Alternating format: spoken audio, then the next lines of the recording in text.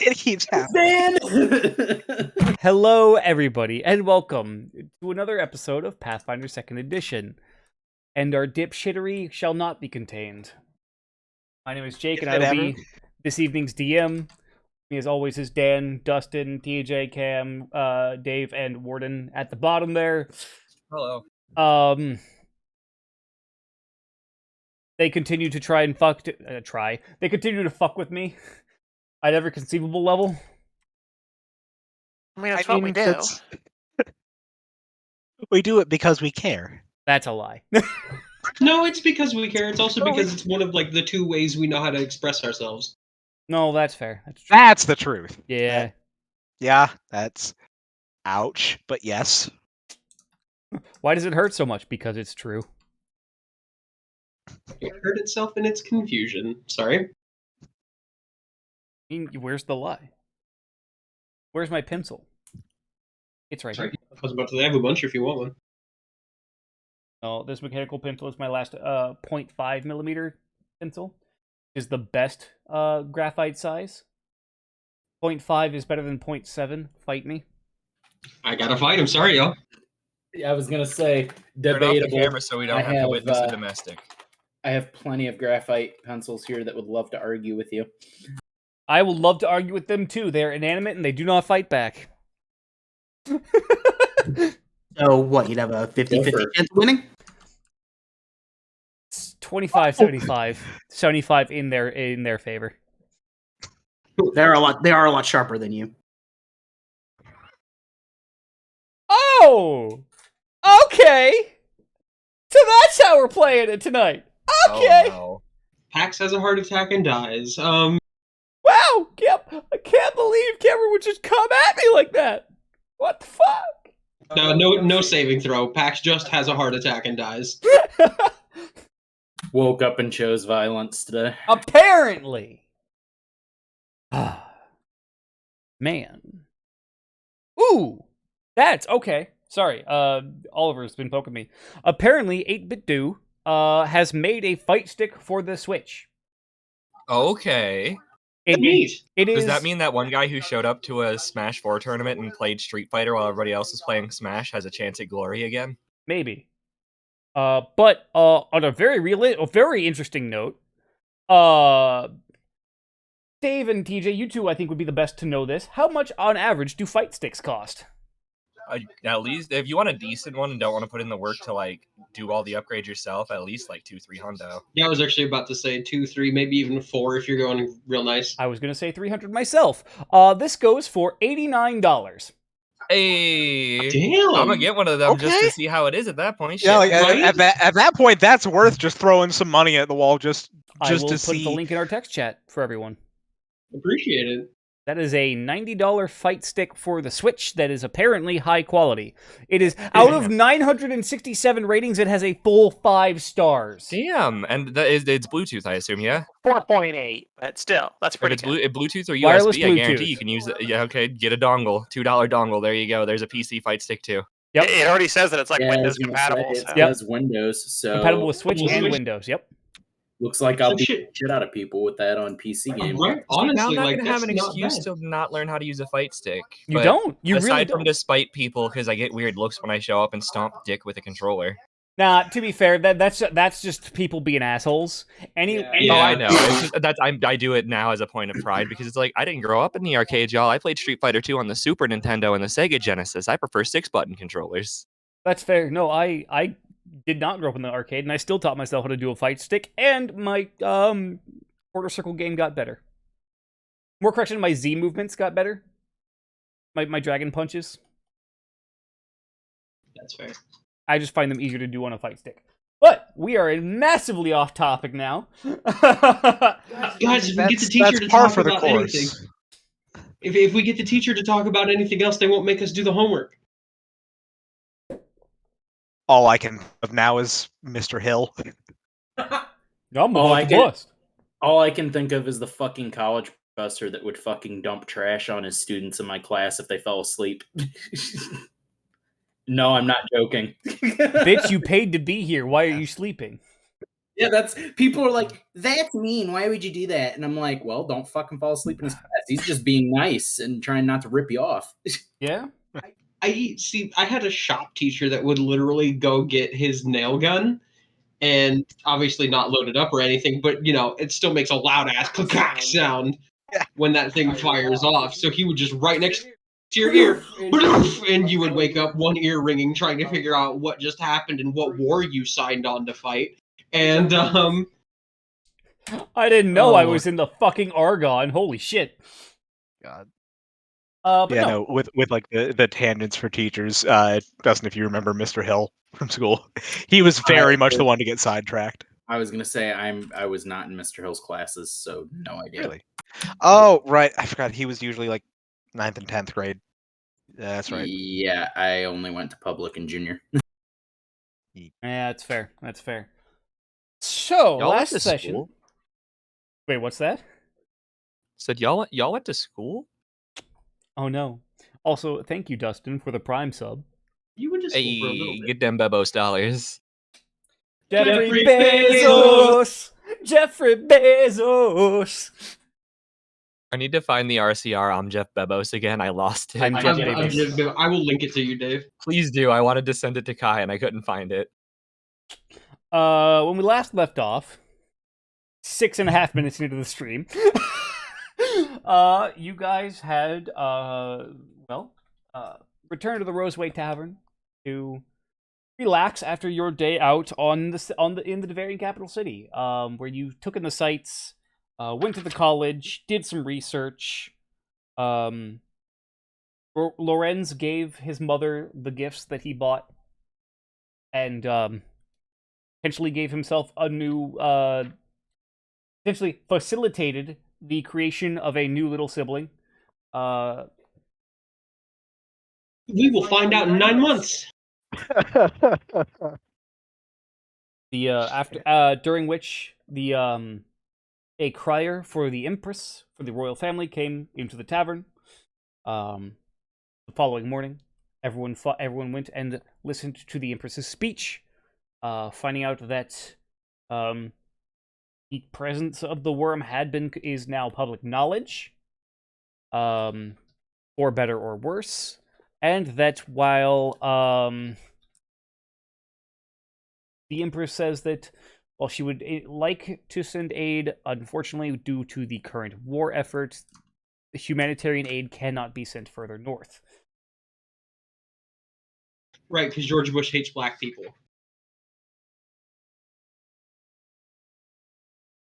Monka TOS. That's where we're at story-wise. I actually have that in a note somewhere in my notebook, by the way. Of course you do. Of course you do. Because I made that joke and I wanted to save it for an appropriate time, and then that never came up. Hit him with the book, Jake. Hit him with the fucking book. I'm real tempted, I'm not gonna lie. I'll get hit with it later. It's okay. Hey. Afterwards, the party kind of...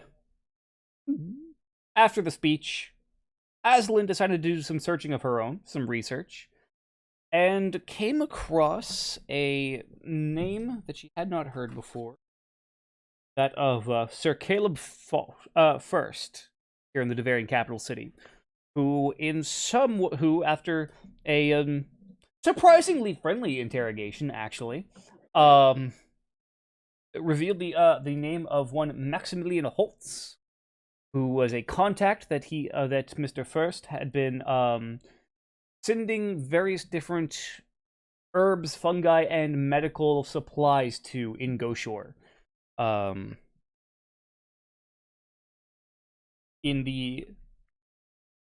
took this knowledge, remembered the name, and after a bit of name dropping of her own, the party left Mr. First's house without violence, without incident.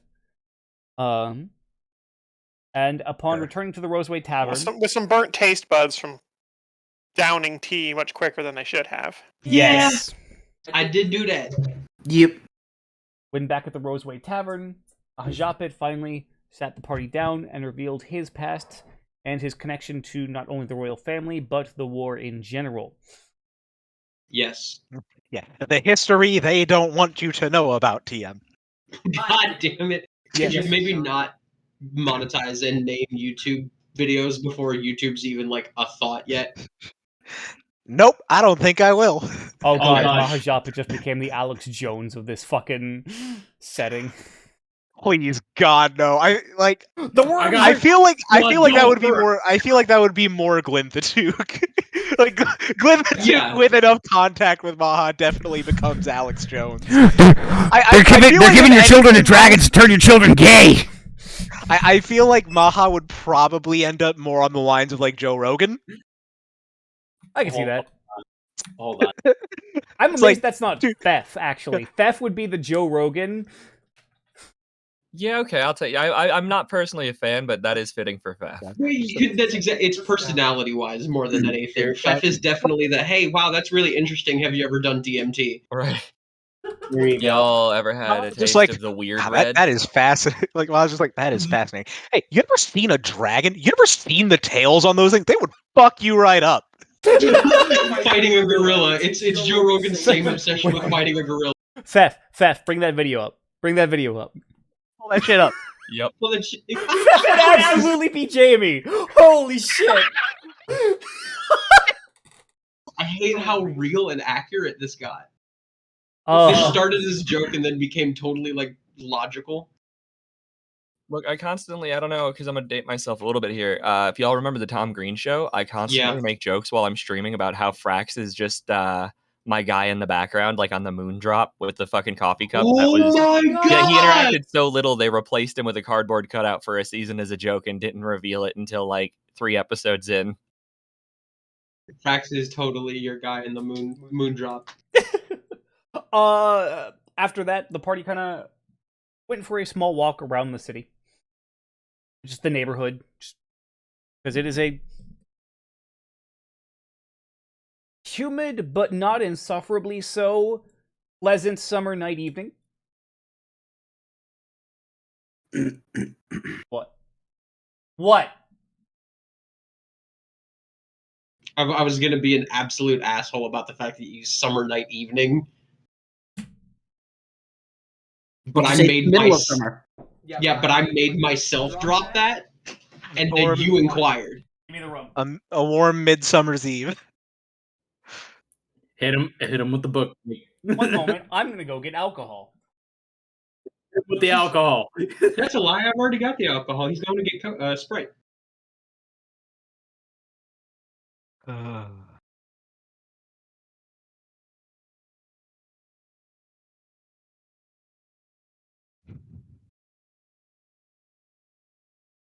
Okay, so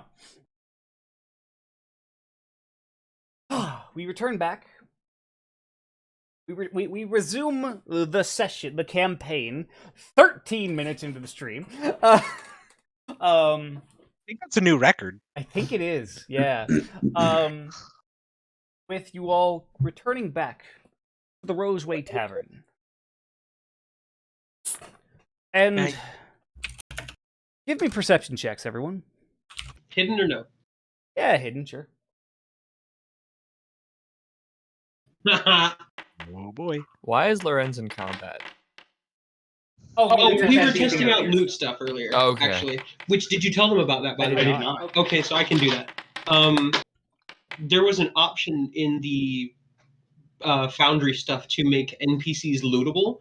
So when we have a dead NPC, what you can do is double click on its icon on the grid, not on the encounter table, and it will actually open up a menu that has a list of its inventory as is provided by its stat block. Nice. That's fucking useful. I need to yeah. remember that with the Heretic since you just bought that Foundry license too. That's fair. It's super useful. I don't know if it's a module Jake downloaded or something, but Nope, that's base Foundry settings. Sick. So yeah, and you can click when you drag something from a token's inventory into your inventory, it actually in the little, you know how we've got the chat box and it lists people's damage taken and stuff like that. It will actually put one of those chat boxes in there for what you've taken from that NPC, and then it will also do the same in reverse for what you've planted on that NPC, so that the whole party still has a list of transactions gone on and who's looted what and so on and so forth. Lawrence, give me a Shady and shuffle. I just needed to explain that to them. But yeah, well, NPCs that are now killed in combat will be lootable. Yeah, and it's super easy to handle now. Yeah. Okay. So, as you all make your way back to the Roseway Tavern, you all notice fairly quickly, actually. Everyone notices, in fact. Anya's not at the front door.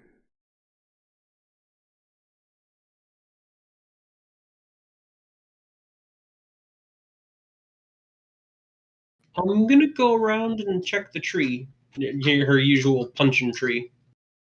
Sure.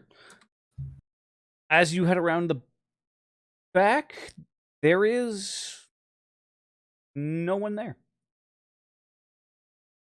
Is there still general activity in the tavern? Like, do we still hear people? The lights are on and you can hear people inside, yeah. Okay. So... Yeah, I guess I'll step inside at that point. Okay. Are you going in the front way or the back way? Front way.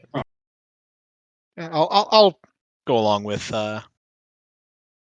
Lorenz. What is alongside how much space is there between the front door and the back door? Several hundred feet, I would say. Like through the tavern, I mean. I mean, like as the crow flies, not like including walls or anything. There's like straight line from the two doors, or yeah, probably about 120 feet or so, give or take. Ooh. Okay, Yeah, it's a decently sized tavern. As you step inside. Yeah. No, you're fine. As you step inside, you realize that the sounds of people actually inside dies away as you step inside. And you see, sitting at the bar, the family Roseway, Anya looking sullen, with her hands tied together in front of her. Malik looking up with a mixture of fear and concern in her eyes.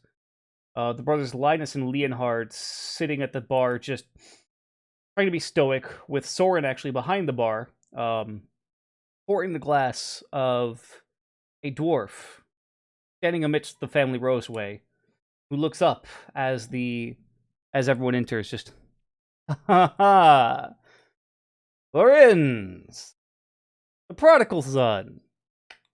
I've been waiting for you. And you see on a sort of half cape that drapes over one shoulder, you see the now familiar knight symbol of the Knights of Krell on his cape. I was just getting to know your family. Nice people. Your sister's a little fighty, though. I'm sorry, that sounded weird, didn't it? Everybody standing next to Lorenz can hear his teeth grind.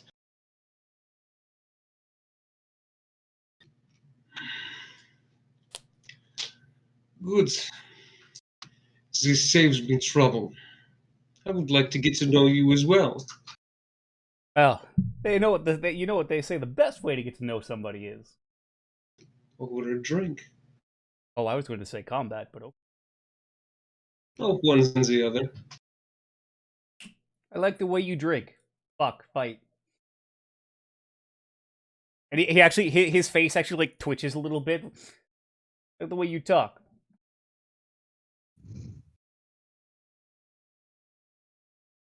This is the facial expression, unblinking and everything, as Lorenz takes the bar next to him, by the way. Okay, technically all of the bar seats are actually taken by your family members. Okay, going over the other side of the bar where Soren is at. Fair. And actually moving him away from the drink he is pouring. Okay. Taking that drink and pouring the dwarf a different one. You don't get the one poured by my father, basically. All right. All right. And he kind of looks to you and then to your compatriots who would then be behind him. Just, why don't you all have a seat? And no funny business. Or one of these fine folks might have some harm come to them. You wouldn't want that now, would you? No, not at all.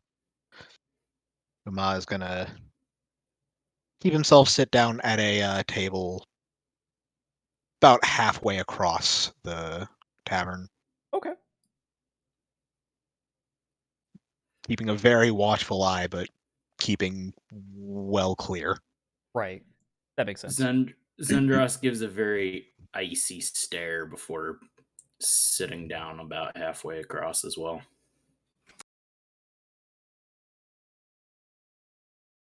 The dwarf. Dark brownish hair, kind of long. Actually, a pretty bushy beard. So, you're the one that's been working with the demon lady. I'm sorry, the devil lady.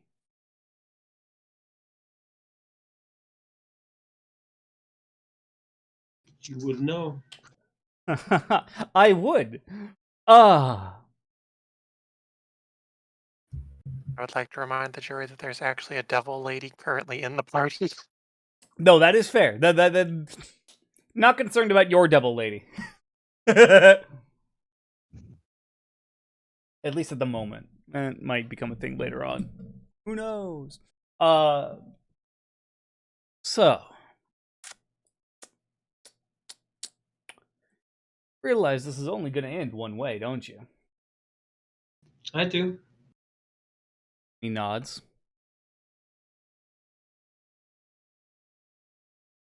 Takes your drink and just kind of sniffs it real quick, just as out of paranoia before taking a drink.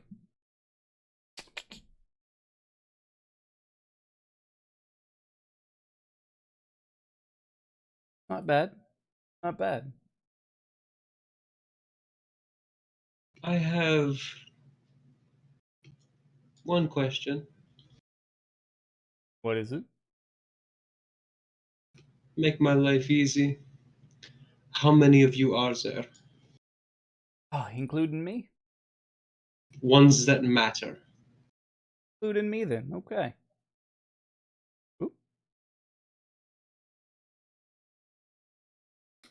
My foundry just died. Give me a moment. Same. Well, yours died, so of course all of us are gonna die. Yep, lock action to server. Yeah, give me one moment. Reestablished. Reestablished. Odd. That happened to me earlier too. When we were testing out the NPCs.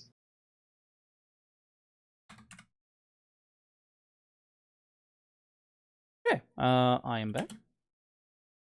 Nice. So game is currently paused. And now it's not.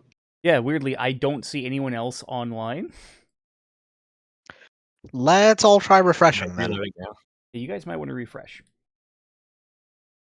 Yeah, it said we weren't actually in once we refreshed, so we had to reload. Okay, yeah. Or at least I did. Yeah, I had to The relog connection in. loss was so quick that it didn't actually register on our ends, essentially. Yeah.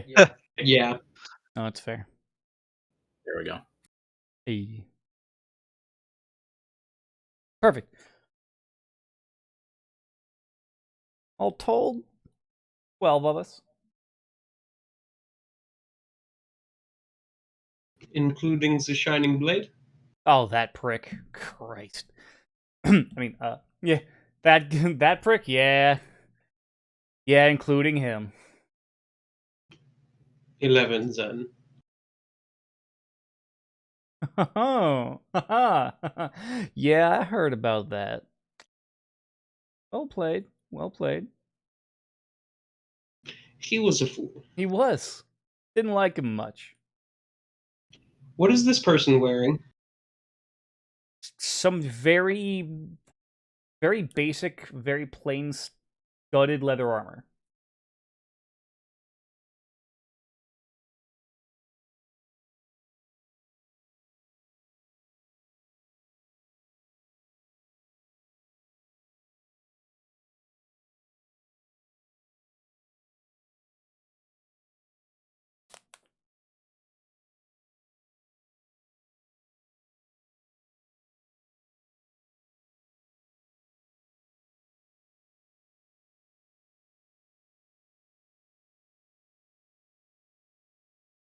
The word primarily really puts a hamper in my plan.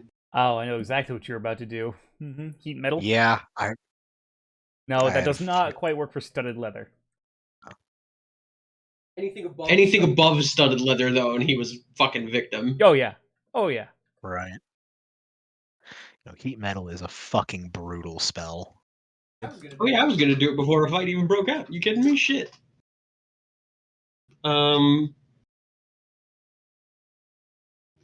So then, in the interest of protecting my family's investment, Yes. Investment. And where did that come from? we will be taking this outside into the courtyard. Fine by me. That's the way you want it. It would be a shame to make my father scrub the floor more than he already does. Well, and he kind of reaches over and just puts an arm around Anya. Just, it's nice meeting all of you. Reaches over the other arm, puts an arm around Linus. Y'all are good people. Thanks for your hospitality. Or he just... Out back then. Yeah. Okay. What are the rest of you doing?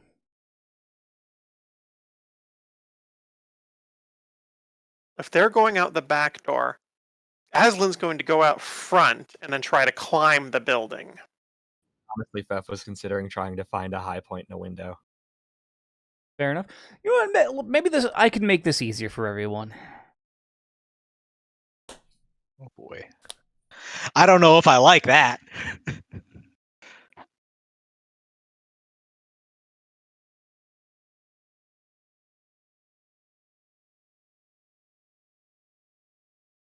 Oh, it's going to take a while to load. It's a little bit of a biggie. Had a feeling. Ooh, that tonight's gonna be a good night. And I'm just glad that I actually have a good enough PC that you can do these maps now. Same, not gonna lie. There we go. Getting more and more people. I'm also glad that Dan has a good enough PC. So we don't have to. Bet.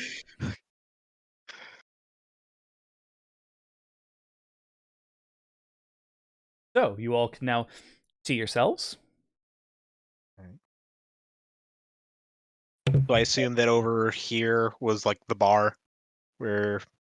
Well, Yeah, the grumpy elves are the family roseway, I'm sure. Yes, I did not. Frankly, I did not want to make an individual token for each of them. So I don't blame That's you. fair. Maha was probably sitting about here. Fair. Yeah. Wasn't sure which table, because there's not a whole lot of tables that are like, yes, fit 5.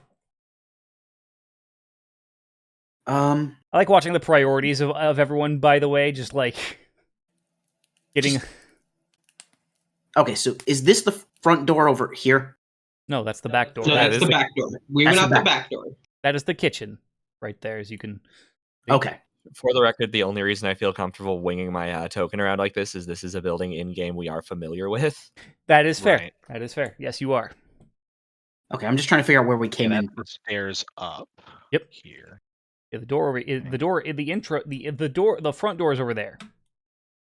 Got it. Okay, on this little thing. Yeah. So we would have come in, everybody would have been down there, and then we would have had to go find a seat. Yes.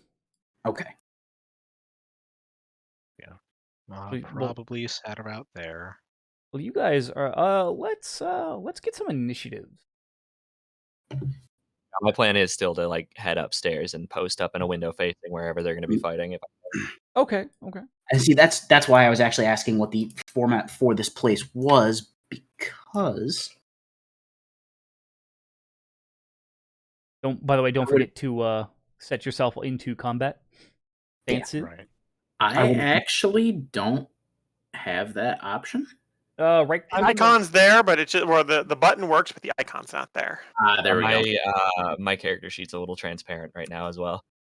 That's weird. I can work with it, but oh, Something just went wrong while displaying this webpage. Yeah, mine was being a little jank too.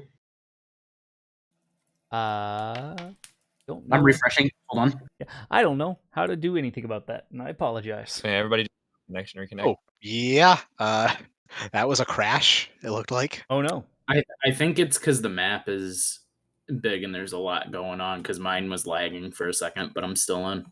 That's fair. Yeah, I'm back in now. That's just my theory. Right. Let's try this again. Okay, in combat. Yeah, like I had a little issue getting into combat, but then otherwise I'm good. But I'm connecting to the computer that is right across the room from me, so Right. mileage varying makes sense. Right. Okay, I think I've got. Cam, that was perception, not initiative, or that was you didn't put yourself into combat first. Oh, okay. But I can do that for you. Well, here, because I want to roll it, if possible. I think I can. There you go. Oh yeah, because you get the whole bonus thing if you get to use your stealth as initiative. Yeah. All right. So You said that when they walked off to head outside, they went like over this way, like through the back. Yes, That's where the we back- went yeah. through the back. around the court, disappearing through into the kitchen, effectively. So, we shall begin this encounter then with you, Pax. Okay.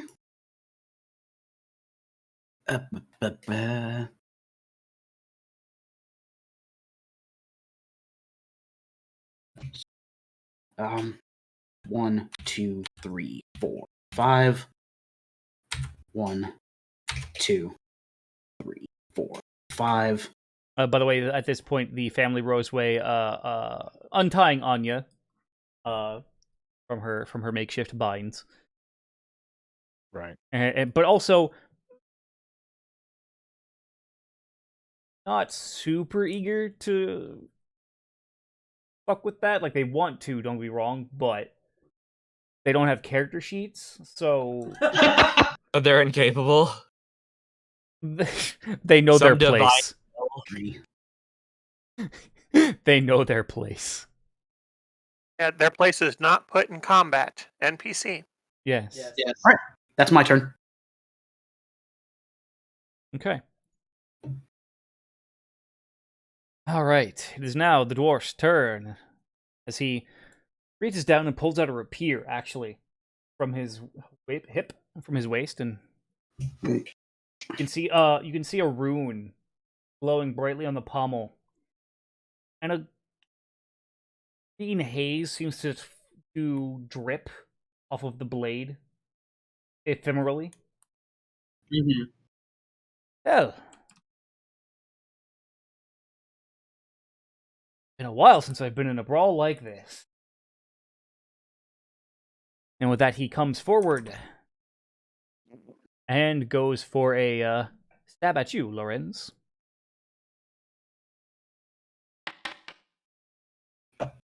$19 to hit. That does not hit. Runs in, stabs, and you are able to, because it is a very telegraphed move and he's running in at you, you're able to duck out of the way pretty quickly. I have Sentinel, so a lot of my defensive fighting style is actually smashing weapons out of the way with my armor. Fair enough. Maha, it is now your turn. I feel like the best way that I'm going to be able to get involved in this is a more direct approach. So, yeah, like as soon as Maha heard like the door close as they're going around, he's starting to make his way for that same door. So that's what, the first 25? Yeah. 2, 3, 4, 5. 1, 2. Yeah, I think it's just going to have to be all movement for me for this turn. For a lot of people, it will be. Yeah. Lorenz, it is your turn.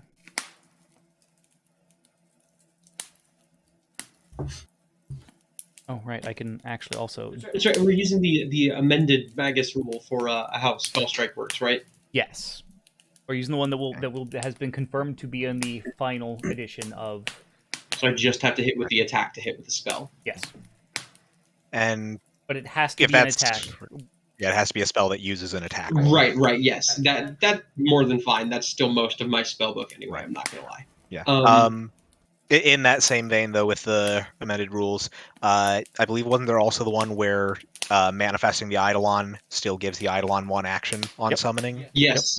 Okay, cool. Hey, if everyone like combat. Yeah, I remember that was Jake was basically because we were watching that No Nats video, and he's like, "Yep, that's going in. Yep, that's going in." Like, all right, cool. Just wanted to be sure on that. Didn't want to make Yes. assumptions with it. You and I are getting closer to our at-print versions, basically. Gotcha. Okay. Dope. Dope. So yeah, he gets. You guys get to enjoy some combat music as well if you would like to via Spotify. Oh right. I don't because.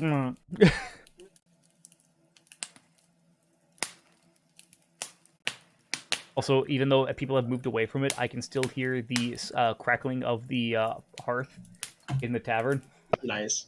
That's really pleasant, actually. So yeah, I'm going to use my action to storing spell. Okay. And just it's the grab at the base of the blade again, and the whole thing just crackles violently with a heightened shocking grasp. Okay. And at that point then putting a second hand on the blade, and it looks very inelegant, but it's a chop meant to be even because knowing that he has a rapier, Lawrence is not afraid about blade on blade blocking. So it is a violent hack of a swing, basically. Like you either move and displace yourself, or you take it on the rapier and shatter it. Okay. Also, yeah, there was definitely a connection issue for a little bit because I dropped about 10,000 frames at some point. Woo! Oh man, That's a number. That's a number. So I'm sure our internet at some point probably like had a blip, which considering we're in the middle of storms is not a big surprise.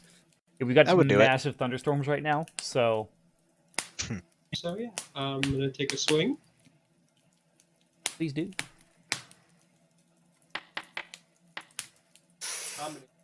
I'm gonna hero point that. I refuse. That's fair. That's fair.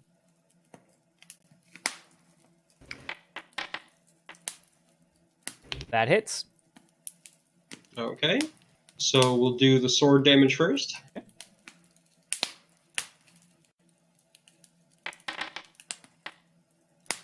Okay.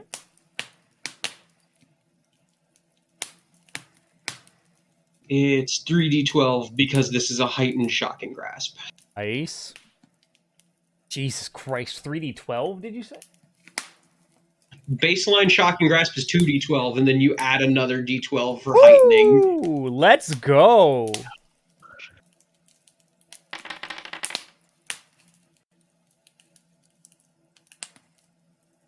Bam! That is a solid chunk. You just swing this in and, yeah, no, his rapier doesn't break, because you slice into his fucking, you just managed to get him right up. You effectively kind of flens part of his arm as you cut in through the armor, just cutting through that studded leather, and just, and you see a solid chunk of muscle and skin just come off. Oh! Oh! Ow! Ow! This is not a brawl. It is your butchering. Fef, your turn. Well, I assume we heard that shout. Definitely. We're sticking with the plan. Okay.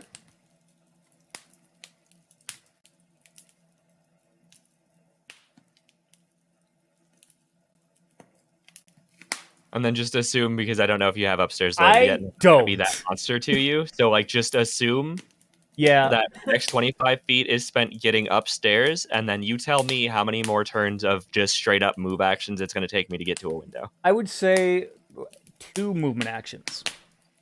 Okay, so yeah, I appreciate you not being that kind of monster.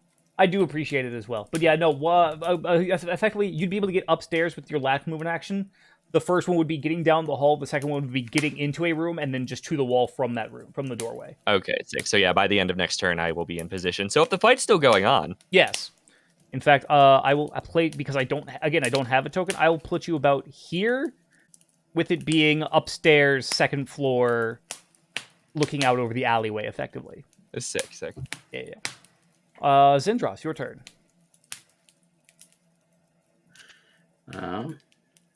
2, 3, 4, 5.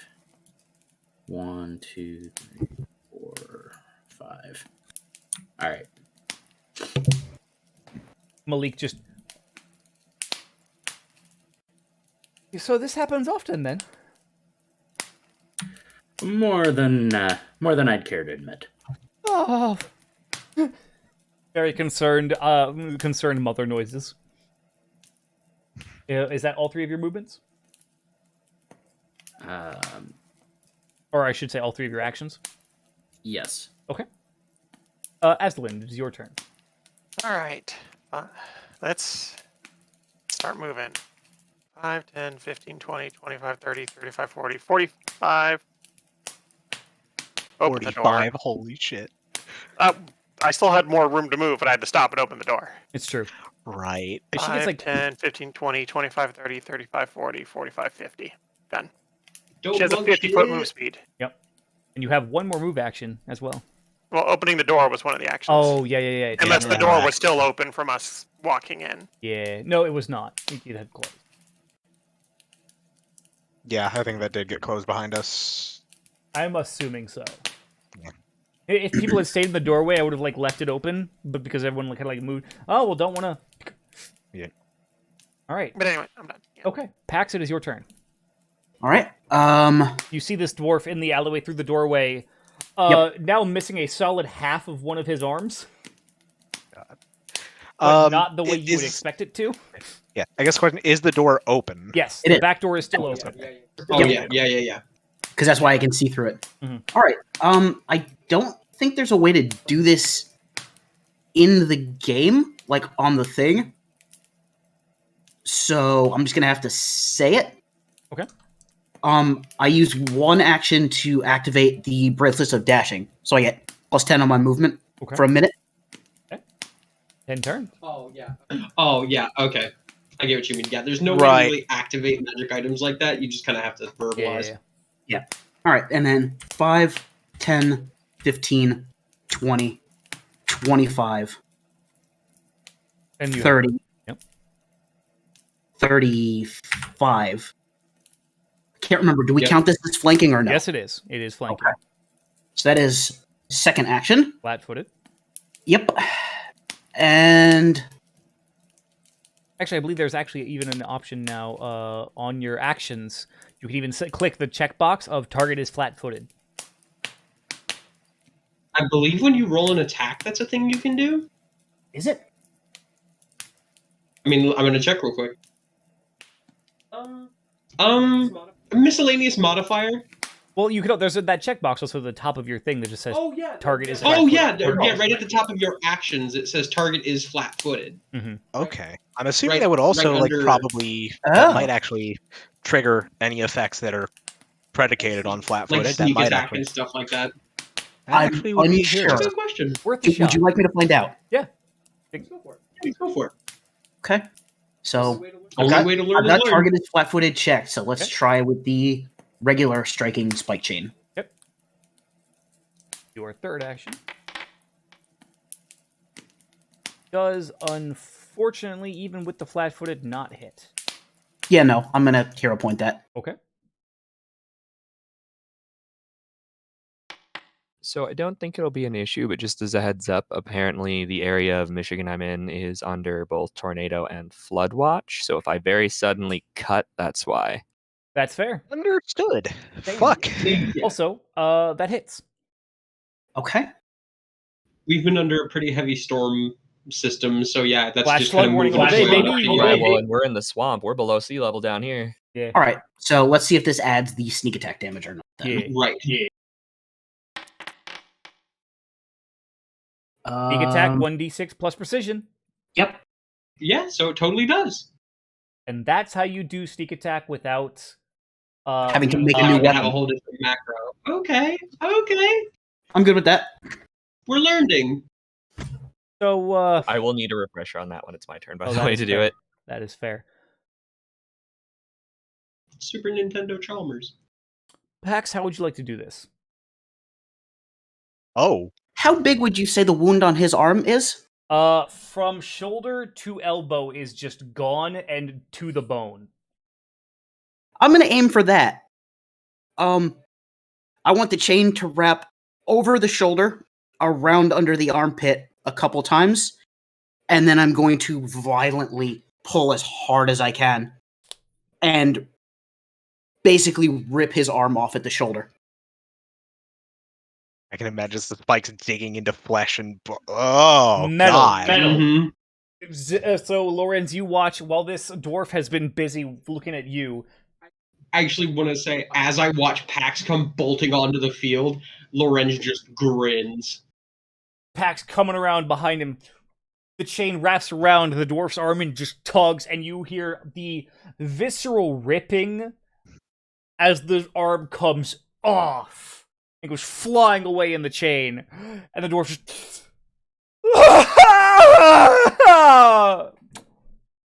as blood loss and shock take over, and he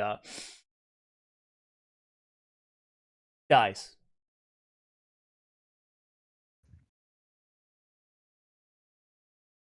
I to make very sure of certain things because of knowing certain magics. As he drops, Pax even gets to witness. There's a very decidedly precise plunge of the blade downwards, and there's a cracking of bone because it's just going straight through the neck, through a vertebrae, and into the spinal cord. A quick twist to make sure that those nerves and everything are severed, and then the blade is pulled upwards again. Fair enough. Fair enough.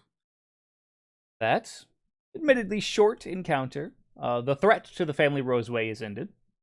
Fef will just cheer when he finally gets to the window he was trying to post up in. No, that's Yeah, fair. and then looking at Pax immediately and raising a fist to him for a fist bump, basically. We don't fight fair, and that is why we win. I mean, he started it. We just finished it. Absolutely.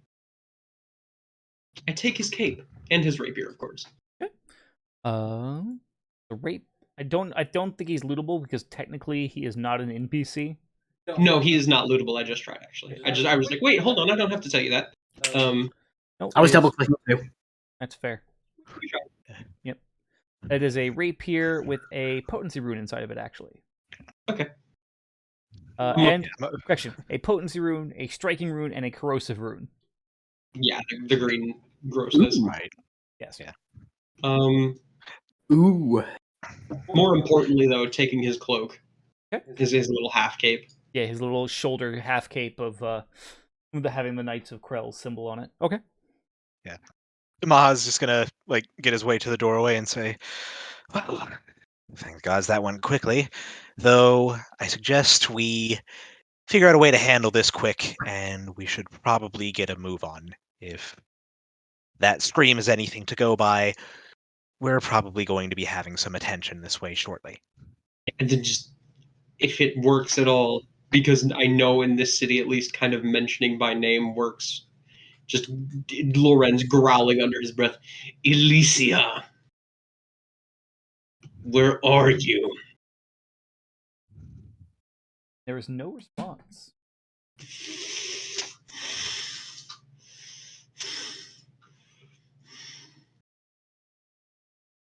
Yeah, and that's what everybody kind of sees Lorenz start to freak out in an angry way. Dwarves are medium creatures, yes? Yes. What? What did you want? Oh, and then this one came through my fucking front door. Oh. Goodness. And then from around the tree, the at this point familiar form of just Alicia coming around the tree. Just, I was busy.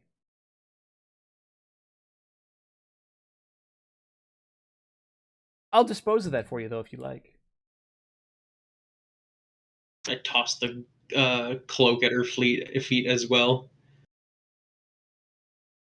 Oh, good. A new rug. You keep this vermin out of my house, and I serve you. That is part of our deal. I was busy in another plane of dimension. I cannot keep babysitting you all the time. It's not about me. It's about them. I still have things that I need to get done.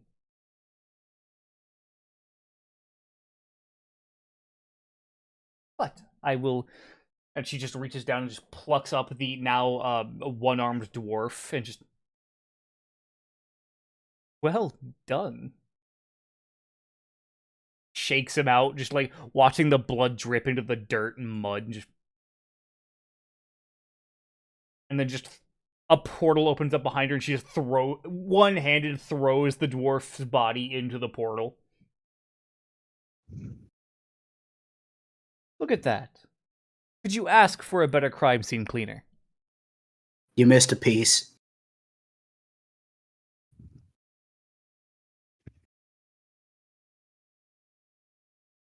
You're too simple to be mad at.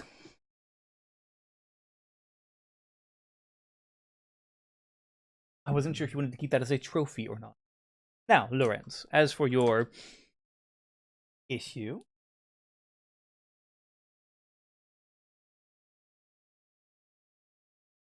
Your family is safe. And I will do my best to make sure that that this does not be repeated.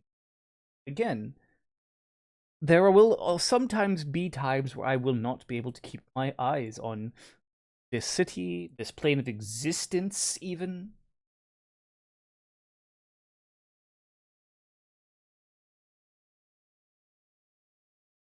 No. Where is she standing?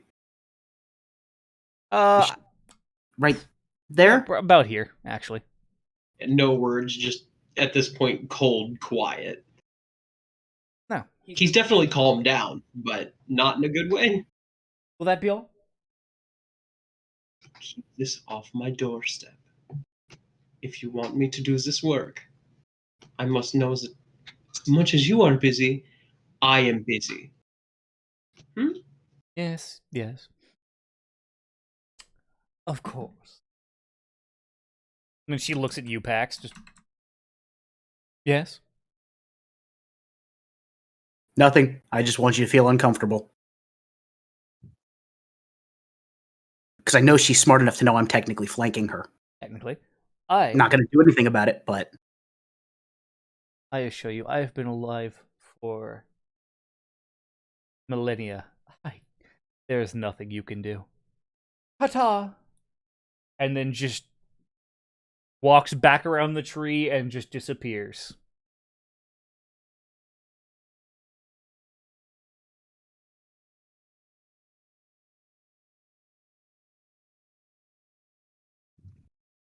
And, sorry, I think you look like you're going to say something. Everyone gets... We're at 780 XP, by the way. I miscalculated. You gave us 30 for last session. Right. 80...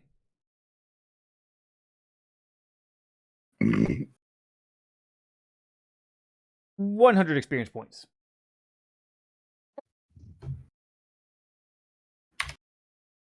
You watch the flurry of mouse activity along along Foundry that we watch as everyone adjusts their character sheets.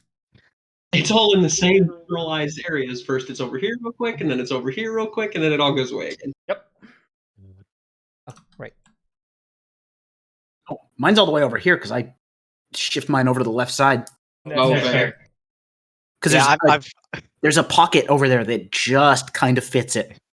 Meanwhile, I have 2 character sheets. Yeah, that was me with roll, having to keep track of Albrecht, and then Albrecht and Gareth for a while on top of my... Wish I could just pop these out and drag these over to my secondary at this point. Right. I will say it's good she showed up because I was gonna suggest making more dwarf pieces and just putting them in the bag until we needed to get rid of it, so there would be no crime scene. I'm not carrying around pieces of inedible meat in my bag. If it goes in the bag, I'm eating it. Get in the fucking bag. Aslan will make her way back in the house. Yeah, at this point again, Lauren's calming down. I'm actually going to start actively seeking out. Like, is there maybe like a bucket and well back here, or Right. where do we draw? There's plumbing. I would There's say indoor Maha plumbing. very much just pointing out once Alicia's gone, it's just much as she liked to brag about her skills, there's still some cleanup to be done. Let's get at it. Lots of produce flame on the ground and stuff like that, just drying it up and turning it into dust, and then letting the wind and sweeping do what it will. Don't get me wrong, but yeah, Lauren's more worried about cleaning up himself. No, that's fair. Yeah. Maha will give a hand with actually cleaning the outside to try and help cover shit up. So yeah, I'll get a bucket of water from Maha, then just bring it from the inside outside, so I can scrub my face and my armor. Right. Let me see here. Take a look. You know, we have just the soap for this job. Yes, I understand that, but no, we won't be doing that. Anyone who would like to assist, I believe Lorenz is the one that is doing this. Give me your roll, your d20s for the assist check, which I believe is just a base d20. Is that it, or is it? Oh gosh, It would usually A skill check. skill check. That's right. Whatever. Crafting checks for assist, because this will hilariously be a crafting of a sort check to clean the. You're crafting a not bloody crime scene. God. This is probably bad. I have 0 in craft. I always forget that crafting is actually in this. Then you can't aid. Yeah, you cannot aid Oh unless yeah, you're trained. right. Yeah. Have to be trained. That's right.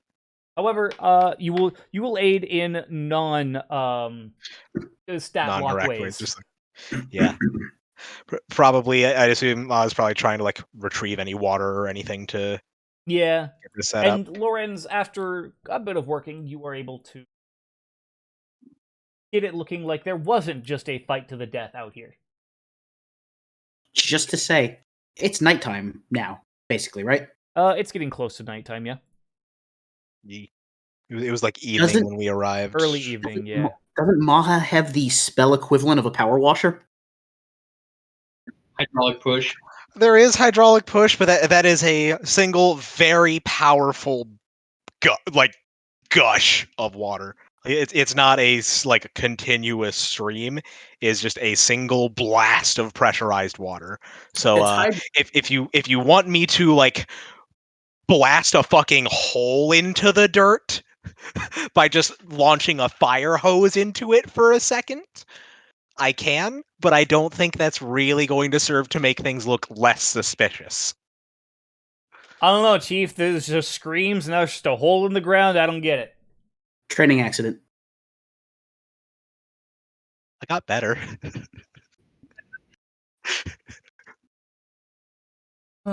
So,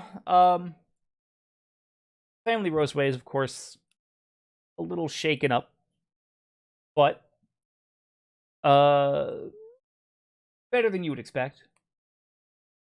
Anya even just good job.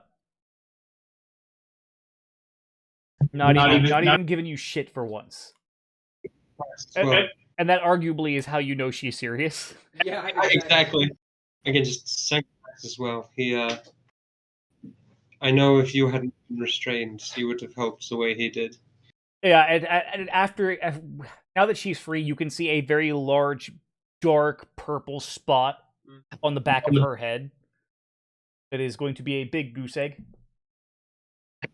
Lorenz just kind of runs his hand over it real quick, and then just, you know how to take that. Yeah, not the first time. Anyone smell toast?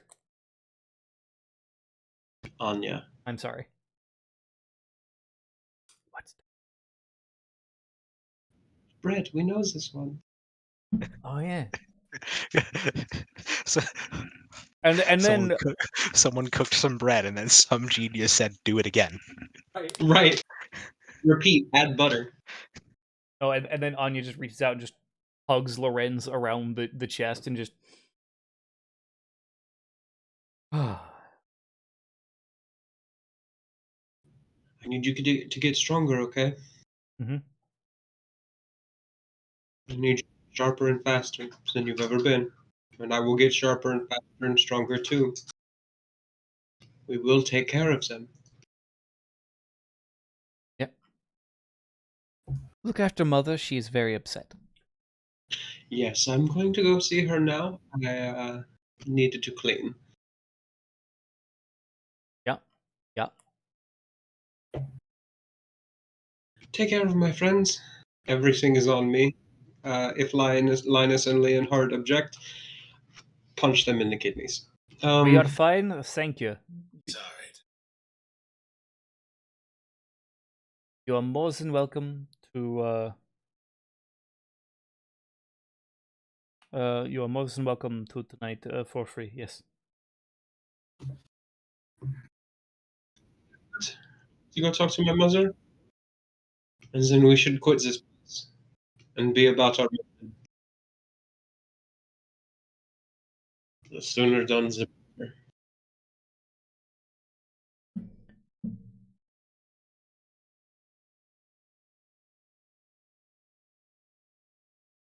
So, Soren, after kind of sees Lorenz come around the corner in the kitchen and just nods to you, Lorenz, before stepping out to the rest of you and breaking out the good beer.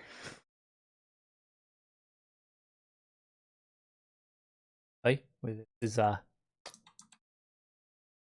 good stuff. As he starts just pouring mug after mug after mug for everyone, effectively. Pa's gonna hesitate at first, but eventually just reaches out and gives an appreciative nod to take his mug. Atta boy. Pax will limit himself to one. One. Opening parentheses, number one, closing parentheses. Yeah. That's fair.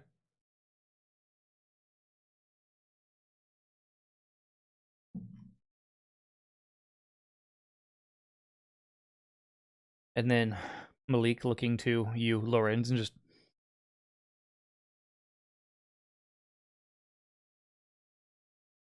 Cannot say that it is not the first time we have had danger come to our doorstep. The first time anyway. And it is because of me that danger came back to our doorstep. Danger comes for all of us eventually. It shouldn't. That is not a life to lead. That is not the life we built. We do not often get choices how our life plays out. Aslan just calling from the bar, effectively. Well, from not at the bar because she's not going to be drinking, but from another part of the room. Oh, fair, yeah. Yes, well, I chose, and I did what I had to in order to make sure that this would never happen again, and that I made the fool mistake of thinking that I could rest on my laurels. It won't happen again.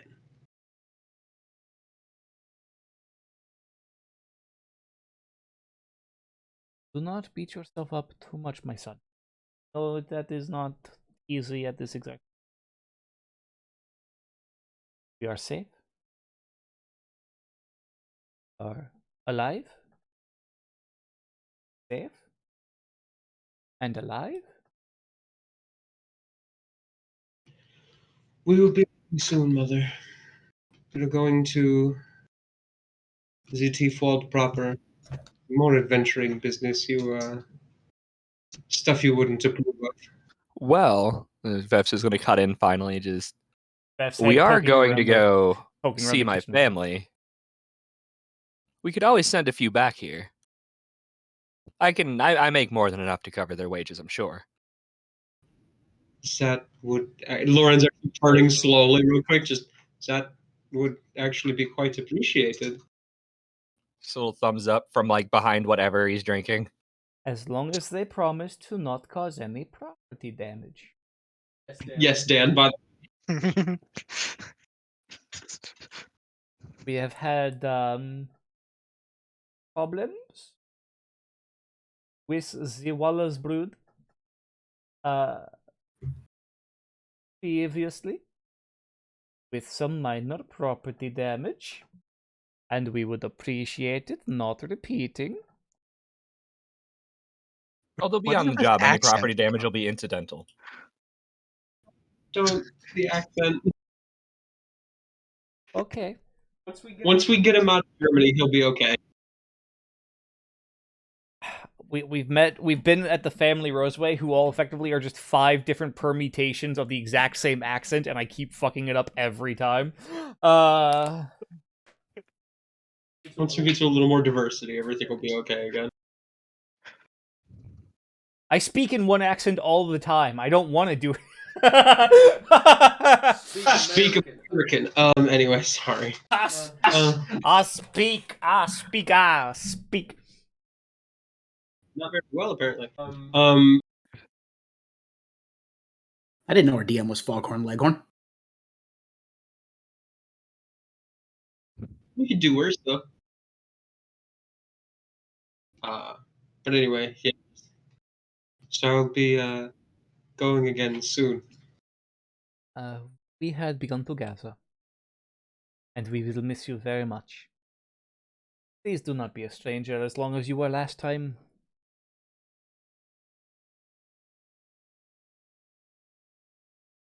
I will do my best.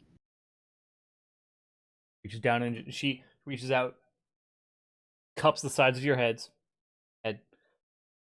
pulls you down. Mwah. I love you. I love you. I love you too. Good. Now, go kick some ass and make your father and mother proud.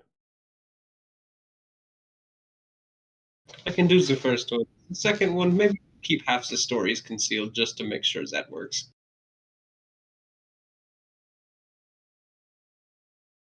A quarter of the stories. Go. Get a drink, father. Go. Don't worry too much now. No, we'll be alright. And she just shuffles, but just effectively, closing the back door, locking up for the evening, and just no, there will not be any food. Throwing a fucking bar down across the front door, effectively. I get a very weak beer from my father. I do not partake of the strong stuff tonight. And much like Pac, I'm limiting myself to one. That is fair. Well, will anyone be doing anything else for the rest of the evening? It is an 8-hour activity for Lorenz to do rune transfers, right? It's a full day. It's full day. Yeah, Okay. it's a full 24 hours. Now, if I remember correctly, that can be done while doing things like traveling, as long as you are not... As long as I'm not interested and I have space enough, basically, to do it, then yes, I can do it as we are traveling. But it's the only thing I can do for a day, basically. Okay. Was not sure. Sure. And no amount of crafting efficiency changes that. Like, that's just a flat. Yeah. Also, it costs money to do it from weapon to weapon rather than from a rune stone to Yeah. It's the value of the rune itself, right? Or does it take into account the value of the weapon? No, it's the value of the rune. 1 second, I have to look it up again because I always have to look it up when we do this. One of these days we'll remember it, but that day is not today. The cursive rune, by the way, is 500 GP, so take that into consideration. Yeah. DC of the crafting is determined by item level of the rune being transferred, and the price of the transfer is 10% of the rune's price, unless transferring from a rune stone, which is free. Right. So the item level for a corrosive rune is 8. You can add DC 18 crafting check, I believe, because Yes. I think these are still 10 plus whatever. So it'd be a DC 18, and then you said it's 500 gold. So a 50 GP transfer. Yeah. Considering it's not coming from Runestone, it's coming from the rapier. Yep. And then I can do that in one day. If I choose to take multiple days to work on that, I can actually decrease that price. Yeah. Okay, so that will be something we'll have to deal with later, not now. Once we actually get to the road. Yes. Right, exactly. So, Yeah, because sorry. the next morning comes. I'm assuming no one else wants to do anything. I would have done a guard watch just because there's no way I would believe that That is fair. one asshole would show up alone knowing there were more than just Lorenz to deal with. Maha would also volunteer for keeping a watch. Just his paranoia has crept right back As after with us, he's been on edge the whole time. So not gonna lie, I'm actually curious as to if there are like sleep deprivation rules. Because this would have legitimately kept Lorenz up all night, or for most of the night. He would have gotten an Aslan amount of sleep without being to survive on an Aslan amount of sleep.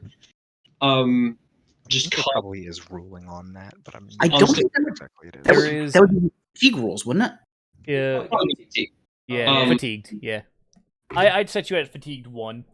That's fine. I will actually absolutely take that for roleplay purposes and everything. Just constantly rolling over in his head why one person showed up at his parents' establishment while we've been going through the city, he's been known to be traveling with a group, and why just over and over and over. There's so many questions and not enough answers. And whoever's rooming with Lorenz would notice that it's kept. Oh, that's right. So yeah, it would have kept him up for damn near most of the night. He looks like shit in the morning.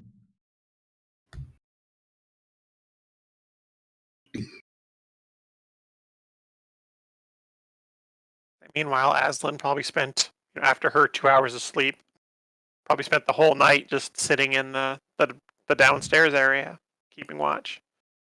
And then anybody who came down there off me, she'd be just like, I've got this. I apologize. We don't have staff on hand to bring me my drinks, so I had to run and go get one. And no, I'm not saying you should have. I'm saying we combined. It's okay. I know my place. No. Whoa. So you need a drink carrying Roomba. Gotcha.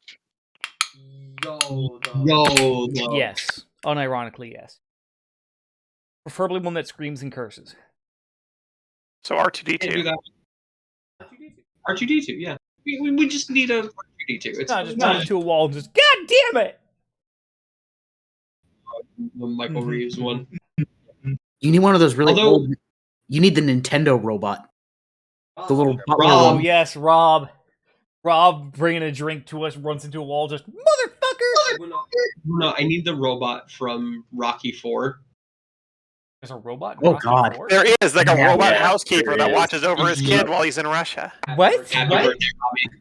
And Rocky single-handedly ended the Cold War. Rocky single-handedly ended the Cold War. See, everybody knows what I'm on about. I feel so fucking validated right now. Dude, I fucking have like the box set of the original 5 movies. Like, my guy. Rocky versus Mr. T is the stupidest shit on the planet, and I love it. Anyway, like, that shit was my jam growing up.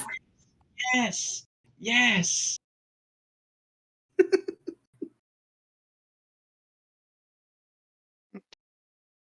Why does Jake just look dead inside? Because I think he's looking it up to confirm that we're not fucking with him, and he's being very disheartened that it's real. No, I've so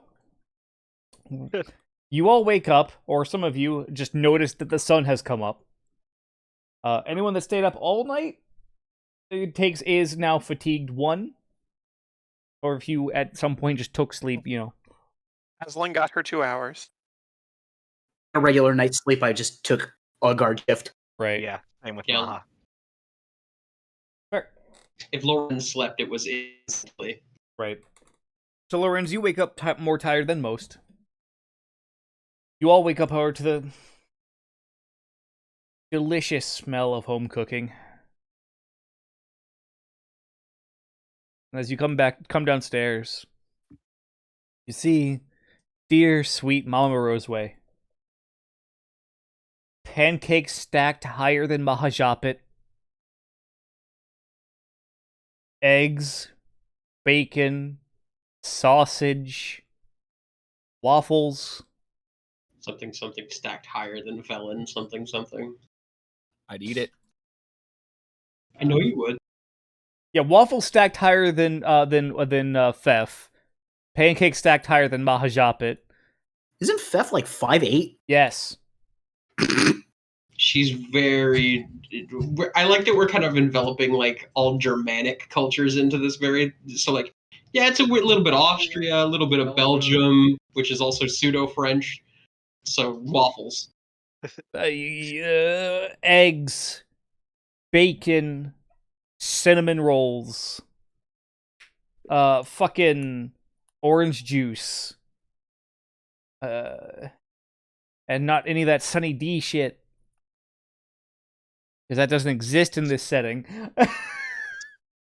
Oh, really? Just this one, though. Just I mean, it exists in our setting. Sunny D counts towards your daily dose of fruits and vegetables as -2. Just accurate. Yeah, I was about to say. Yeah. a big smorgasbord of breakfast. Prepared for all of you. Well, I figured you would be leaving today and going on a long journey, and so I figured I would give you a good breakfast to leave the city on.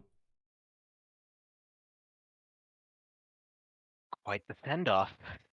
If you do not eat your fill, I will beat you with my spoon. Don't need to worry about that from me.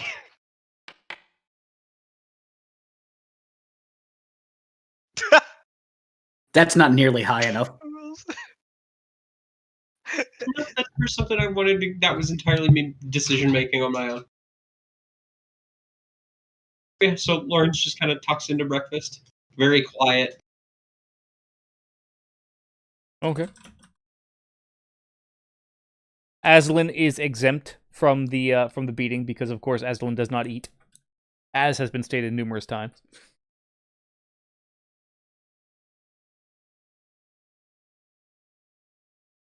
You all get a good fill of breakfast. Your choice of hydrating liquids or alcohol.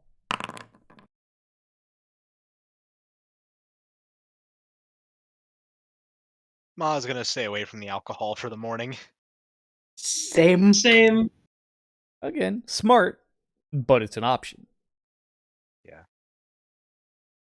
That's taking off the day drinking this time.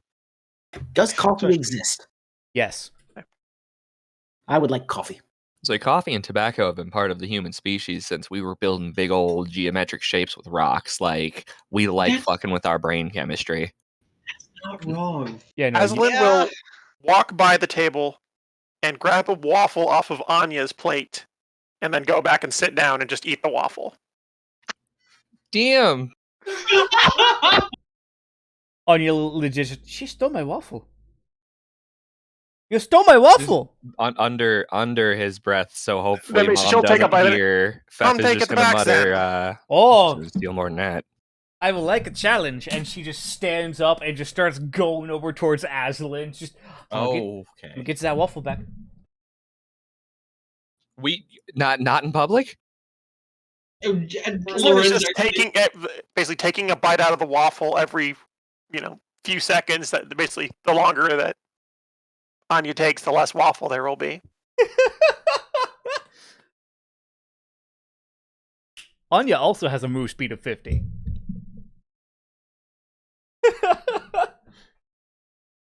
So Anya just Nyom! As she zooms right on over to Aslan's table and just, that is my waffle. As she gingerly reaches down to try and pluck it from Aslan's fork. She's holding it in a bare hand. Oh, fair. She try and plucks it from her bare hand. Is it a reflex save at this point? Or? Yeah, I'll give that a reflex save for sure. Yeah.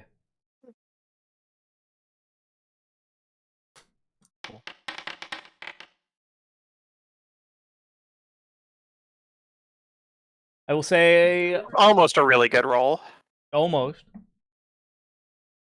Yeah. You managed to keep the waffle away from Anya. Anya,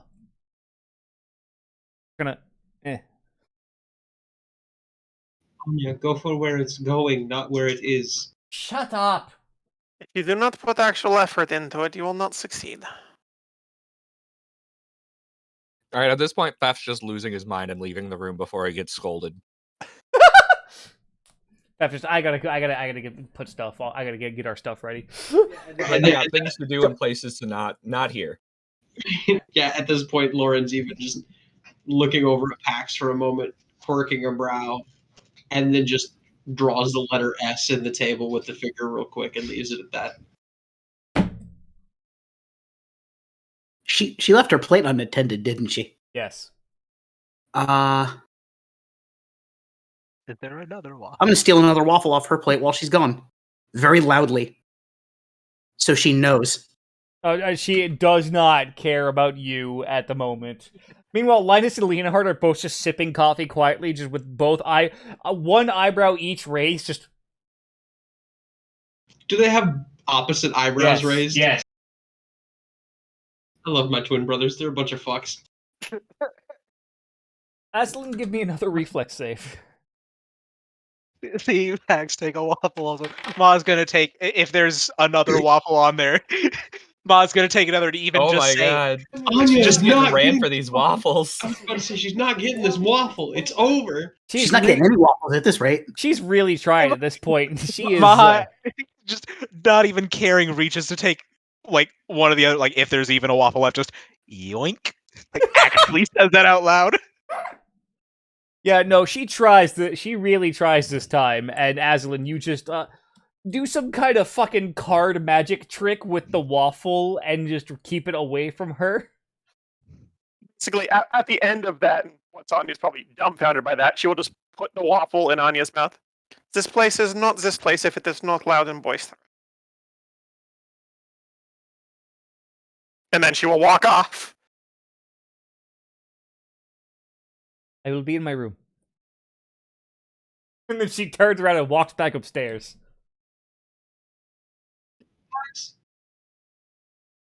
Pax. Yeah. What is it with your god again? Just drink. Thank you.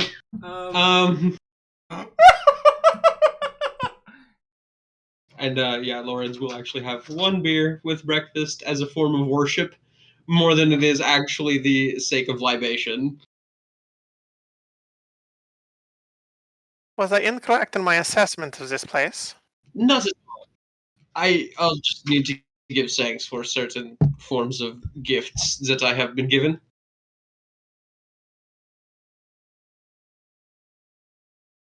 Linus and Leonhard both just Drink. aye, and they down their coffee too quick. You'll burn your tongue. We will not be tasting anything for the next day. Oh yeah, if that. As Aslan's going up to gather her things now. Okay. Someone else of your family said that same thing yesterday. I still can't taste. Malik just what? I burned my tongue on some tea yesterday. Oh, my baby. It was my own fault. Don't worry, mother. I was being a not a kind person. And what did you learn? Tea is very hot. That is correct. always fun when Warden privately rolls dice.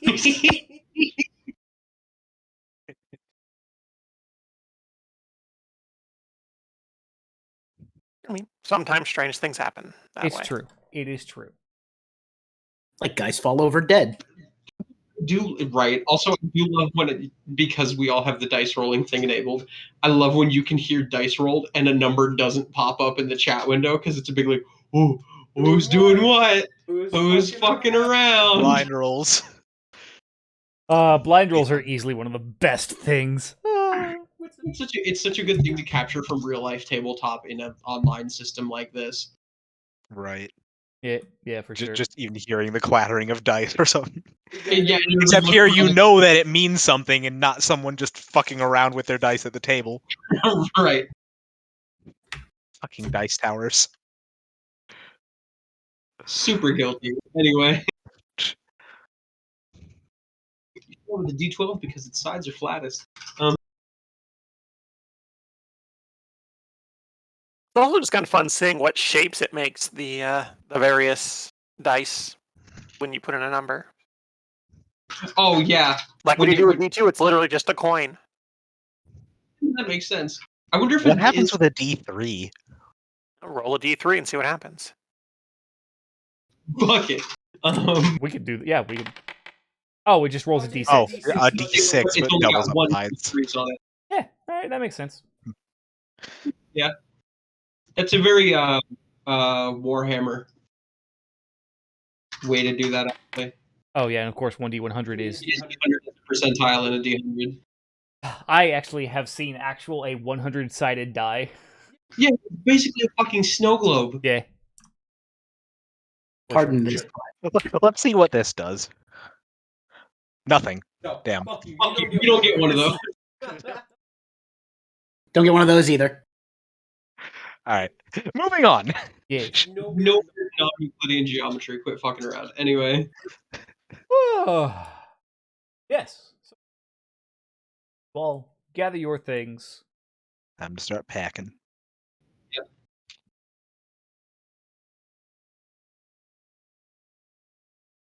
Indeed.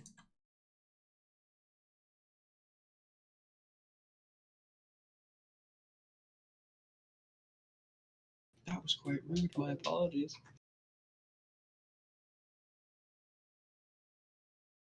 One moment. Passing notes.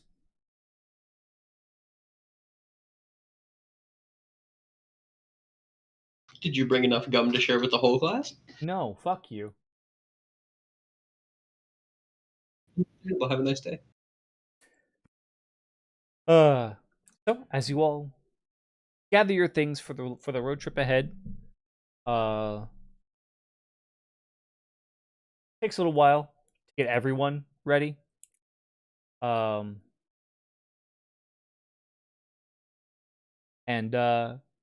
you gotta pack the yurt back up.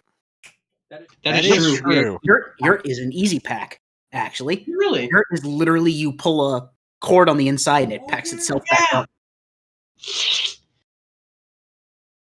We did have extra rules and stuff in it that we will have to remove, but yeah. Yeah. Here's a question actually for the DM. If we put extra stuff into the yurt, like we moved extra bedrolls or whatever the fuck into the yurt, and then we do the auto pack thing, does it just kind of spit those things back out as... Yes. Yes. Yes. Okay, it's like, this is not part of the original magic item. Okay, now it folds itself back up. Right. Exactly. Okay, I just wanted to establish that because I feel like we'll get into some dumb shit with that later. Yeah. We'll get that idea out there now. Fat leaves the keg in there just to watch the yurt spit the keg out. That would be hilarious, honestly. Wait. Wait. Bladder full of alcohol with a tube sticking out of the yurt. Put it in your mouth. Pull the string. Ultimate shotgun. See, this is why I'm glad I asked these questions. So we can get the dumb shit out of the way now. Yeah.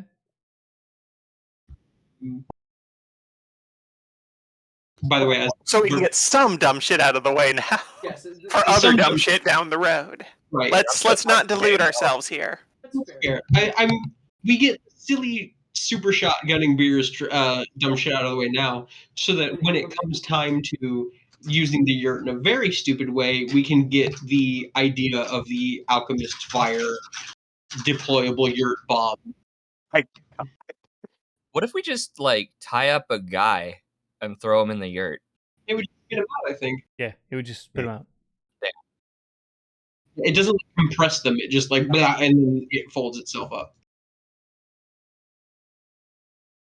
By the way, as we are packing up, I would like to say I go behind the bar and I look at Linus and Leonhardt and just, can you two still read?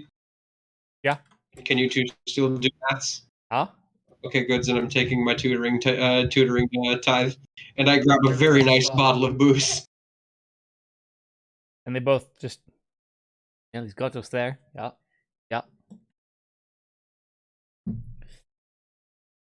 So I'd say it's about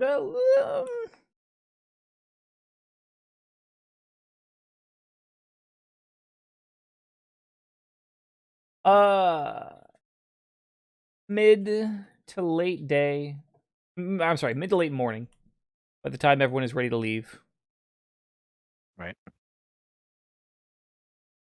And everyone gathers together outside the tavern. The family rows away, giving everyone wonderful waves goodbye. And you all set off using the map that Drunkle Theft managed to give you. You head southeast. Yeah, I think it was southeast towards the spot for the Walla clan. Roughly, where the family last was. Right. So this will be a trip of about, assuming that everyone, the lowest per speed we have is 25. Yes. Right. Then take, if correctly, about 9 days to get to the location that is known.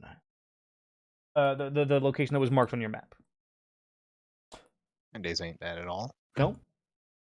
What we were doing in the desert, that's really not bad. Should I make 9 survival checks for subsisting along the way so that the party doesn't have to use their rations? Because Aslan totally has that skill. Or has Forager. You absolutely can. I think Forager also gives you, like, there's a certain amount of people you can feed basically for free. The yurt can feed a lot of people for free. Wait, the yurt is able to? Yes. Look, I made this decision to purchase this thing for a good fucking reason. It has cooking utensils, and it does basic food and water for 10 people. Basically, it's... Yeah, sorry, I fixed my mistake on Forager. My bad. It's for yourself and 4 additional creatures, twice as many as success. Basically, it's just... Actually, it's... If you roll any result worse than a success, you get a success. So basically, it's just auto-succeed for... Yeah. But if you crit succeed, you can feed more people, theoretically. Basically, she can get food for 5 people. Yeah. She doesn't eat. So that's the rest of the party. Yeah. So yeah, even if we weren't using the food from the yurt, we'd still be fine. Damn. So you guys are... I love that parties always manage to figure out how to trivialize food and water after a point, by the way. Yes, I love it too. At least one person in the group would take survival. Always. Any RPG, you want somebody that's good at... So, over the 9 days, Lorenz, are you going to be doing anything with that rune for Pax? Because Pax, you were eyeing that rune up. Yes. 9 days of travel. Can he, though? I mean, we're walking, I assume. Yeah, if we were traveling a little easier, it would be a thing I could do. Well, I think that it's also, like, the thing with travel is that it's... I think the way that travel, from what I remember, it isn't assuming, like, 16 hours of constant moving and then just the 8 of resting. Like, it kind of accounts for, like, some start and stop and downtime besides sleep. So yeah, at that point, I would take... I'm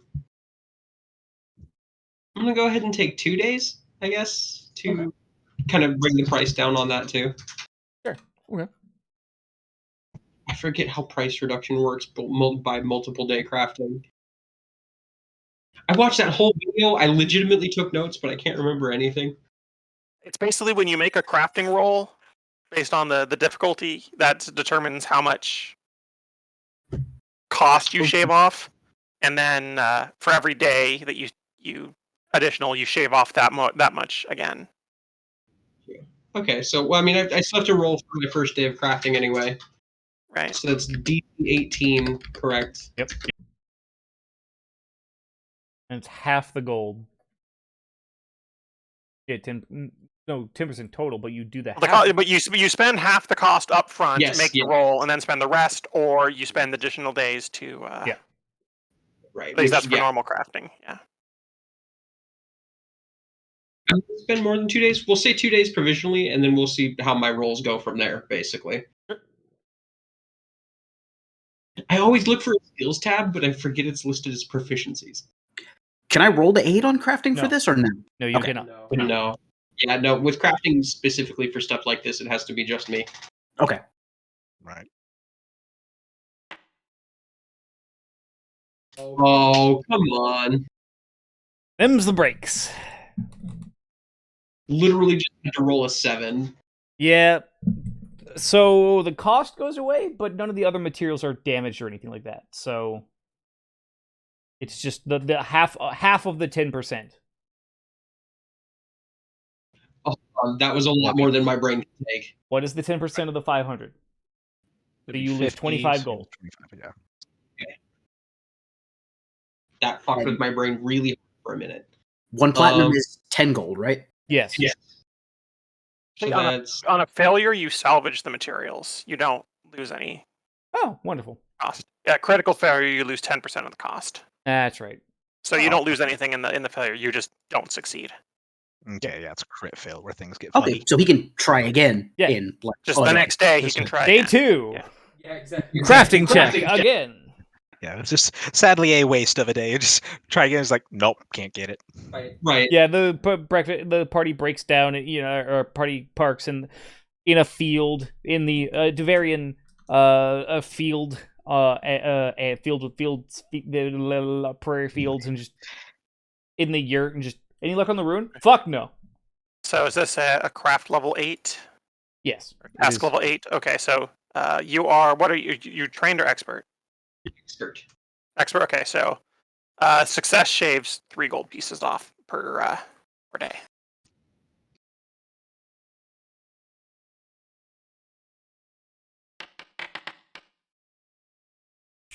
That's a success. Okay. So now you don't have to roll for You don't have to roll for subsequent days. You just Right. each day you reduce by another. Right. So now you don't have to roll per day. Oh, my bad. Actually, sorry. You reduce. It's the additional spent. The crafting reduces materials needed to complete an item by an amount based on your level plus 1 and the proficiency of the crafting rating. Yeah. That's Okay. So it doesn't. That's why I was for crafting. So each additional spec by amount based on your level and proficiency rating. So what you're level 4. So actually, it'll only be 8 silver a day, not 8 silver a day. Not terrible. Yeah. Considering you have 8 more days left to travel.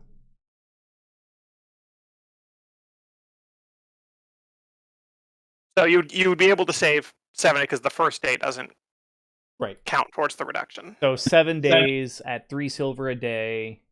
At 8 silver a day. At 8 silver a day. Sorry, 8 silver a day.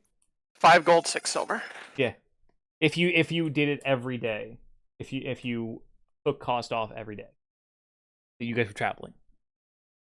Just 1 more day, at least, actually. Okay. Take about 3 days total, just because the first day, and I mean, there's even story reason for this at this point. Lawrence is still very out of sorts on that first day. Looking at the rapier even kind of fucks with his brain for a little while.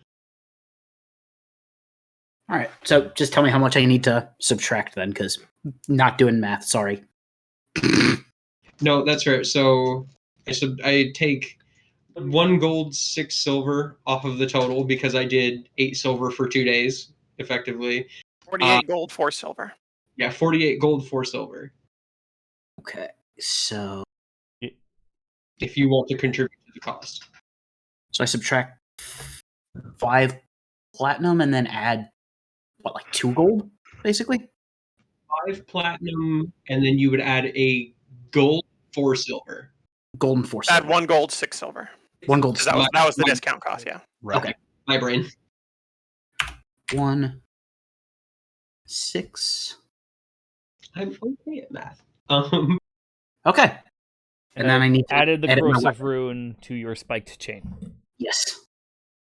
Oh, you added it. Thank you. Yeah, I said that. Oh, I thought you were saying, and then you need to add it. No, I said I did. Thank you. Yeah. Ew. All right. There you go.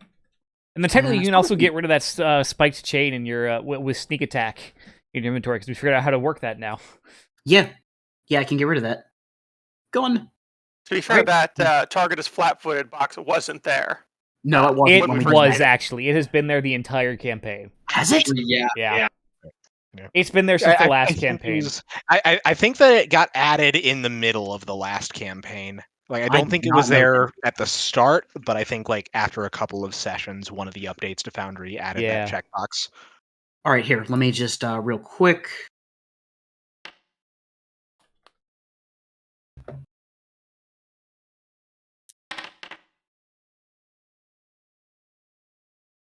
Yep, that's Yep. Phew. That'll do it. Thank you. Well, Okay. I like this rune. Excuse me. Is there anything else that anyone would like to do during your travels?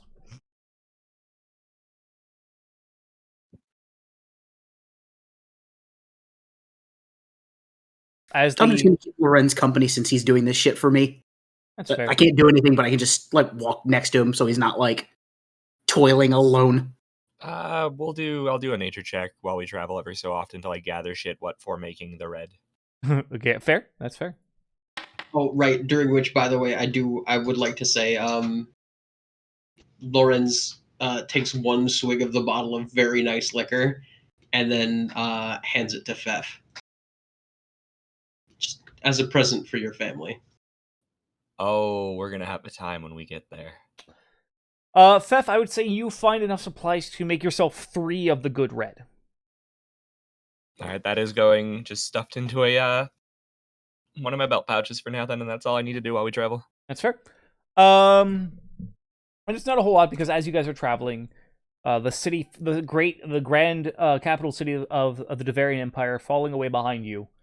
Traveling across the plains, it's peaceful. You guys aren't on a road.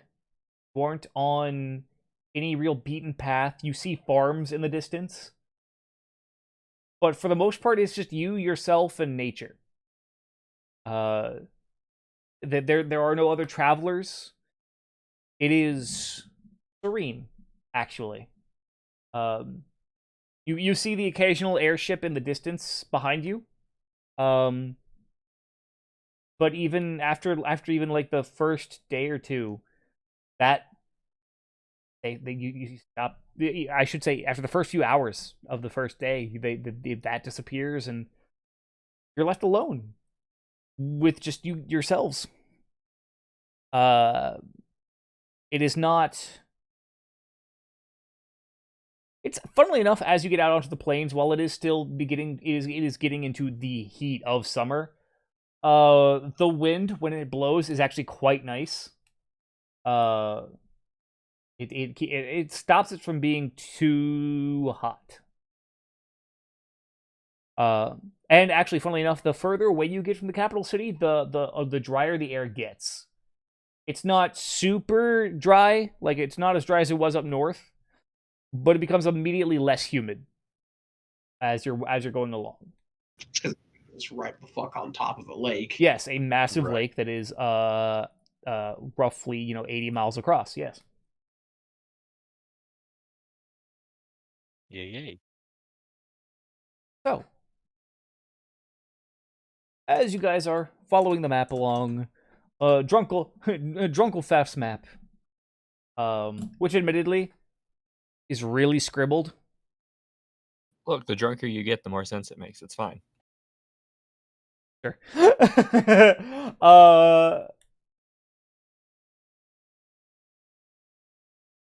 Give me on about the last day of your travels. Day 9. Yeah, 9 days of travel. Using Azalin's survival and the yurt. No food is left. You guys don't even have to go through rations at all. It's a very easy traveling. You guys get to within the last few hours, within the first few hours of your traveling, it's about the same. It is a very flat land. Like picture Kansas flat.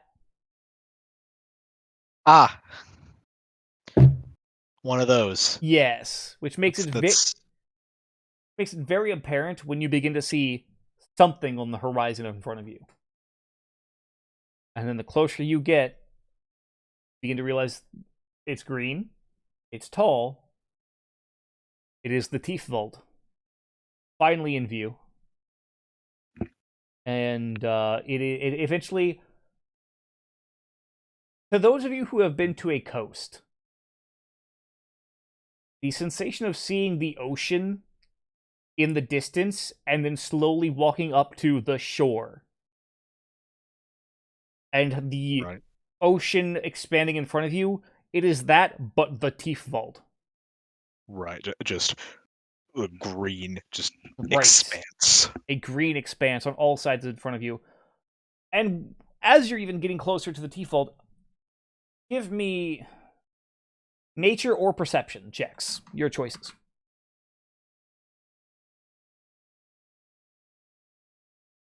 It is about midday on your 9th day.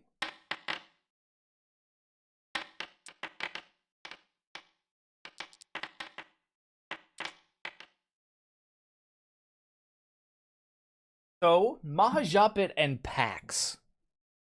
You two, Lorenz too, actually, I will say. Mahajapit, Lorenz, and Pax.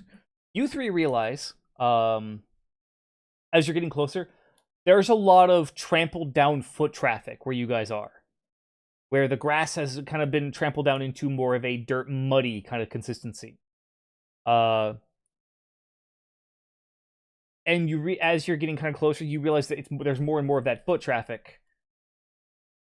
And at one point, you just get to even really right at the edge of the Tiefwald is just a solid, I want to say, 300 to 400 square feet of just mud. Just purely trampled mud. Looking like the day after Woodstock. I guess something I want to actually say. We have that other map that was the like updated Warfront map, right? I just want to make sure the spot that we're at, is that anywhere near where the actual? That is not close to that. Okay. I just want to make sure we weren't about to fucking walk into Warzone shit. No. From your current location, you're about like 850 miles from the Warfront, the southern Warfront. Okay. Now, if you were wanting to go through the Tiefwald, it'd be about 150 miles to the eastern Warfront.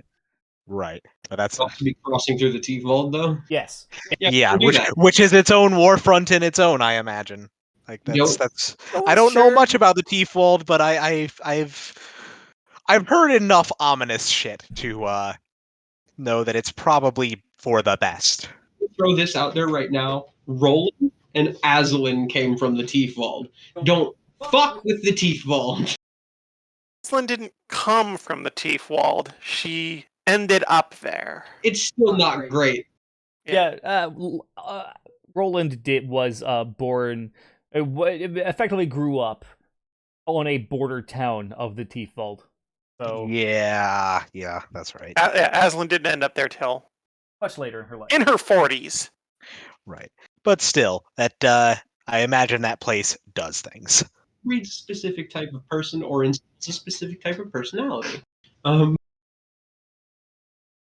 And by all who dwell there are psychopathic loners. Basically. Lorenz, Pax, and Mahajapit, give me additional perception check. One more.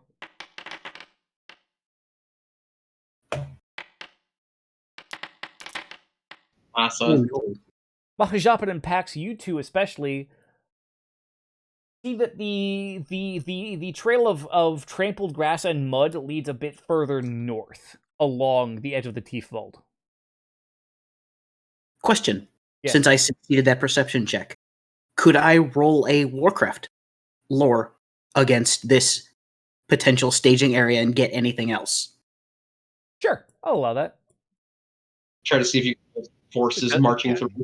Yeah, just in case. Composition, how many, just any kind of extra. Right. It is. I don't want us to walk up the backside of a force that may not know we're not hostile. It is a tangential relation, but I will allow it.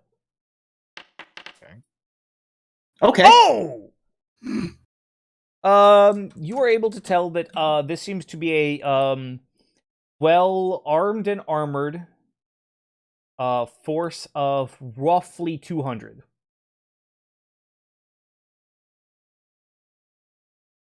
Are they heading? Can I get a direction they're heading, or is that not possible? They seem to be going north, yes. Okay. We are I imagine I would imagine bringing that up would probably be important. Yeah, no. Pax would freely share all of this because he knows he can figure this out. He doesn't know what to do with it. Right. Just on getting that information, just kind of looking to Fev, just well armed and armored sound about right for the clan, or is that's not standard for your clan, is it?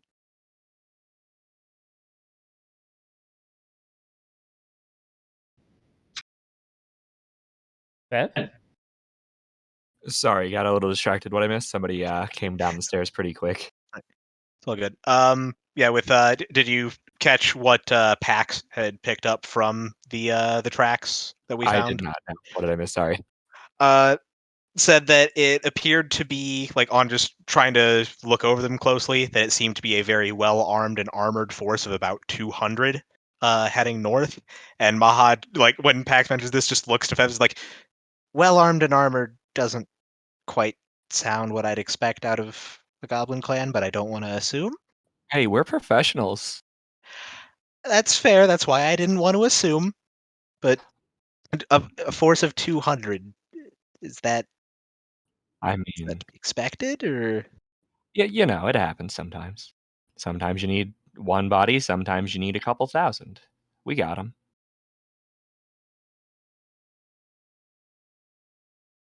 Okay. That's Fef's advertisement for Wallace Brood. We got cannon fodder if you need it. God, I love Fef. But yeah, as a quick explanation, that flood I mentioned isn't quite happening, but we're also trying to like get some shit off the floor in the basement because water does come up down here sometimes. So sorry about that. I'm back. That's fair. You guys are literally in floodlands. Yeah, that is completely understandable. Yeah, Maha just being a little wary of just we could like maybe this is the clan and maybe it's just part of the mercenary company going around, or maybe it's a Devarian force. Jake, I'm curious because Fef has an above average intelligence, and I want to mention this, but I don't want it to be like half meta, so I'm gonna type it to you. Sure.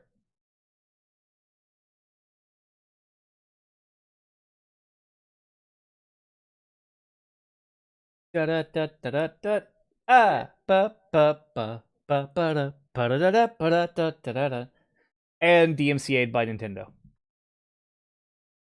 So if I'm allowed to, if that's not too meta, I'm absolutely just gonna point that out real quick and see. I'll allow that, yeah, for sure. Which obviously Fef not looking too hard, but just if it was one of us, you'd know because we don't press too hard in the ground. So how far down is it? It looks like Smart people. It looks shallow, but well traveled.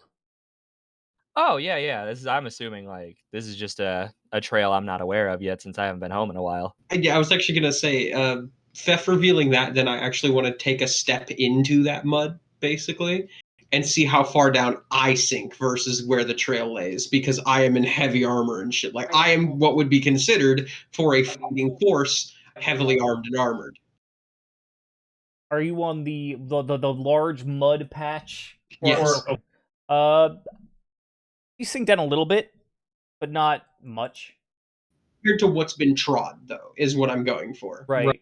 And specifically going off the information Fef just revealed. Right. And again, it's semi-freshly tilled mud. Yes. So it's like, you sink a little bit, but not a whole lot. So yeah, I'm gonna just, as a matter of caution, pulling the crossbow out and having it at the ready. But I think we're fine. He says, coughing repeatedly.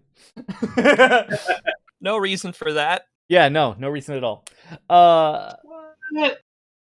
What?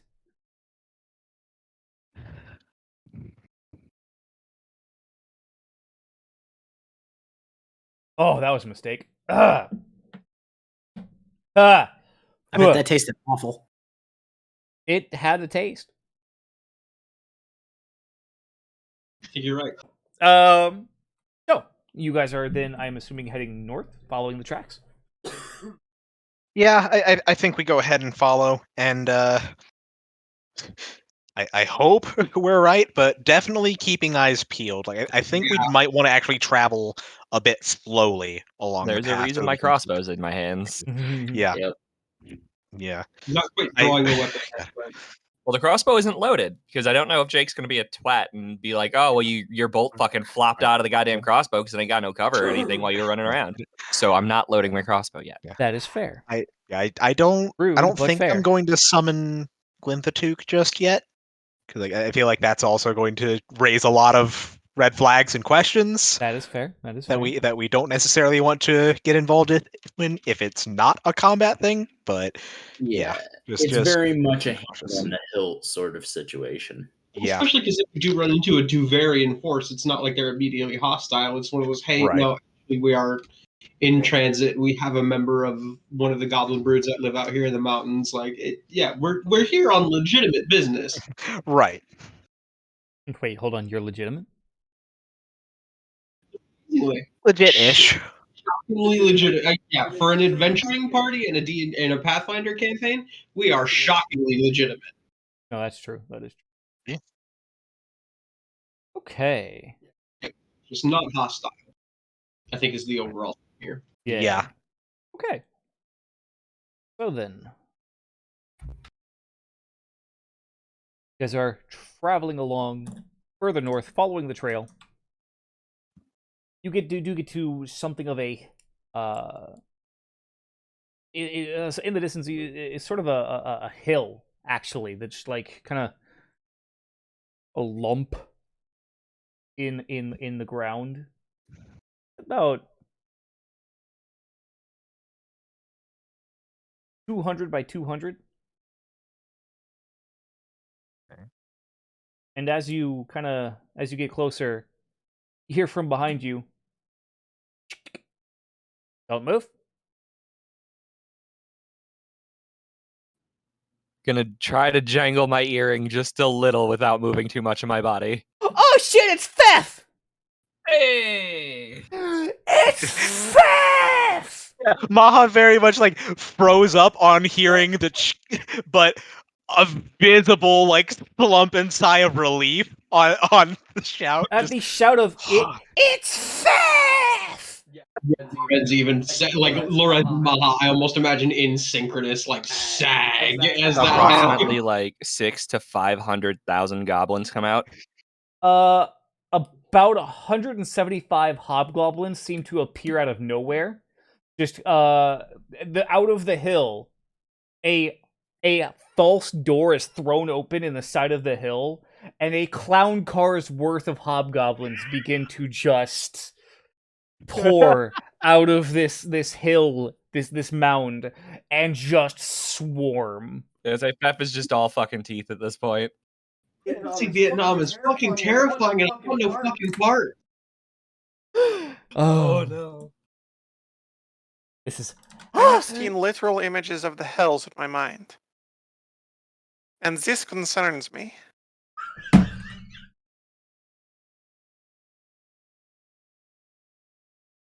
Look, there's a reason we're like the 4th or 5th best at what we do, okay?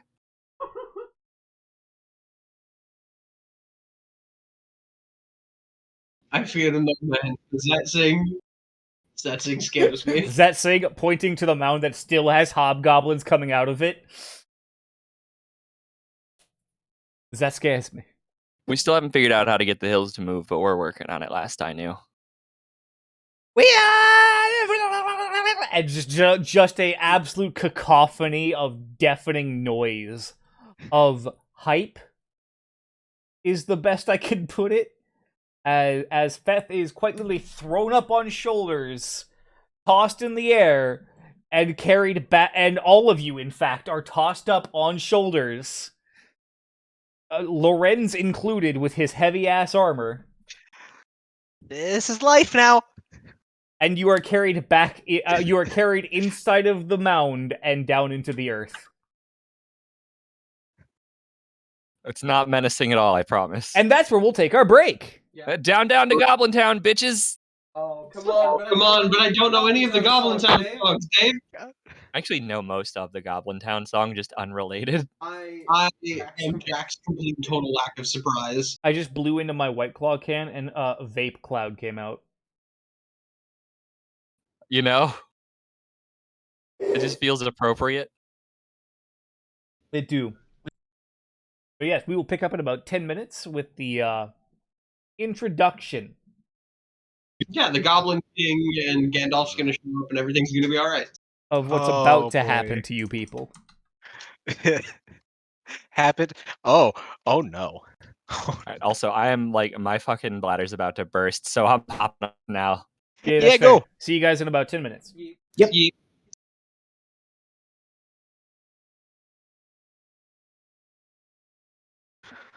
Whew.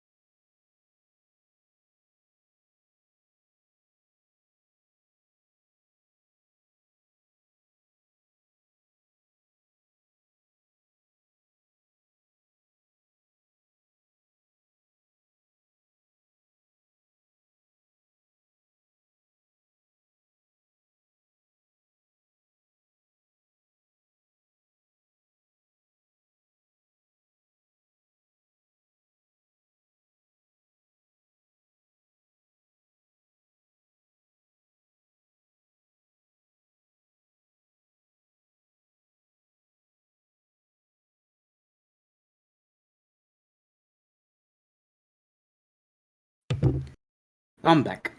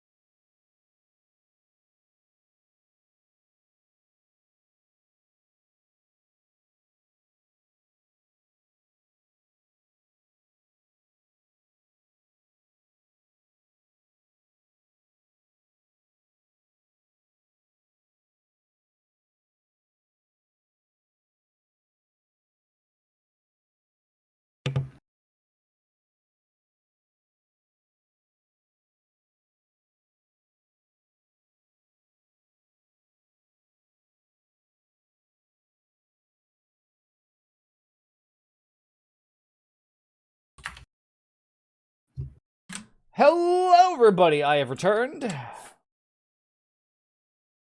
Theoretically, I have Welcome returned. back.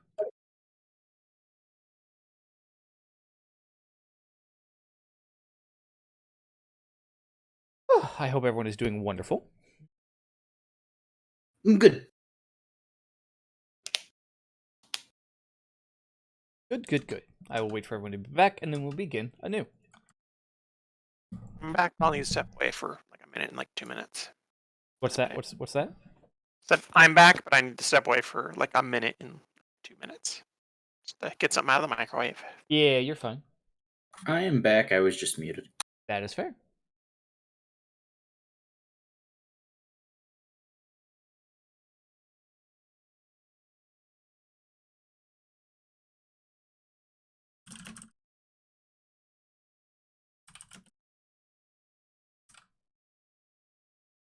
Say we're not all back yet, yeah? Not yet, but hello, welcome back. In that case, I'm going to take an opportunity to further remove my ability to breathe real quick, because I feel like I'm going to have to do a lot of talking coming up. Yeah, very likely. Which is fine, just, got to use my mouth for other things real quick. BRB still.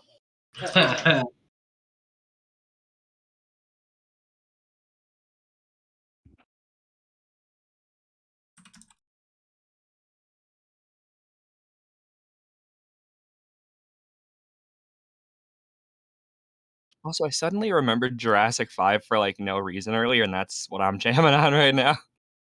Oh my god.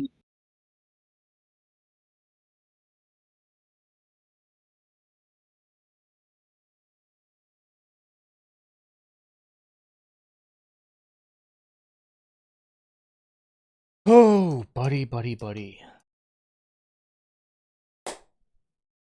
So. Oh, we're waiting for Dan still. Hey,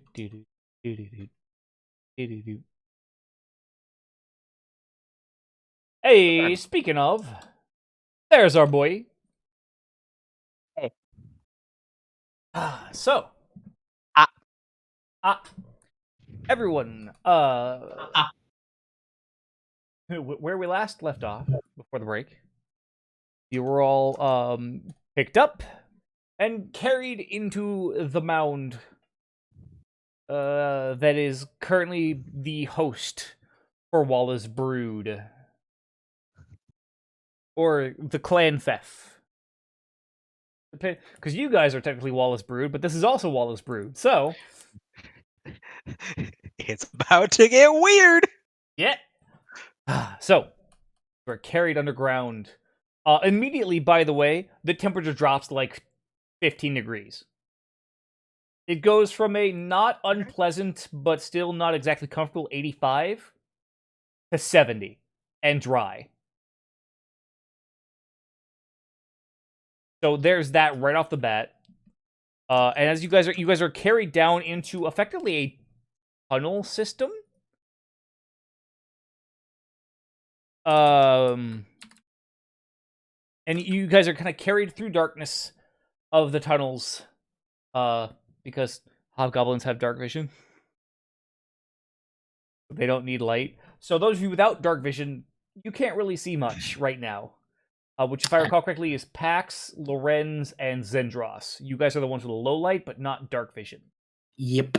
Azalin, Fef, and Mahajapit, you guys can see as you guys are carried through, tunnels, hobgoblins all around you, underneath you, as you're carried through, and you're brought into actually thankfully, well-lit,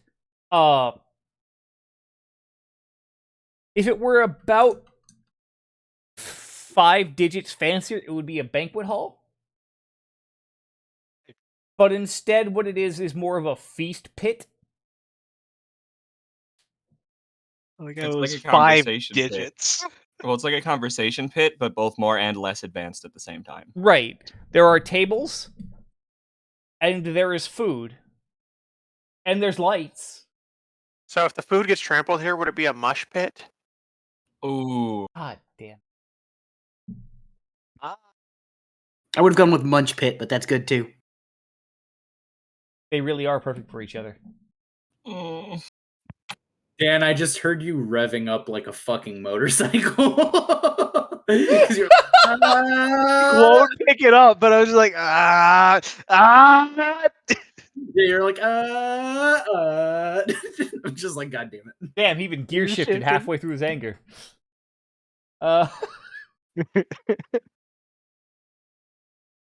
I've gone from turbo mad to gamer word. God no. damn. no. No. Yeah, please do not. I do not want to get Monka TOS'd. So, you are set down at a very large table. Physically set down. Physically set down at a very large table. And within seconds, you have steaming pork set in front of you. And if you're about to ask what cut, no. Yeah. Listen, we have very sharp teeth for a reason, is all I'm saying. What cut? Yes. Long, Question mark? long. Just 3. I heard whoever that was. That was me. Yeah. Ah. 3 whole ass wild hogs. Cooked and glazed. Set in front of you. I think I was fully ready for it to be Demolition Man, so this comes as a genuine surprise to Lorenz, by the way. They don't keep... Yeah, Mom's gonna look at this and just like, this is the most sudden, warmest welcome I've had to a place in decades. Cousin Feth! Cousin Feth! Cousin Feth! Cousin Feth! And it's not just what it is, loud and echoing because of how many tunnels it like branches off into. There are so many hobgoblins down here that they all cannot fit in this room. But the chanting and the cheering, the movement is just like a natural wave. Surprisingly, very little has changed since our last accommodations. Yeah! I assume Fef has just been subsumed by the sea of blues and greens. Oh yeah, no, Fef has had no less than 5 intoxicants stuffed into his mouth, 3 different kinds of alcohol in his hands, somehow, and just has a another feather has already somehow been added onto his earring, and he's not entirely sure when that happened. Has How I Fef, unlock in style I was right about now. to say, has Fef put his feet on the ground yet? He has been set down with the rest of you, yes. Okay. Theft and friends of theft. Yeah! And Look then at you weirdly, guys real quick. Drunkle Theft comes up. I told him you were coming. Uncle, how did you get here so quick? Well, I guess. When did you even leave? I had to find you for something. I left the day after we talked. Meanwhile, I assume my Fef's eyes are the size of goddamn dinner plates at this point. Oh yeah, absolutely. And like, there's, you can now see every color. Oh, such a wonderful place. No, wait. We're not on. Hold on. I'm not gonna let myself fall into those joke patterns. Anyway. I'm proud of you. Listen.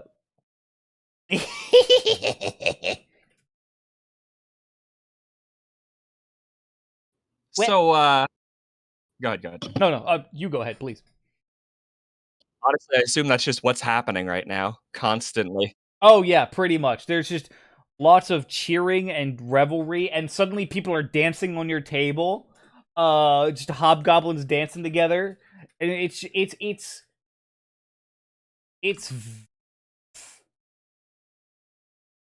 Bubble kills me every time. it's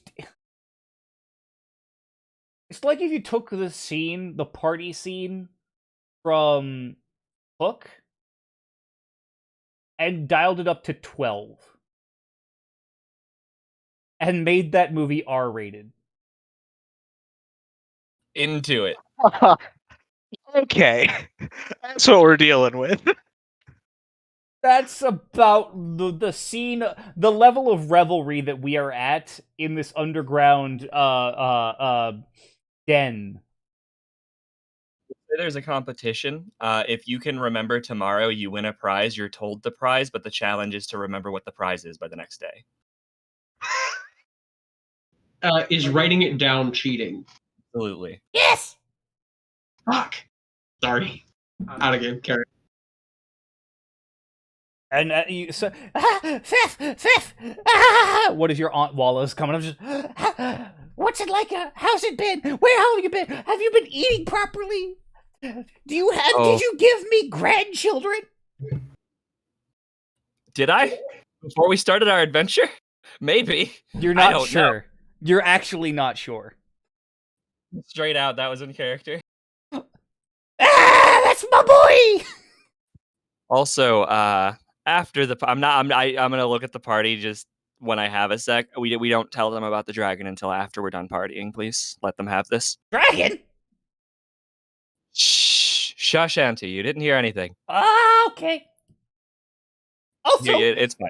you have 17 new siblings. Oh, right.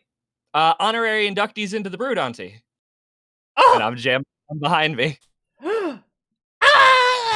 And then she just turns around and just runs off into a fucking, somehow slicing through the crowd. In the same way that you hurry through a crowd at a concert. By effectively dancing with the crowd through the crowd. And it's oh Lord, about a half an hour before she comes back and just slaps down 5 separate earrings. All of them with raven feathers. You're new inductees into the clan! Ah! all right, time to chalk that up in the book. All righty. Ma is actually just, all for this at this point. Again, like, genuine, like, revelry and hospitality is just like, why weren't all of my diplomatic meetings with new peoples and folks like this? What the hell? Am I missing out? Knows hospitality like hobgoblins. Mild job sucks. Effectively, what Mahajappa is learning throughout this adventure is just yo. Damn, I should have been an adventurer years ago. Fuck. Yeah, Zendros is kind of taken aback. That's Like, okay. he's never felt like he's belonged more at a place while simultaneously not. It's like they're welcoming me in out here. of place, but like You're they want me pale here. and What is here? Right. You're kind of pale and cold, but you look like a badass. Oh yeah, no. We have stories for you, Auntie. Oh, by the way, your mother is she will join us soon. She is currently giving birth, but she'll be back real quick. Yeah. That See, happens. what- That happens. Don't worry. This is a gestation period on the hobgoblin. That's what I wanted to ask. This many. Oh hells, that's no good. No matches of chronology. I could think was just the 11 days. I was really tempted. I'm not gonna lie. I was really fucking. I could see it in your face that was what you wanted. I did. I really did. But I resisted. Is it all hobgoblins, or is it a mix of hobgoblins and regular goblins? It is a mixture.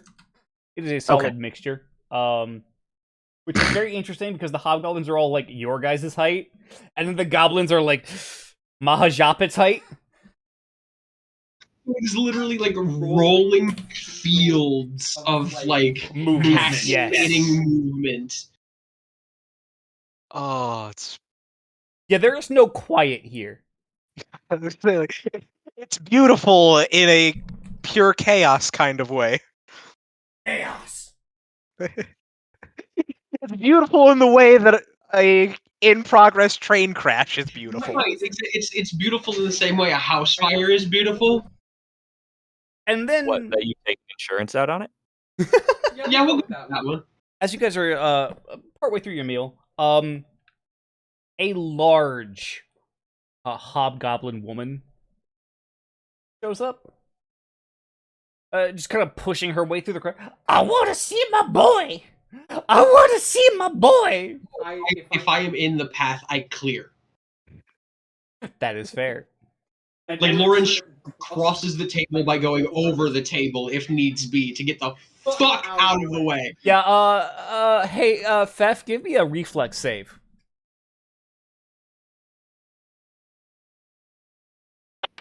Fail, fail, fail. You are able to, you are able to hear your mother coming and able to get out of the way as she bowls over where you were in an attempt to wrap you in a hug. Actively holding a newborn hobgoblin in her arms as she does it. Suppressing the reflex to ragdoll since she's holding a new babby. My boy, my baby boy, I missed you. And she just grabs you by the ears, pulls you in, and to just... Remember, hobgoblins have a lot of teeth. Yes. Just like for everybody else's reference. Yeah. You know, Fef's mother, from what it looks like, has 3 rows of teeth. She's a fucking shark. Not all of them may be hobgoblin. You know. She's a fucked up orc shark. Scared. I'm scared now. Yeah, can I get the frightened condition, please?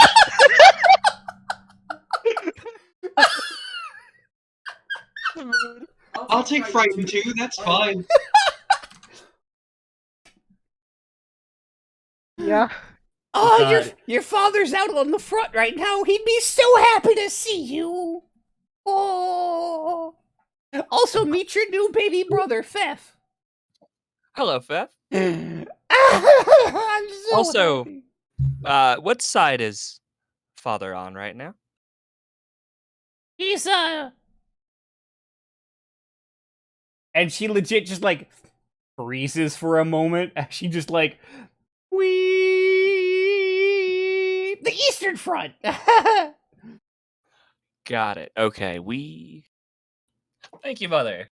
Of course. And then Are she you well enough to finally lets go of your gesture ears, at- by the way. Okay, I was gonna say I'm gonna gesture at whatever the hell I've been fed that makes me like see and hear forever. Just, Mother, would you like? Are you well enough? Would you like to share? I'm going to be breastfeeding. Oh, yes, correct. I am responsible. That's because this is why. Also, this is why our brood I knows how already to stay took some organized. before I gave birth. I assure you. Yeah. Whoa, my God! Out of game. That's just such a horrifying concept. You can't feel childbirth pain if you can't feel pain. I'm just or anything for that matter. I'm gonna type something at PJ. Modern medical science. Yes, it is. You can't feel childbirth pain if you can't. End of sentence. There we go. No, exactly. You can't feel. Yeah. If you can't, just. As my mother put it, she was very upset and very cross and in a lot of pain. And then they walked up to her IV pole and they put something in her IV that, as I quote, was orange creamsicle colored. And then suddenly she was very apologetic and everything was okay after that. Yeah, not gonna lie. Hobgoblins, at least, clan Fefwalla, at the literal razor's edge of epidural technology. In that we just do leaves and mushrooms until you can't anymore. Right, exactly. It's not the trippy kind of stuff. It's just the. However, it's Fef's mother. By the way, fuck all the way off. That's why I was like, oh no. Make sure that with the group for a moment. While inducing psychedelics into the birth-giving process. Hell no, General. Sorry. Yeah, hey, what's the worst that could happen, right? Through an unfortunate experiment done to hamsters by my stepfather, know exactly what the worst thing is that could happen. Okay, now I'm curious. It ate the babies. That's fair. Wait, they sort of do that anyway, though. Yeah, exactly. It ate all of them. Well, that's horrifying.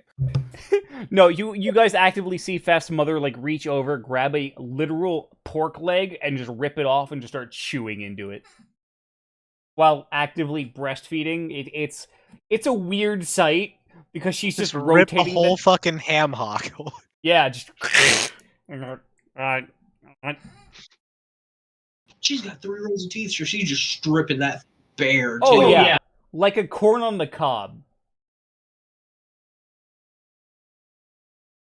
Is she even actually biting down, or is she just holding it between the rows of teeth and turning? It's a mixture of both. Oh, that's why the pork isn't cut, though. We just shred it in our mouths. Yeah. You ever see a wheat thresher? Oh god. Also, as an aside, now I'd like pulled pork would fuck so hard right now, though. Yeah. Now imagine a blowjob from a hobgoblin. Ah. Look at his mic blew out. His mic blew out so hard he was quiet. No, just fades from just gets nano snapped. No, it was the fucking Charlie meme of that's what I've been waiting for. He's just gone. Yeah, exactly. What I should have done is I should have done that and then just cut the camera immediately. And while all this revelry is going on, there hits a moment where suddenly everyone goes very quiet. Uh-oh. And still. Everyone looks towards one tunnel. And out from the tunnel emerges a elven figure of dark hair, very pale complexion, draped in a cloak that looks like it's made of feathers, with long flowing black robes. And as he gets closer in the light, you see his eyes are made of starlight. Hello. Welcome, guests of my family. How are you doing? I hope that the accommodations are not too troubling. No trouble at all. Wonderful. To whom do we owe the pleasure? I am No. Fef.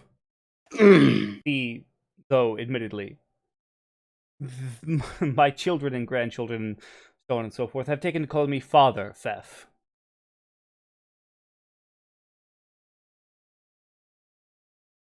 The Faf.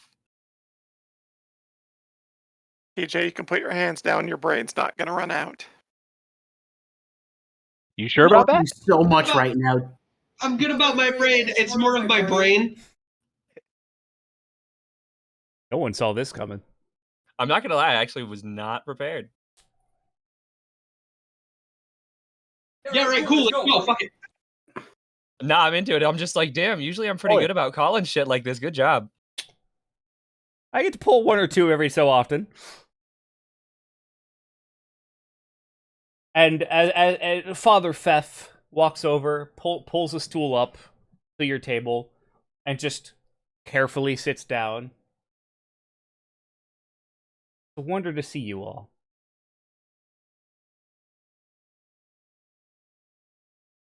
Your trip has been eventful, I hear.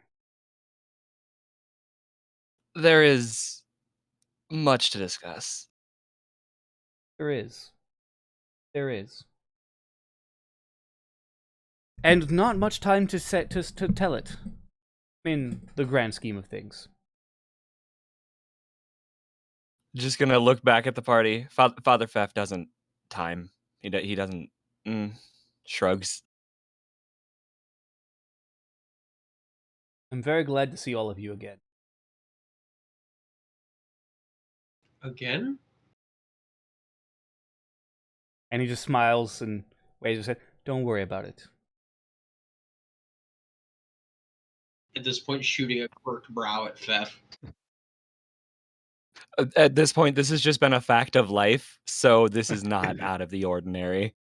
I'm actually gonna say, like, I'll try not to worry about it, but sometimes familiarity that I don't recognize concerns me, so you'll forgive me. That is understandable, Hajapit. You got it right. Fef's just pointing at his eyes, like his own eyes.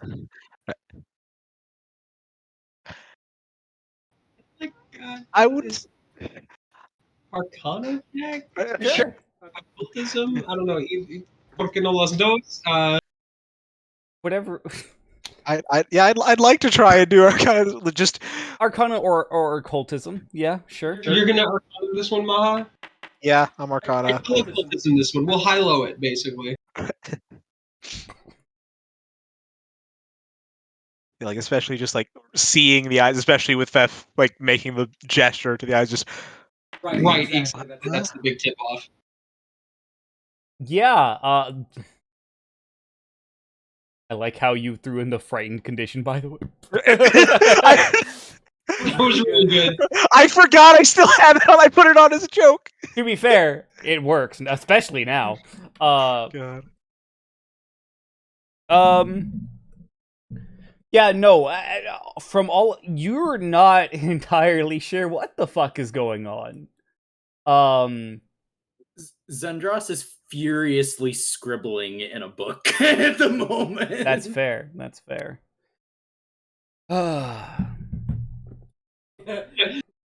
Meticulous note-taking is occurring. Really, you are very well informed. In a manner of speaking, I suppose you could say that. I did say that, yes. Okay, so, and this is the attempt to I explain it. preferred you when you used a shield. Just the attempt to explain it to the group is just, first there was Mother Walla and Father Fef. And then there was... And this Fef was once Walla. What? Just working through it. I don't like this.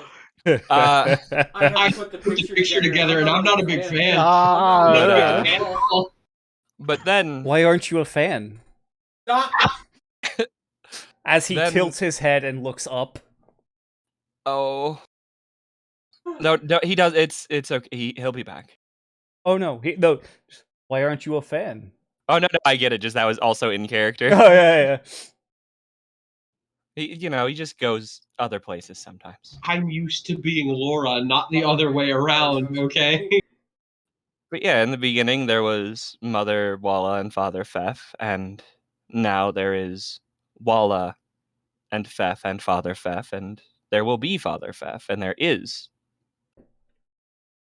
Walla Shrugged. and Walla and Fef and Walla and Fef and Walla, Walla, Fef, Fef, Walla. And the list goes on. And I apologize. Just in both Aslan, directions I forever. spoke out of turn. I was joking. I hope that came across, that it was a joke. I'm not good at joking.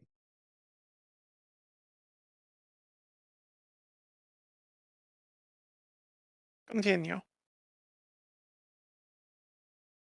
Yes, I have... I am glad to see... Oh. EJ just slammed his glass down onto his table. Glad to see you again. And that you have brought my kin home again. Like real hard. Hello? Testing? 1 2 1 2. Yep, looks like oh, we have lost internet connection. That's why. Frozen on my screen. Yep. Yeah, our internet died for a second. See, that's weird because I still saw TJ like moving and looking around just fine. It was just your camera that froze up. Additional strain of you hosting on top of everything. That would make Could sense, be, yeah. Yeah. Okay, I was totally pulling that out of my ass. So as long as that makes sense, we're good. Well, legitimately, because I believe Foundry's Java-based, yeah? Yes. I'm seeing people disconnecting, so I assume we should do a refresh. Very I'm likely. attempting to. I refreshed preemptively, so. Right. Oh, hey, I can't actually. log back in. Yep, there we go. Oh, thank God it saved my fucking journal entry. Hey. Hey. Oh, as a quick aside, just speaking of saves, I was showing Frax RE2 because he'd never seen it really, and RE1. I lied, and I got the ink ribbon, and I was super cocky, like, I'll save after I've done more shit. I was in the dog hallway, knew I was in the dog hallway, and got stuck behind the fucking like little end table and couldn't aim at the dog and died. Ooh, I was so mad at myself. You always save in the first fucking room. I got complacent. All right, we don't do that anymore. There are rules to this shit.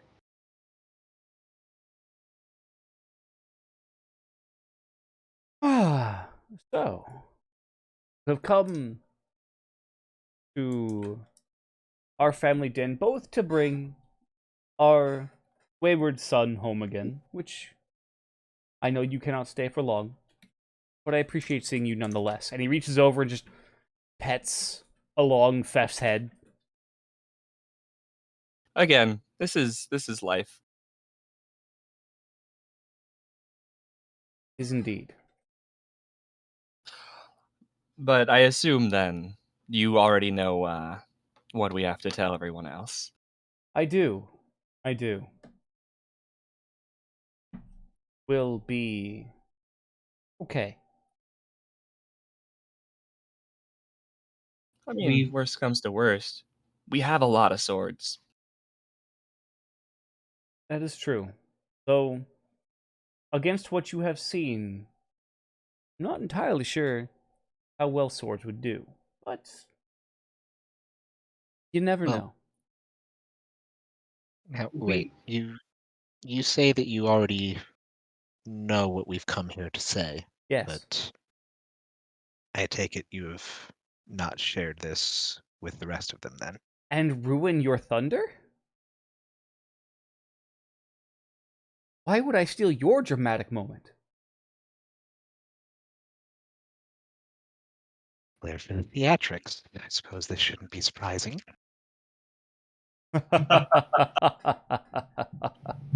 As our dear Fef has requested, of course, I'm dropping the accent because I'm a little too rummed up to try to do it. Not gonna lie to you, Chief.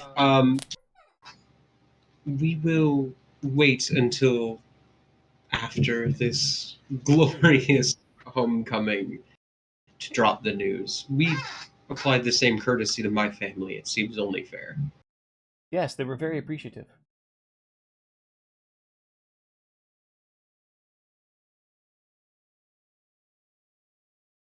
Very well informed indeed. What was that? Very well informed indeed. What did you say, F, TJ? your family's carrying me. I want you guys to like hear the capital in this one. Father Fef sees. Those letters started with capitals. Yep. Which, by the way, if anyone can, All those words. Sorry. no, that's fair. If you can manage to look away from Fef, you will see that where once there is motion, it is just dead silence, and all of the goblins and hobgoblins are just staring at Father Fef. Okay, I would like to ask an additional question then, because I know being creatures with dark vision, because this is what happened with Roland, or at least that's how I described it, and I'm totally being a presumptuous asshole on this one. Whenever he paid a particular attention to something, he would do the cat thing where his eyes kind of dilated in order to try to take in more light on an object. Have the hobgoblins and goblins begun to do that as well? Like, are they hyper fixated on Father Fef? Like fucking dinner plates. Oh, so it's full on eyes as wide as possible, pupils fucking yeah. huge. Yes. Okay, so they're attempting to absorb as much light as is physically possible in order to take in every detail of what Father Fef is doing. Yes. Okay. I have to remember that Lorenz wouldn't know much about that as Roland would, but I just wanted to make a note of that. Roland would know better. Stop it! I won't. Please. I don't like it.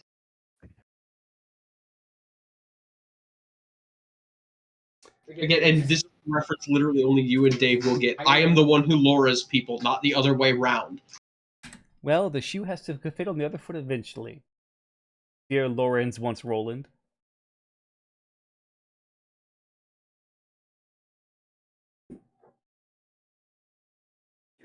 I'm just waiting for a throw. No, he's just pouring the rest of his Captain Morgan straight into his glass. Okay, so you guys know how sometimes if one thing happens, other things don't? Stop. Lorenz full on raises a hand. Just no.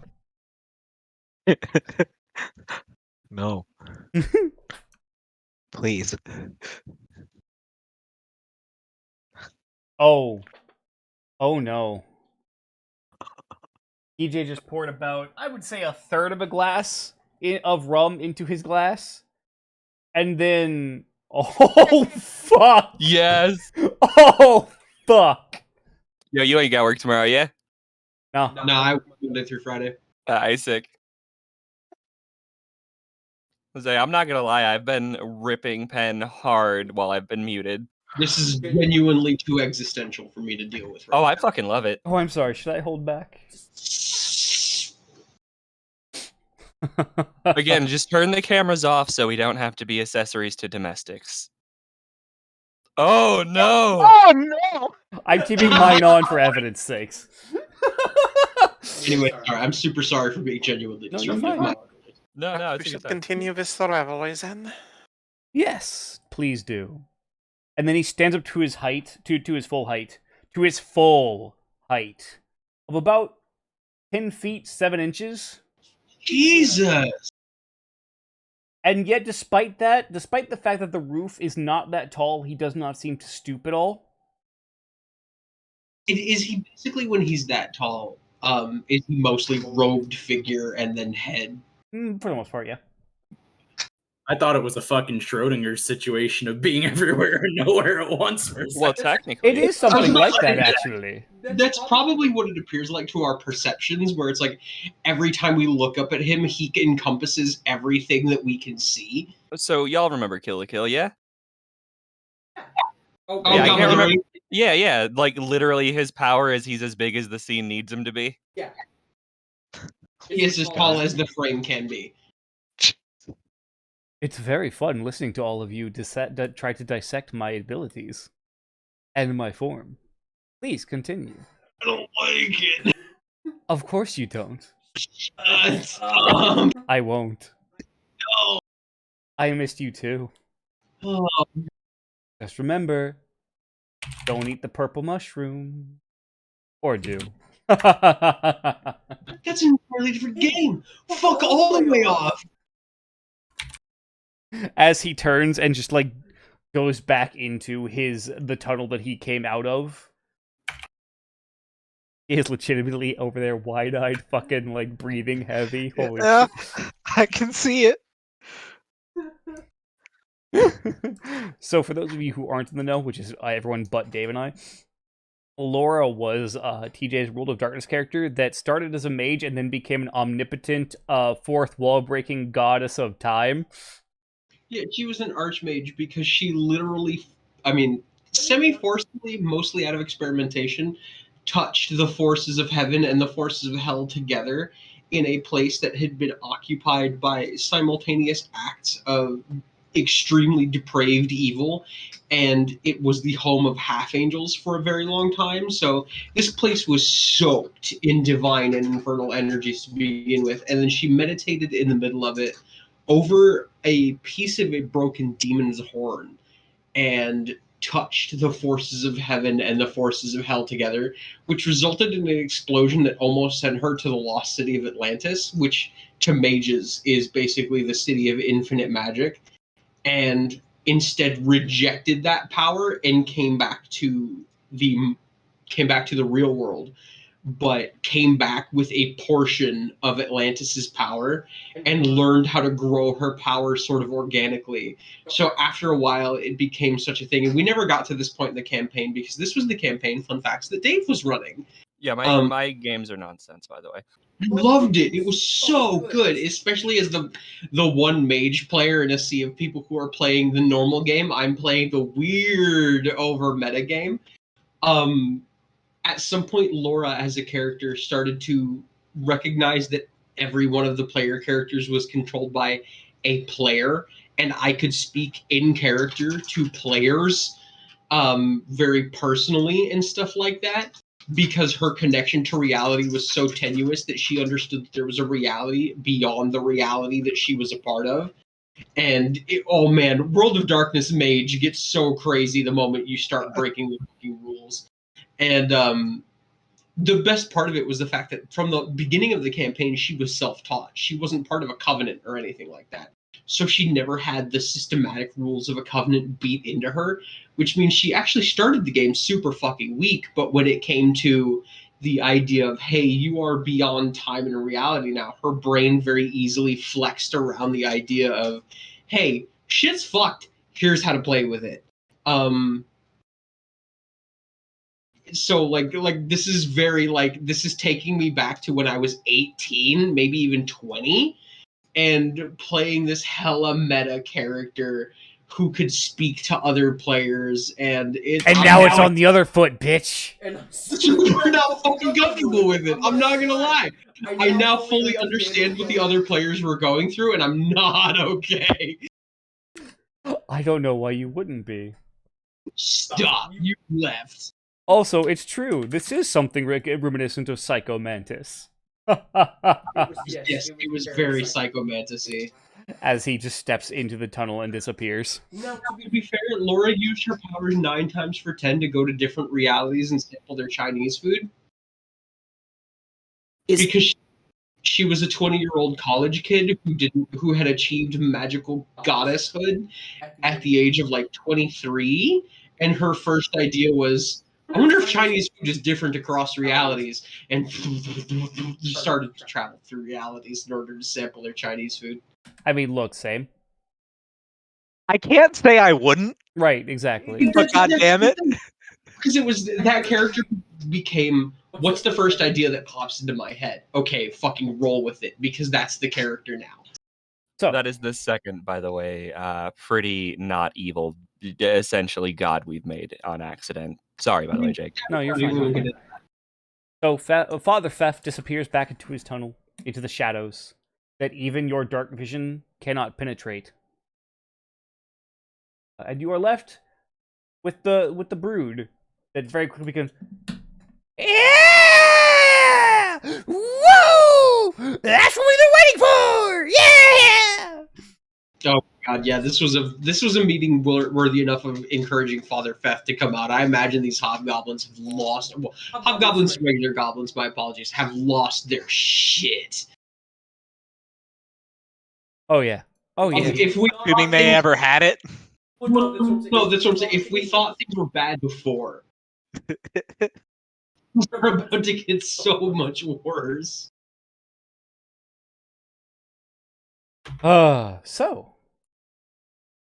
as you all have a very odd encounter with the progenitor and the patriarch of of Fef's family, and that seems to sometimes just speak into the air.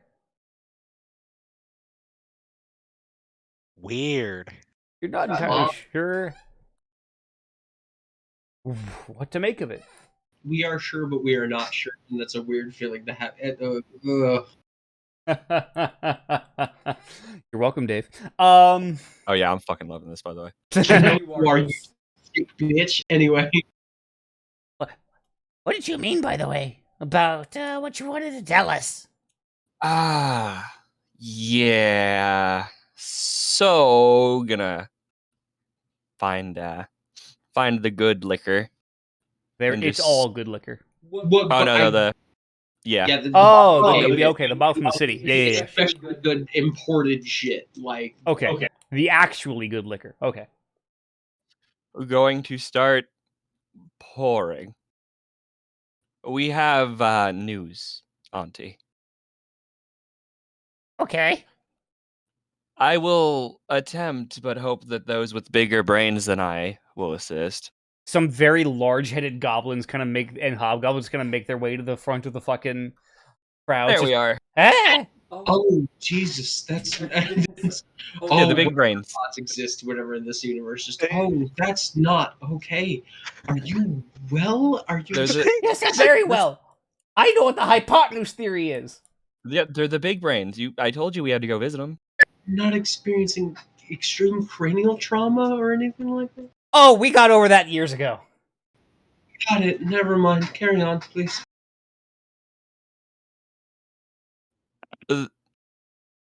Fef's just gonna stare real hard at the bottle before taking a bit of a chug.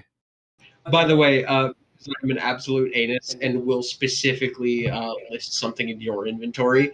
It is indeed a bottle of fine Tiefwaldian mint, like hardcore, grown in the deep forest where weather is wet, mint schnapps. Listen, that's like one of the few drinks I actually enjoy too, so I'm into it. You know, like what it tastes like is basically like trying to drink Colgate. Into it, because I'm horrible. How horrible for me. That's why I'm letting you know specifically this is what you're putting in your mouth. But yeah, we saw a worm, Auntie.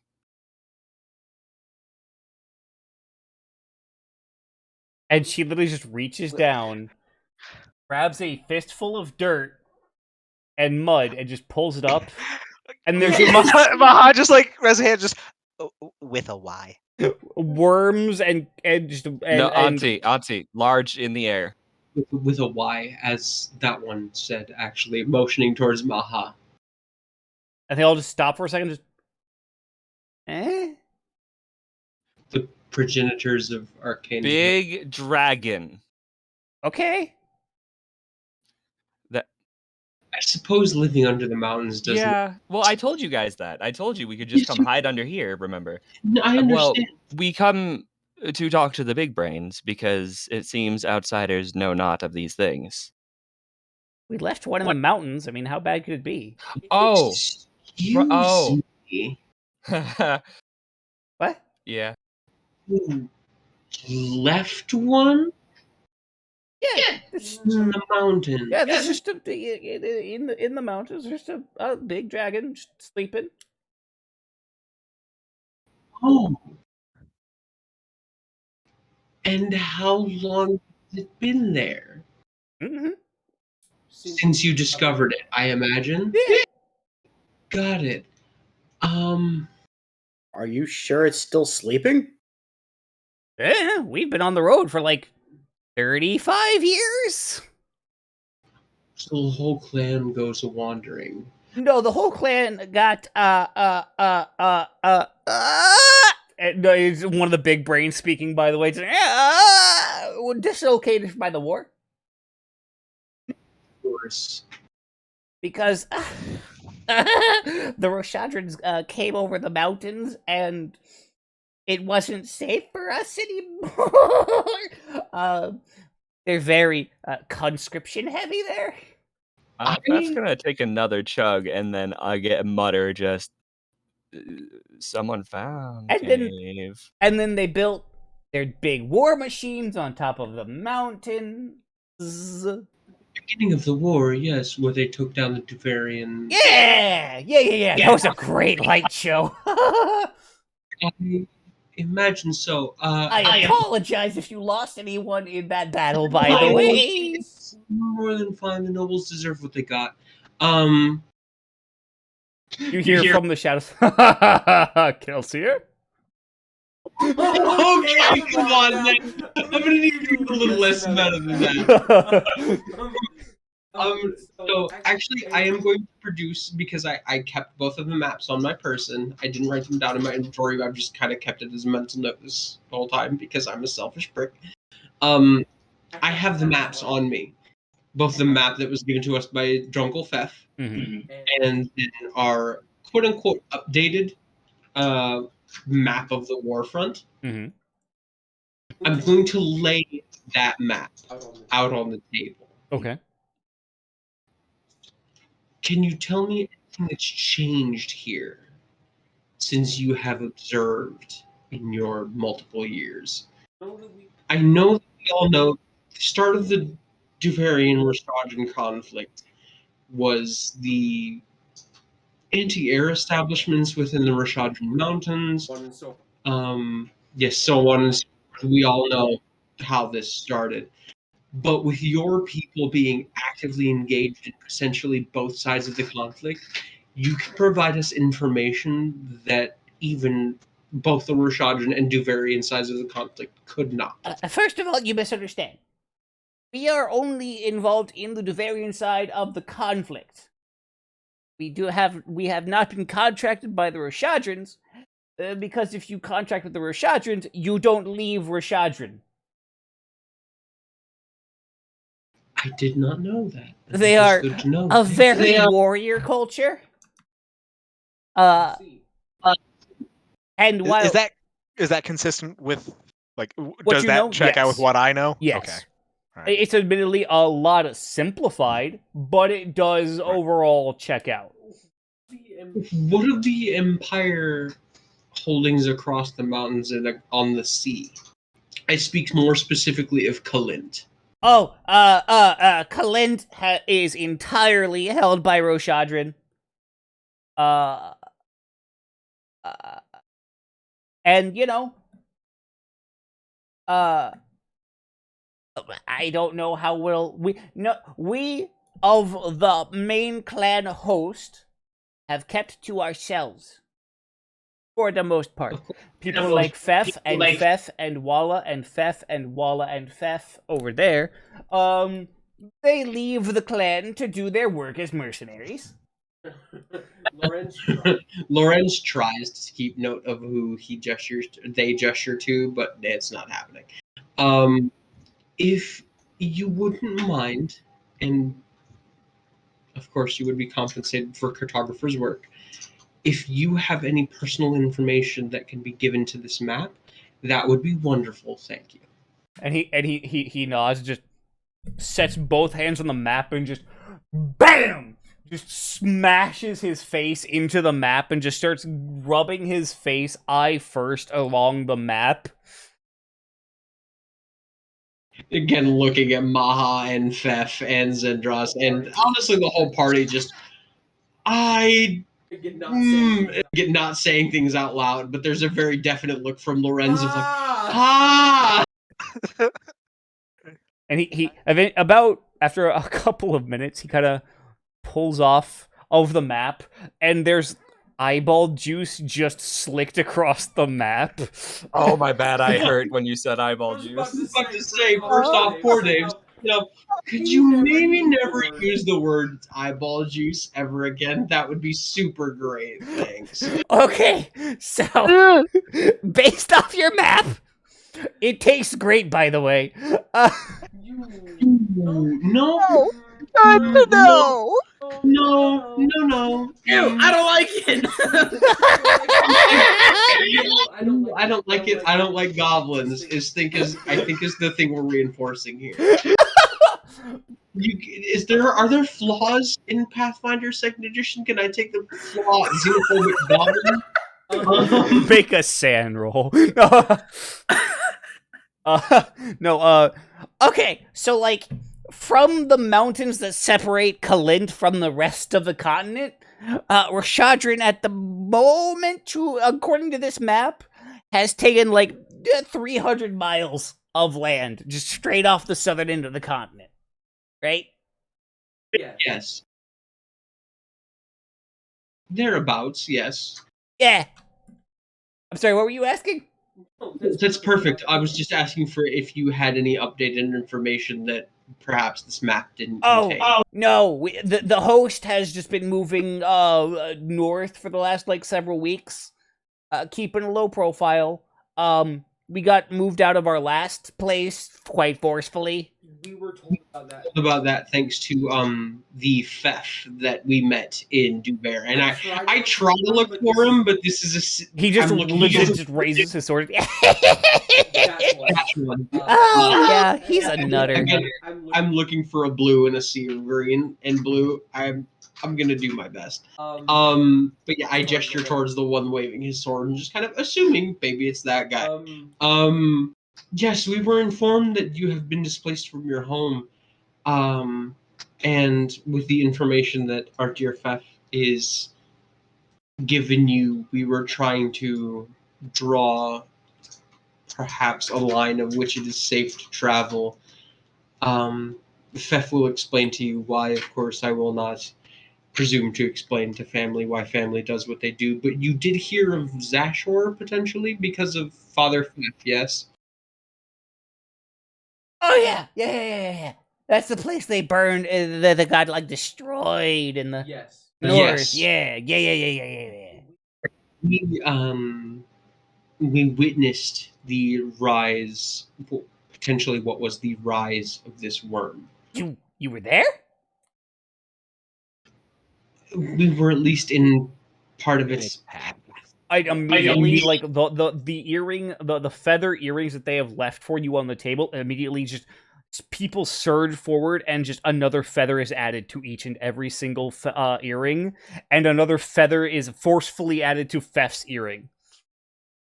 It has 3. Oh, okay, so I'm actually going to keep track of this at this point. Give me a moment. I will write it down. Fef has 3 feathers now. Fef has gained 2 feathers in the last like hour of runtime. No, I'm talking total. Yeah, well, depending on because Fef, you only had 1 before this, correct? Yep. Okay, so yeah, 3 total. Fef has 3 feathers. The rest of us have 2. Interesting. Yes. Okay, Yes. I'm immediately going to write this down now. Give me a moment. Yeah. We we tried to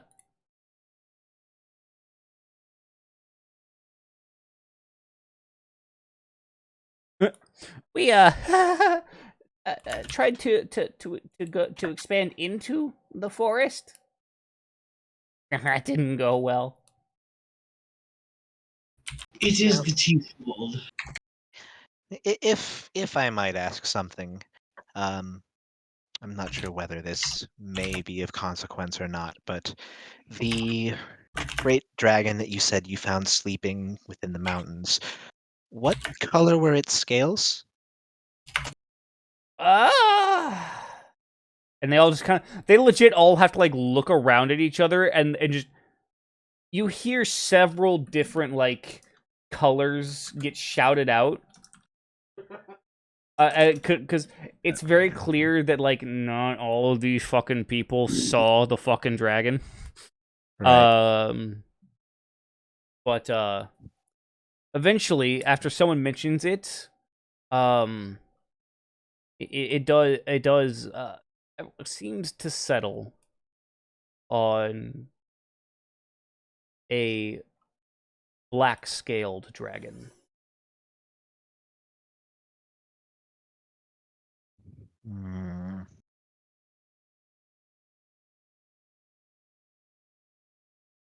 Is that anything like?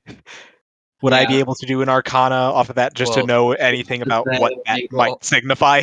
Give me an specifically, I don't remember what color if any, the scales on the. Chromatics are bad, metallics are good. Like that's the No, I know. That's the general The way. one we saw was red, though, wasn't it? Yeah, the one that was in the that's what I north was trying was to red. remember. Oh, If you would like to try and recall any sort of knowledge on it, give me an Arcana check, actually, as a recall knowledge action. I remember specifically, by the way, before I roll this, Rich recall knowledge doesn't add or take away from anything on the skill check, does it? What's that? Recall knowledge doesn't add No. or take anything. No, Okay. not to my knowledge. So again, before I roll this check, for Dave's sake specifically, as I recall, the dragon that we saw while we were in Gugreat was a red Alhax. dragon. Alhax, my The apologies. Wyrm was red. The Wyrm was with scales the shade of sanguine. Yes. Sanguine red, rather than being glistening ruby-ish. So it is a proper red. Maybe elder, or well, I mean, it's obviously older than elder, considering Right. this setting's rules on the difference between dragons and worms. But right. So you all watch, by the way, as Pax takes 1 point of damage as he just takes the earring and just jams it into his ear. Without a lead hole or anything. Woo! And which, by the way, just everyone just goes, yeah! I was about to say, Dave, we've seen somebody do that in real life. Remember living with Lexi? I mean, I've also I believe you saw me I pop one of my more. That's Yeah. I used to every one of my piercings that is in my ear, I did with either a safety pin or a sewing needle because I'm not smart. Knowledge Arcana, yes. Pax, you have no less than 5 drinks set in front of you. I'll drink one and push the rest in front of Fef. I loved it. That's from the bailout. Look, this is just giving even more flavor when I finally do get to take the drunken style. Aren't you really taking drunken style? It's actually really good. I'll drop a copy paste in the text. Yeah, I remember seeing there's some really neat stuff that the stumbling stance gets. From your recall knowledge, none of you really recall anything about black dragons. No, that's fair. My study is largely academic, so right. I'm just debating if we do have someone who could be another primary source, but how And as you're debating this, suddenly there's a that rings throughout the tunnel. And all the goblins just stop and just Nightfall! Nightfall! It's nightfall! Nightfall! Nightfall! Nightfall! Ah! And as quickly as they came for you, they disperse into tunnels. The ones that aren't armed and armored, dispersing in down one tunnel. The ones that are armed and armored stay in the same room as you guys. And it's much easier to pick out now Drunkle Theft. Night Watch. So, do you guys want to help out with Night Watch tonight? I will, of course. Of course. I don't see why not. Cool. We do it in After- shifts of like 8. Remember, flat-footed, by the way, gives me that sneak attack damage. Yeah. I remember I'm no longer fatigued, so I was like, Yeah. oh shit, here we go. But no, that's right. 8 to 16, I should say, depending on how many are available. Because people come and go. Theth, may I ask, at any given time, how many people are down in these burrows? Which Feth? You. Oh! It really depends. We got like at least like 700 that aren't combatants. I see. Look, I have an intelligence of 16. I am probably one of the few people who can tell these people apart from physical descriptors rather than how they behave. That's fair. Right. And then, obviously the ones that are combat capable, they tend to leave and come and go and whatnot. But yeah, about 1,000. How many are combat ready, I guess is what I'm asking. Currently about 300. It's a small militia. What's that? Not even a small militia. That's a very well-sized... And that's just here right now. Near a field. Big brain. How many you're out? Let me think here.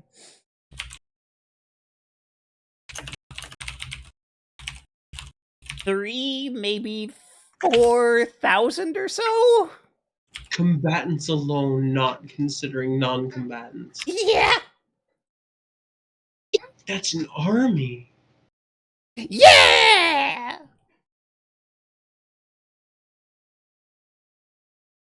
Yeah, Lorenz at that point leans back into his seat, like he's full on space brain at this point. Just Yes, it's quite a lot to take in. fuck off! Please, you're going to upset the neighbors. I don't care anymore.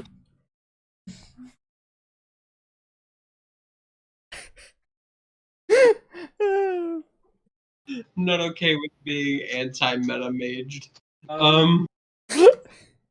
You know what? Fuck you. If he's going to keep chiming in, I'm going to seek to disbelieve whatever shit he's using to hide. Okay. See, here's the. I'm gonna spoil this one for him out of game. Just if you don't mind, of course, because I assume it's the same premise as Laura Magic. We'll see if it's right. Sure. I mean, the same very basic premise as Laura Magic. Laura existed within multiple realities at the same time because she bound herself to the concept of time itself. So as long as she was within the bounds of Earth, as it were, I mean, she obviously couldn't explore life within different planets until she achieved proper archmagehood. She could exploit the idea that time is a non-fluid perceived concept, so much so that the fact that she could perceive an infinite number of alternate realities, some of which she could inflict her influence on from the beginning of their creation. So the idea that this being could potentially, and I'm going entirely off of my own paranoia, and by my own I mean my as a person, not as Lorenz. I mean me as me.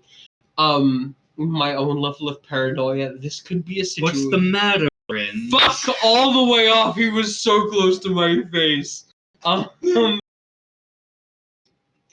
He could be so, in terms of mechanics, meta, that the reality in which he is inflicting himself is a fragment of multiple realities.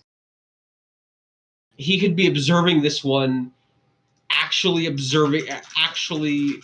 occupying another one, observing 100,000 more, and never have to be in one at any given time. I'm so meta. Even this acronym. Stop.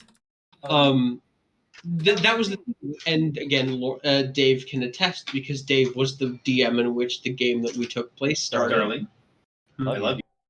I'm trying to run my game right now. Yes, saying good luck. Yeah. I understand all of this, but I refuse to be fourth walled by a jumped up pigeon. Also, jumped up pigeon? Jesus Christ. Fef is Fef. Fef is indeed Fef. I saw you when you were Von Kavi. I don't know what that means. Of course you wouldn't. I was a bird in the future one time. But go along. You have guard duty to do.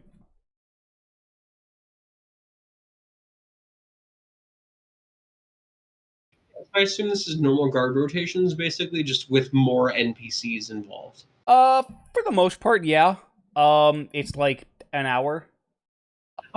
Dan, didn't you find the table in, or somebody found a table in which? It was me. And yeah, it's less because of how many there are able to do guard rotations. Fair. It is less long, effectively. Still operating off of the initial table that was found, I suppose. Right. So as you guys are led out into the darkness, the sun has fallen at this point. It's a pretty cloudy night, admittedly. And you guys are, by the way, right on the edge of the Teeth Vault. Like, throw a stone and you're not getting it back, sort of thing. I like it. Yeah. It's you guys and like 4 other hobgoblins that are just like out and about. For the most part, yeah. And there is no real, however, like order to it. They just like crisscrossing, roaming around in the night. You hear quietly in the darkness. Which in any other setting or time would be disconcerting, but because you know where you are and who's in the darkness with you, it's oddly calming. Sort of. It's just, not who the dark cackles for. I feel like Vaughn just like watching them all just kind of like wander around. It's just like it's like watching kids play soldier. Just with them all just wandering around, crisscrossing, and just it's just like. Right. At the same time, they are so extremely proficient at it. Is the big thing. Right. Just like it at a glance looks like kids playing soldier, but I know I don't want to fuck with them. Right. Like this is still a fucking mercenary military force. Everyone, give me a perception check. Blind or no? Blind, yes. But going forward, blind will be default.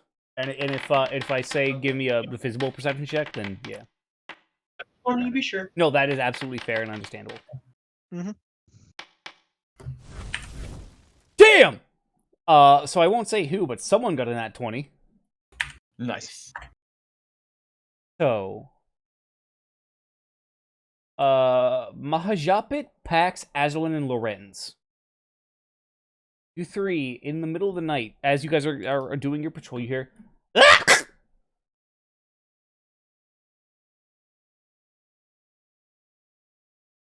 That puts Lorenz on edge immediately. Of course, sword drawn, like full ready. Yes, spike chains out. We're all taking separate watches just because you of the guys are all other. together. Yeah, Right, again, we were just part of one of the guard shifts, I think. I'm trying to put this all together because we have an amount of people that is totally incomparable to what we've been working with. Exactly. before. No, that's fair. That's fair. Right. Do we have any indication of what direction the noise came from? The Teeth Vault. Oh, hell. Oh boy. Didn't mean to ping. Yeah, sword drawn, full ready, full paranoid. Lorenz is not doing well, and he's in a place that he doesn't get, and goblins scare the shit out of him, I'm not gonna lie. You know what, yeah, Ma at this point, like, knowing the reputation T-Bolt has, just, like, not taking chances. Get on out here and bringing out Glinthatook. Just, oh, where the fuck are we? You don't want to know. Let's move. Help! Yeah, let's get fucking hauling that way. As the voices start to get further away, deeper into the Teeth Vault. At the edge of the T-fold, actually, Lauren stops, thanks to the neighborhoods he's grown up in. What's that? At the edge of the T-fold, I'm sorry if that didn't pick up. At the edge of the T-fold, Lauren's actually kind of hesitates and begins to slow to a stop, just because of the neighborhoods Lawrence has grown up in. He's heard a lot of horror stories about what happens deep in these woods. And the rest of the party, if they proceed to march into the T-Fold, will notice that Lorenz has kind of Samwise Gamgee'd his way into not going any further. You do hear the screaming in the forest continue, by the way. Yeah, at this point, I don't know if I was alerted to it because I didn't make didn't win the perception check. But if I'm oh no, at this point you would definitely be aware of it. Yeah, I'm going ahead. Fuck y'all hoes, my uncle needs me. Okay, as you presumably all of you begin to head into the Teeth Vault. Once Fef starts going, just like no turning back. Exactly. Yeah, no, the same thing as basically the moment Fef goes in, Lawrence is basically right behind him. Okay. Yeah, I'm just gonna run side by side with Glinthatook. Like there was a moment where Maha was about to suggest having Glinthatook run ahead, just not win this together. All right, then bring you. Excited for that bond to deepen. Ooh, that's that's creepy. There we go. It's lit. Oh, that's sick. Right? First off, that's sick as shit. I can't see damn thing. Yeah. First off, I love that I can't see a damn thing.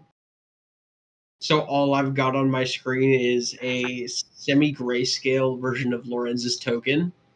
I've got with dark vision. I just have black and white everything, and that's perfect. Yeah, I'm into it. Yeah, those of you that have dark vision can see out about 60 feet.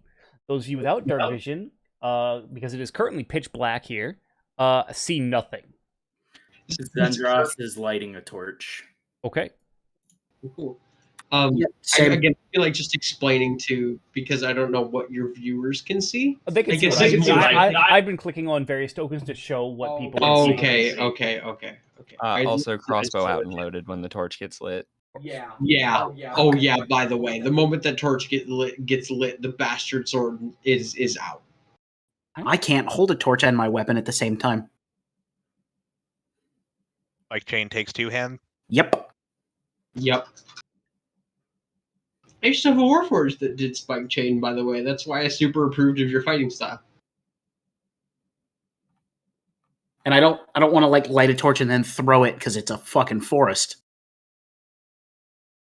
I feel like even a normal forest would be a hazard, but I feel like a forest like this that could probably be even worse. I don't need the actual trees to start making wings.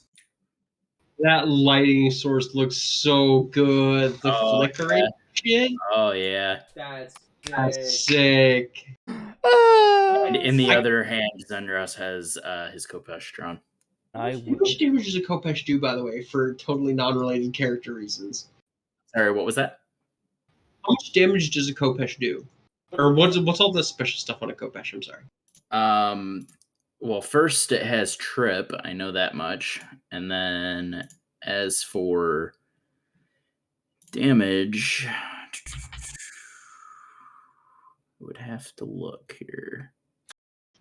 DM it to me at some point. Yeah. Cool. Anyway.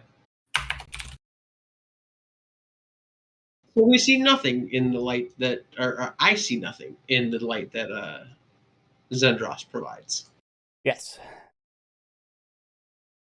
Even I'm not seeing anything yet. Thank you, Warden. So, if everyone would please give me an initiative roll.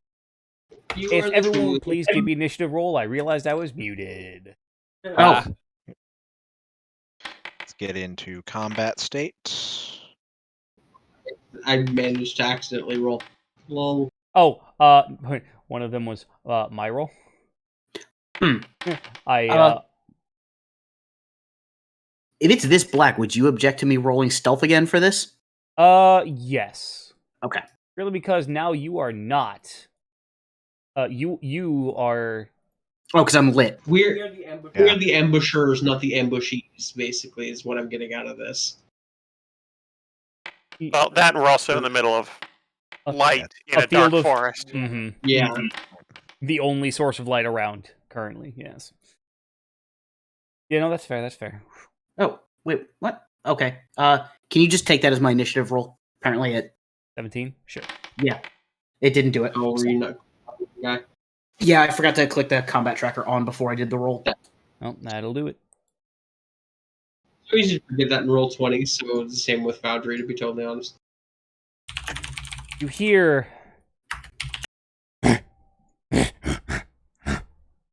somewhere outside of the light of the torch.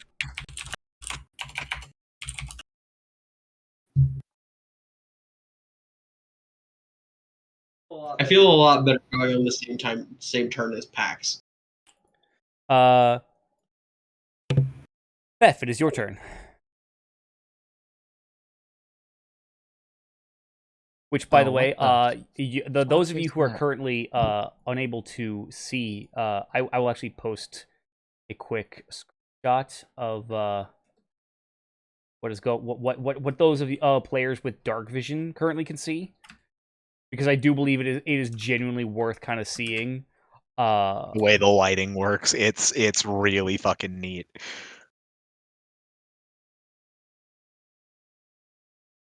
Yeah, so those with dark vision can see the color in the light of the torch, and then outside of the torch light, it goes right back to black and white. I was going to ask, like, why is it suddenly grayscale outside of that range? Okay, so dark vision doesn't add color to anything. You can just see the shapes of things. Yeah, you can see shapes, but everything just kind of is in grayscale. You don't actually, like, there's no color to be received. Right. So, Fef, what is your move? Well, I'm going to call out the enemy behind the tree out in front of us. That is fair. In an accurate way in which I can't do as a person, so we're going to say my character knows how to do it at least. No, that's fair. You see a glowing set of eyes watching you from around that tree. Is there supposed to be music? Question, There actually. is. There is. Not just music, but also sound from Foundry as well, actually. Oh boy. Yeah, sound from Foundry.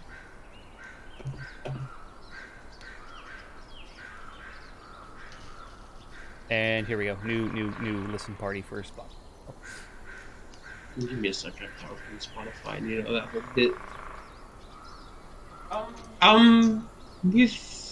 Okay, so again, just asking out of curiosity, with effectively quote unquote tagging the enemy that they can see, are we able to kind of glean its position, or is it still the kind general of location, but you do not know where it is exactly. Again, if we were to take like ranged spell attacks against it, what would that reflect? Are we still based on what we can see, or the information? Yes, we because were you given? do not have any imprecise senses or anything like that. Okay. So if I was like imprecise sent 30 feet, and they were within 30 feet, I could have better use of the information that Right. gives me. As it is right now, you are currently only able to really track what is in the light. Again, I just wanted to make sure. No, that is a good question. That is a genuinely good question. Trying to, as a hybrid ranged melee, I'm really trying to figure out what I can and cannot know, basically. That's fair. That is fair. So, Fef, what are you doing? I mean, honestly, I'm just gonna. I forget how holding action works in Pathfinder 2 again. It takes 2 actions, and then you set one is your actual action, the other one is the trigger, basically, that you want to set. Okay, because I did specify that I had loaded my crossbow when the torch was lit. Yeah. So I don't have to worry about that. So I'm just going to ready my crossbow, and if the thing starts moving at us, I'll pop the shot. Okay. Then you have one more action then. So you could also move if you wanted to. Yeah. Yeah, you know, advantageous position. Just right in line with it. Okay. Okay. Zendros, it is your turn. You with the torch. Yeah. Like So- mask music, by the way.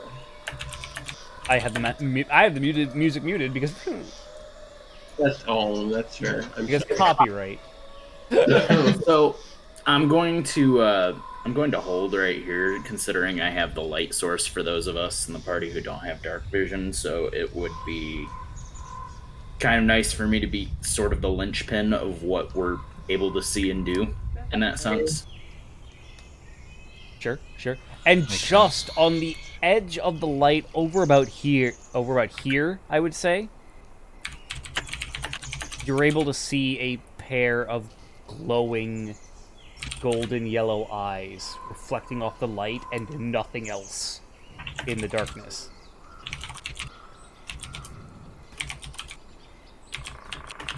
Okay then? Fun. I had to do this custom, by the way, because it didn't do it automatically, so I had to do like... Yeah, what it was doing all of you the same light source, or the same light vision by default. And again, as I literally just explained to you, my last character was full dark vision. All this shit didn't really matter to me. So I'm having to learn what this vision looks like. Yeah, it's cool, isn't it? It genuinely is. That's why I was like, okay. Yeah. So Zendros, you were moving forward. What are your other 2 actions? Sorry. You're fine. Let me see here. Sorry, I gotta look at my spell book again. For casters, there's a lot. Yeah. I have a lot of spells too, so You're a dedicated divine caster. Anyway.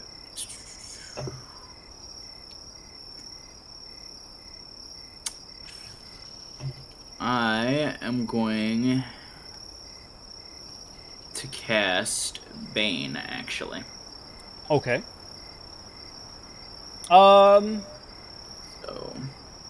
Where are you going to be? Okay. Oh wait. Oh, I see. My bad. For some reason. Yeah. For some reason, I thought it worked like. Bless. Yeah, it does. Yeah, like it's an AOE. It does. It is an AOE, but it's specifically off of you. Like, Bane is not one you can like throw out. It much like Bless works exclusively off of where you are. Yeah, so I'm going to just cast it here, and then like I'm probably going to emanate it outwards. Okay. As we go along. That's fair. So yeah, there's a 5-foot that's Bless sort of the Bane plan. around you, rather. Yeah. Okay. What does Bliss do in this setting? Bless and Bane both are effectively minus or +1 for friendly or enemies. And then He's Bane right now, so it is the -1 for enemies, and then at the moment it is just a 5-foot emanation around him. But if he uses his next turn to continue it, that expands to 10 feet. And if he uses the next turn to continue it, it becomes 15 feet, and so on and so forth. So every turn for the next minute.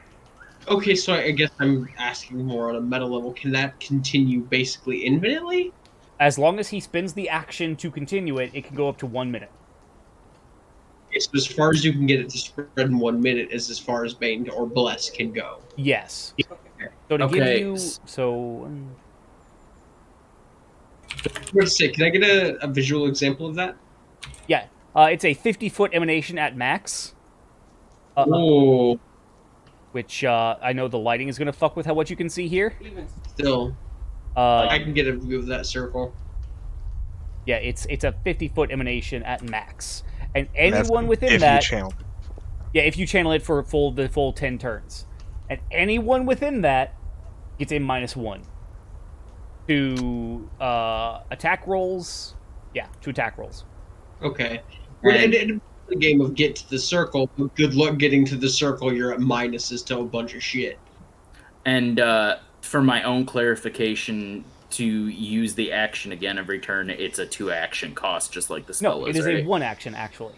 Okay, Yeah, I wanted one to- action for sustain. Yeah, sustain a spell is an action. It's a single action to continue the effect of one Cast is continuous 2, spell. sustain is 1. Yep. Okay. So, Yep. that being said, that is your 3 actions. Yep. And finally, from into the darkness, from out of the darkness here.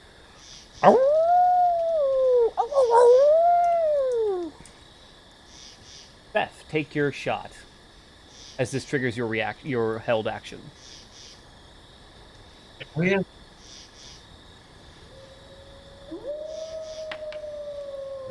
Hey, perfect. Thank you, background music.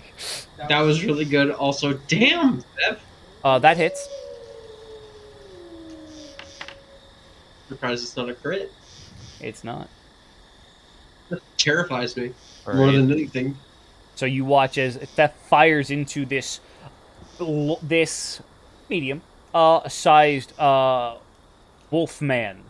Still pretty big. Wolf man? Hold on. Oh. You need a physical description of this. About 6'3", a large muscled man holding a battle axe in his large hands, just snarling, dripping from his jaws, his eyes catching the light from the torch as he stares. Just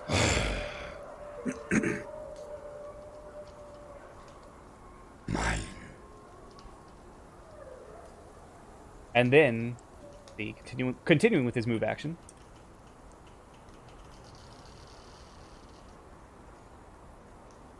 And he comes just dripping and tearing in at you, Zindros, with the movement, comes swinging in with his battle axe. That is his third action. 14 to hit. That was no.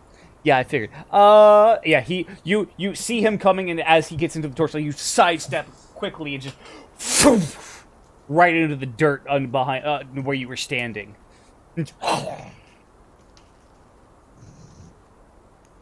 Lorenz, your turn. Oh, also for Bane, if he hasn't yet. It's yes, that is a 19 DC will save. You are correct.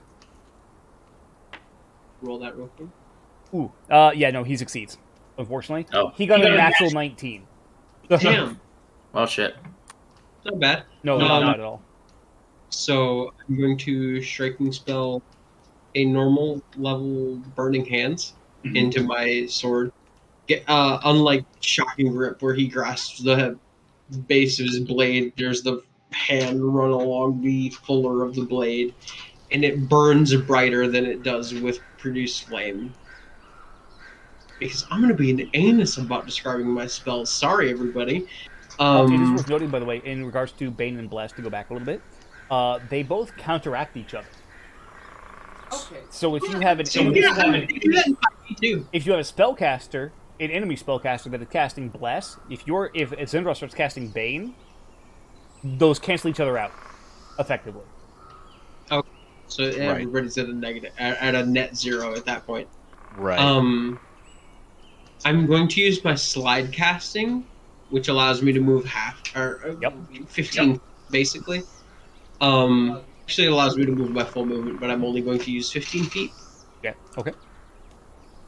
1. That's a flat foot. That is a flat foot. That's Don't what forget to mark your checkbox. Thank you. I was absolutely gonna. TJ, question. Does your slide casting trigger reactions or no? No. It literally only listed as a movement, basically. Like, it does not say anything about reactions or anything like that. So as far as I know, that's up to DM. I think anything it is a move action. Yeah. It's a move action, but the thing with a lot of... Attack of opportunity specifically states if it is a move action, a manipulate action, or a ranged attack. Yeah. So as you're slide casting by, the werewolf just pulls the axe out of the dirt and swings at you as you go slide casting by. For an 18 to hit. Yeah, as friends go slashing by, he actually takes his gauntleted fist and smashes it into the edge of the axe, basically, like, legitimately punching it away. The spell, I think I said it already. First, regularly casted Burning Hands. Yep. Roll your attack. Yes. Flat-footed. Yep. Which, by the way, Thef's bolt is sticking out of its shoulder, effectively. Just. Fair. It didn't add anything to my strikes. No, for you it doesn't. It just reduces. I figured it just reduced the AC that I'm going against. Yeah.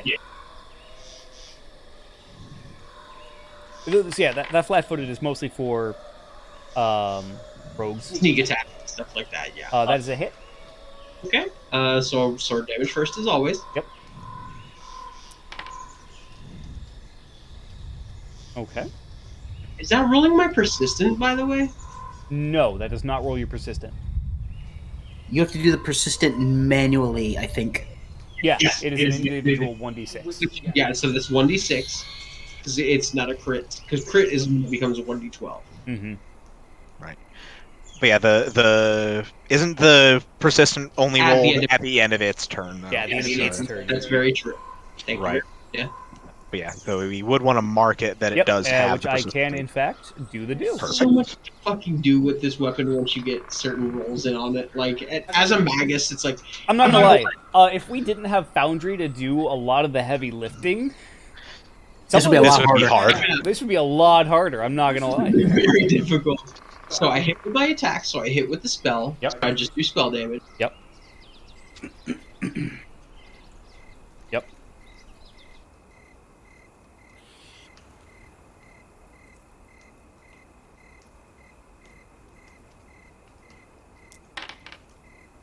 Nice. Hey, not too bad. So yeah, 22 damage. Yeah. So you guys watch as Lorenz just goes, casts his spell, and then as he's described before, that negative space of air just pops, and he goes sliding through the fucking dirt, like just like a this far off the ground, effectively from the magic.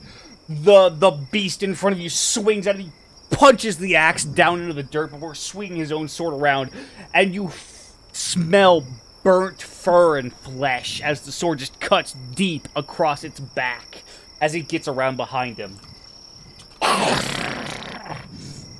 That hurt. I'm going to be honest, there's a moment for Lorenz where this is basically pure emotional release, so he just screams into the woods, basically. Oh. And from around you, you hear multiple howls pick up from around you. Bring them all! Pax, your turn. Alright. Lorenz is not okay. I'm going to start with a Demoralize. Okay. Okay. Okay. And that is against... Yes, Will DC. Okay. The one that is currently engaged in combat, I'm assuming? Yes. Okay. That's the only one I'm aware of, so. Right. Also, it's got a range, so. And yeah, it's not a roll, just the will DC. Oh, that's right. I apologize. Good, which is good because it got a nat 20 on its roll. How does DC work? I'm sorry. How does DC work again? The DC is basically for its will. It's just 10 the plus its bonus. Yeah. So is it also the same way for us, basically, or do we?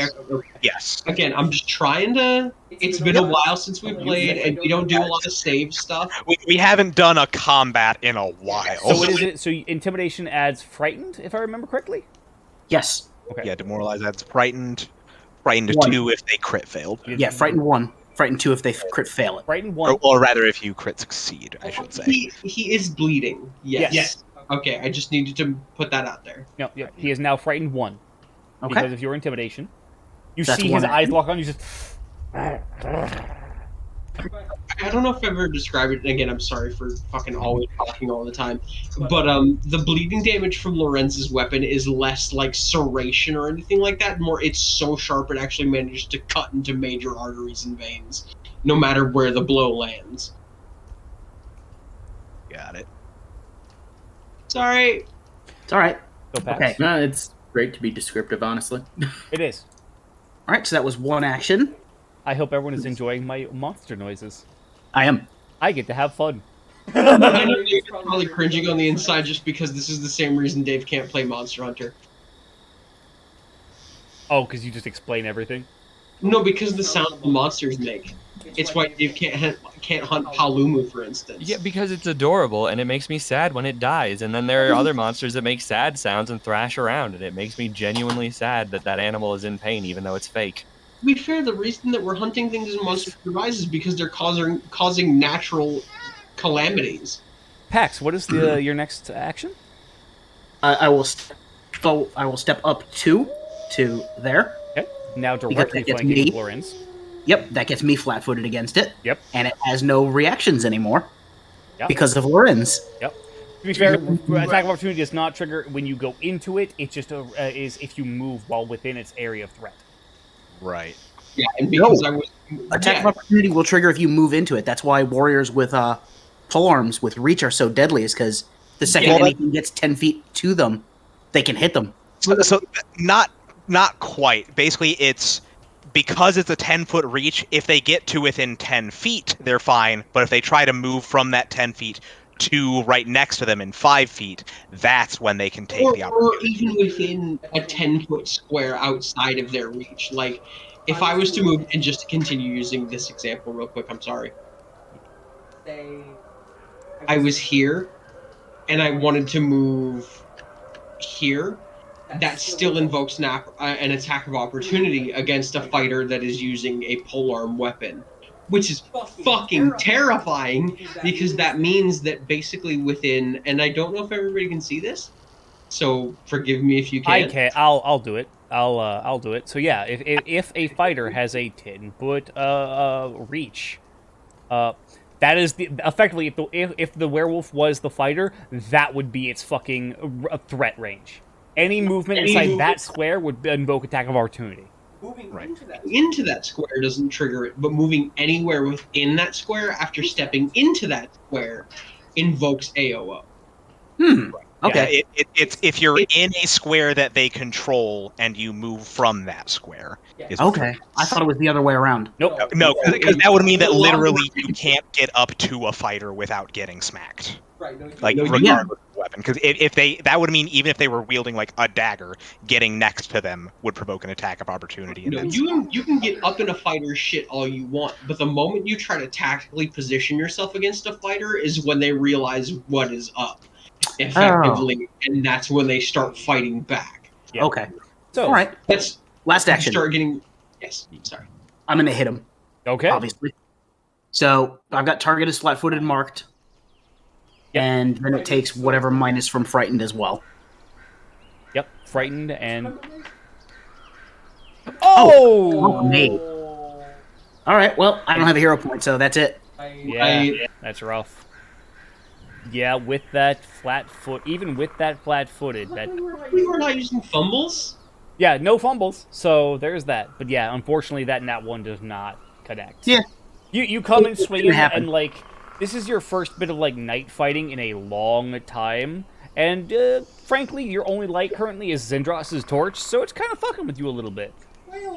So, and again, sorry to presume, but I feel like this is Zendros' first time during a fight in the middle of the night, in the middle of a fucking forest. You mean Pax? If Pax was trying to ambush somebody in the middle of the night, it would be in the streets, in the middle of an alley where they couldn't get away from the length of his spiked chain. So, basically. I was assuming anyways. Aslan, your turn. Move there, archer stance. Disengage. Trio. Gotta get on my frickin' volley range, which is actually really tough with the all diagonals counting as 5. Oh yeah. No, trust me, I get you. Yeah, that is the downside of It makes life a lot harder for rangers. I do. Neither That's of it. those hits. I am afraid. afraid. Damn, that's rough. Can you somewhere like me recover the arrows now? I don't know. I'm just trying to look for upsides. That's fair.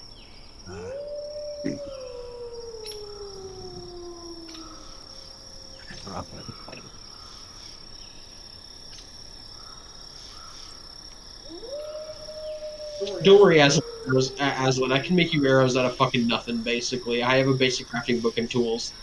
Lorenz, from behind you, you hear 26 to hit. Oh, that barely hits. Oof. Actually, let me check something real quick. Let me make sure this isn't a reaction like it is in 5e. I think shield is a action. I think shield is the action too, but again, I just want to be sure. Shield is an action. Raising shield is an action, yes. I have the shield spell. Oh, okay. Shield spell is an action. Raising shield is a reaction. Oh, okay, okay. Thank you. So yes, that still hits. All right, and out of the darkness, from the shadows, comes an arrow. You're not sure where it came from, but it smacks into like your thigh for 6 damage. And you're just not sure where it came from. Mahajapit, it's your turn. That's right. Shield block is the reaction. Okay. Yeah. Again, because I have shield as an inherent cantrip, so that's important to know. Right. Yeah, it's casting it for one action gives you the +1 circumstance bonus to AC, and then you can potentially use the reaction to shield block. It gives you the access to shield block without having to be trained in it, basically. Right. Yeah. But I think you can only use the shield block, like, once you use it for the actual shield block, Oh, I yeah, think you can cast shield again for a minute. It's So Maha, your turn. Alright, so, starting off with an axe together, I'm going to start channeling a bit of power into the sigil for my my boost Eidolon. So, just gonna give Glimthatook the go-ahead of just tear him apart. Cocaine! Just tear him apart. So since this is going at the same time as Glimthatook is running, you see the muscles in his legs swell. I'm a fucking dragon! I'm gonna... Well, let's make this first swing a stab with the point of the tail. Correction. I'm the dead ghost of a dragon! Ah! Let's make him theoretically more terrifying, I'm not gonna lie. That hits. Jesus! Alright. Realize the plus he got on that. Ooh, yeah. Boom! Just smashes in with his tail, and you hear the ribs crack along one side. And then, I imagine just dragging the tail on the ground to propel himself in for a swipe of the claw. Ooh, hell yes.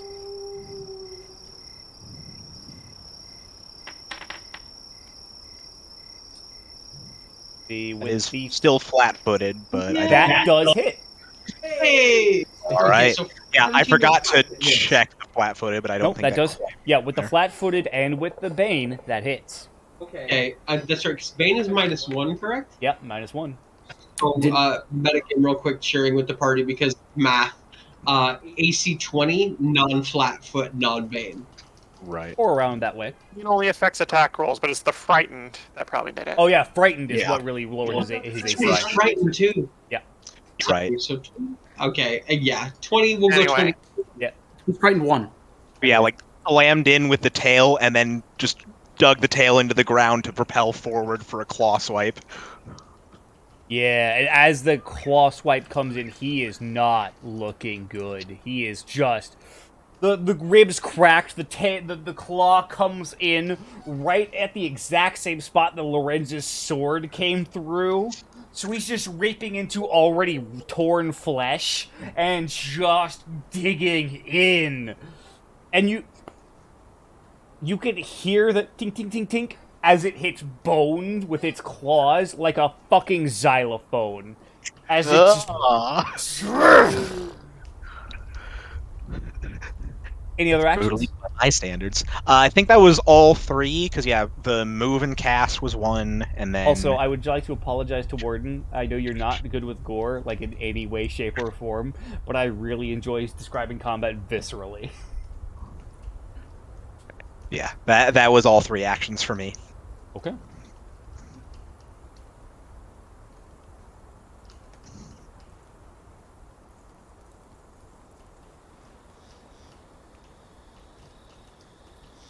Can you add the werewolf to the initiative tracker? I can. Give me a moment. Thank you. Just noticed that myself. Yeah, thank you.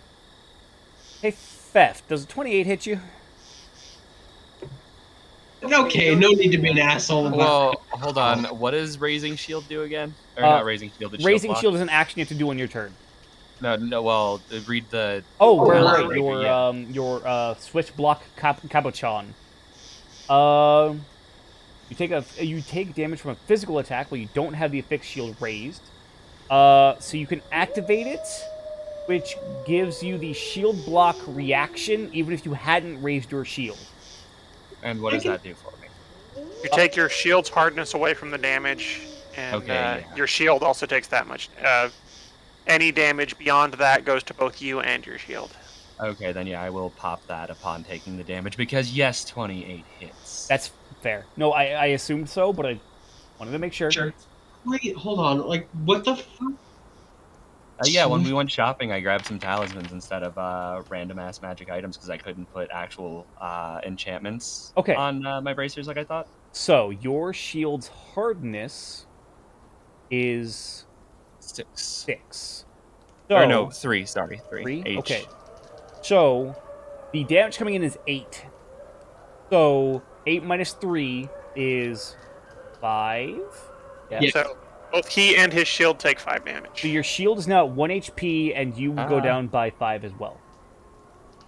The shield isn't broken, at least. The shield is not broken, but it is close. And I do not get to use it. That talisman is burnt. Yeah, the talisman is gone. Yep, talismans are one-time uses, but very handy stuff. Yeah. So I'm gonna fuck with your character sheet here, Dave. I apologize. No, you're good. I actually hit the use talisman button, and it auto-removed it from the character sheet. Awesome! Again, if we weren't using Foundry, this would be a lot more fucking heavy lifting. But yeah, no. Theft out of the darkness from behind you as you're watching your friends be engaged in combat.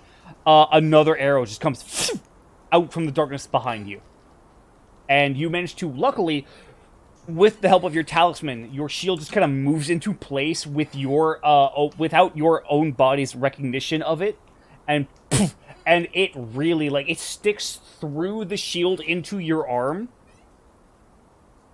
But then, you've got kind of an arrow problem with your arm right now. Yeah, I was gonna say, if you wanted to say I couldn't use my crossbow for the remainder of the combat, I would not complain at you, because that would make sense. No, but I will say it will take an interact action to remove the arrow from your arm. Okay. Now that the first round of combat is over, I will in fact reveal. Initiatives, yeah.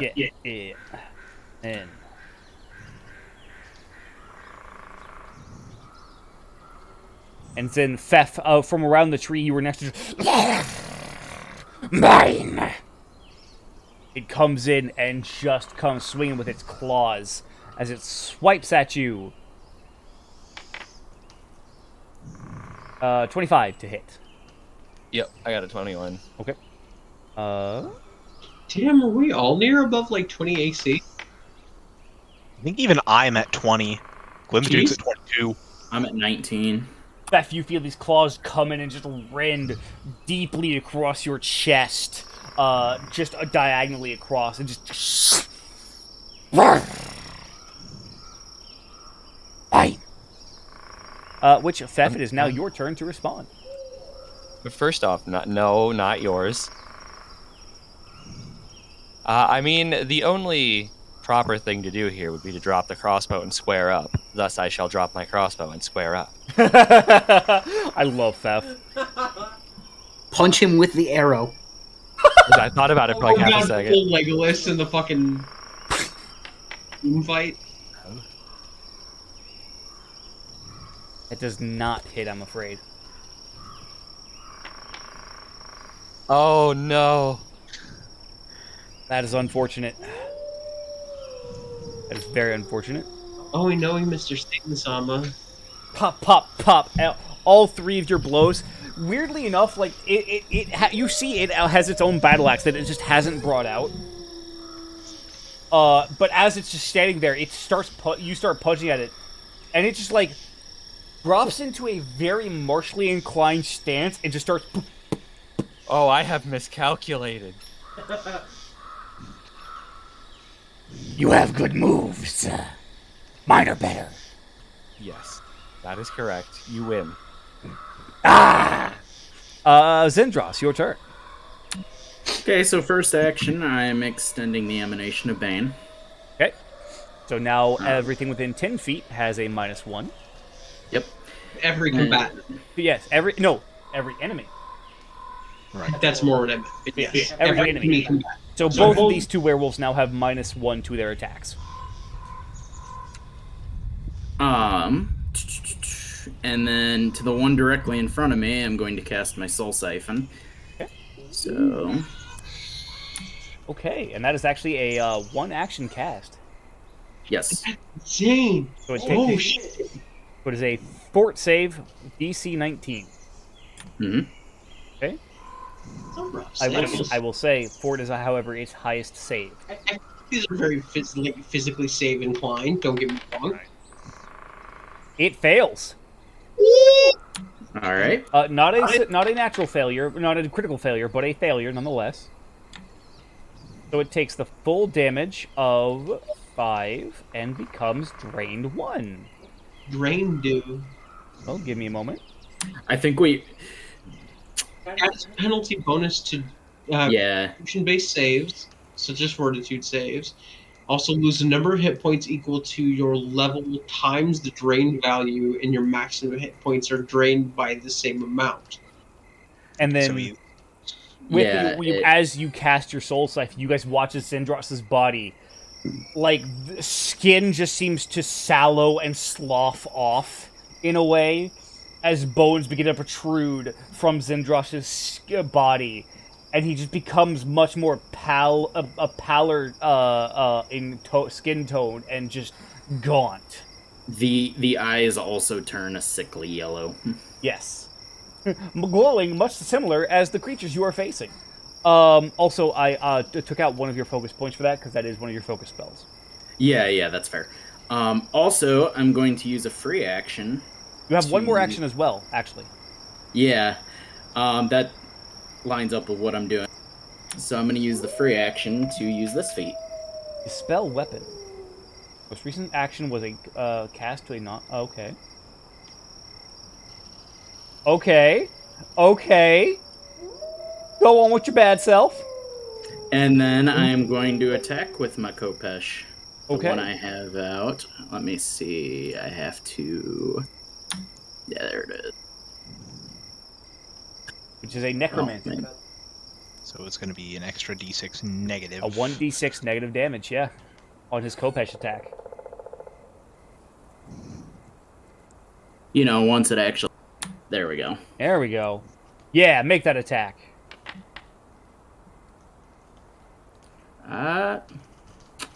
Pretty that sure it does. hits.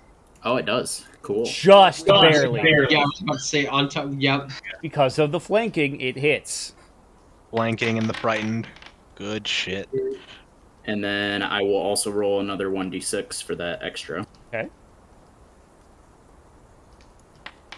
Ooh. Pushes right over the edge. Basically.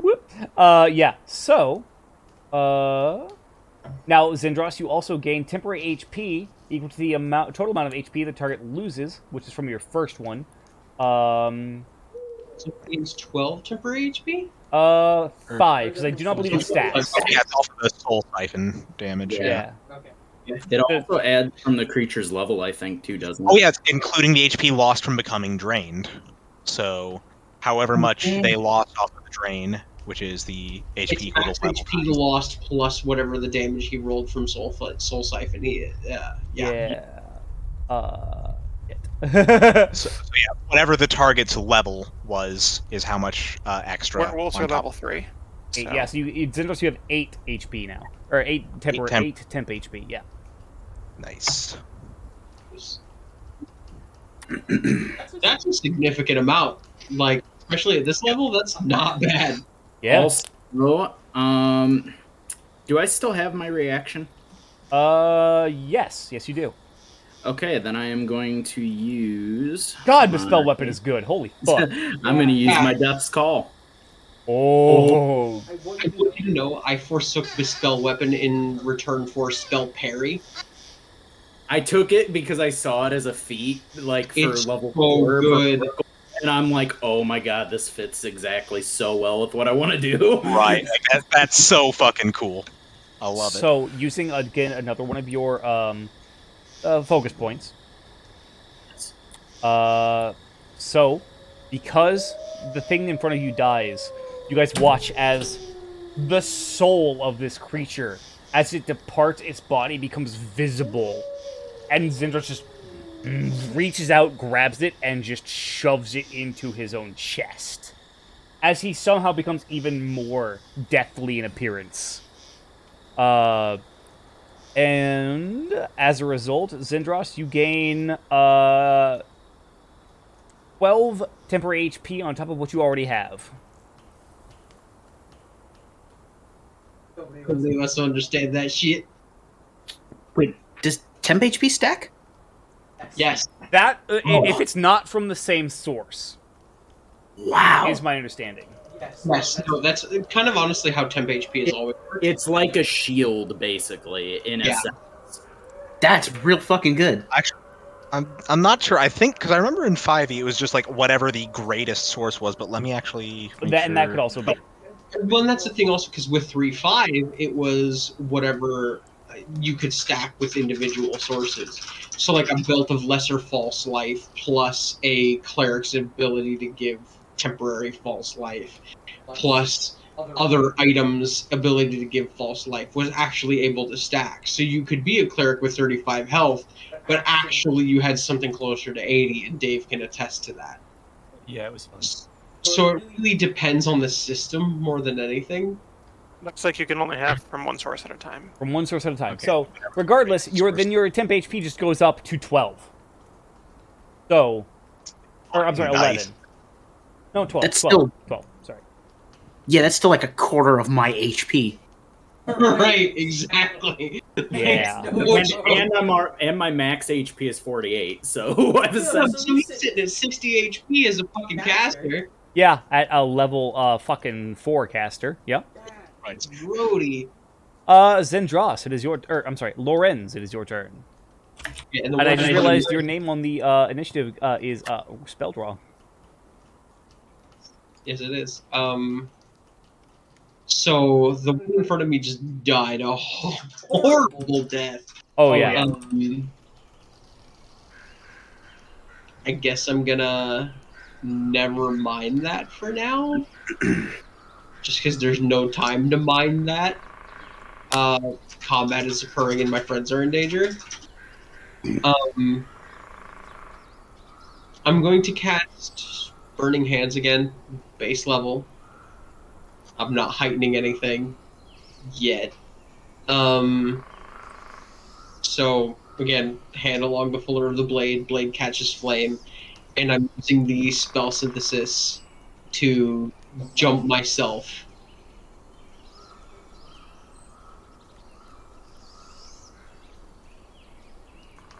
Over to here, which is still flanking, I believe. No, that is not flanking. Really? Would it be possible? Because that You'll was be flanking really from there. Okay. Is that standable? I would allow it. That was my bigger concern. As You're kind of like on the roots of it, but you are still standable. Yes. Yeah, that was my bigger concern with how thick those roots look. I wasn't sure if that was standable terrain. But if it's standable, yeah, I'll go to there instead because it's still only 15 feet of my 25 movement. And yeah, just fucking bastard sword, burning hands. Second verse, same as the first, I suppose.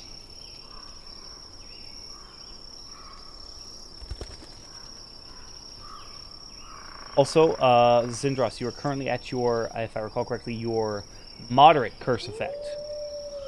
Yeah, from using a second focus spell, that would do it, yeah. Right. You are now drained 1. You are drained 1. And you guys watch as Zindros' flesh just seems to rot off of him. You fit right Oh, in.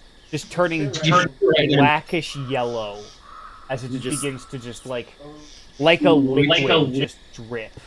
I was about to say it's proper I was gonna rot. say you can just see bones like sticking out of his flesh. Brutal. Trust me. Don't ask me how I know exactly how that looks like.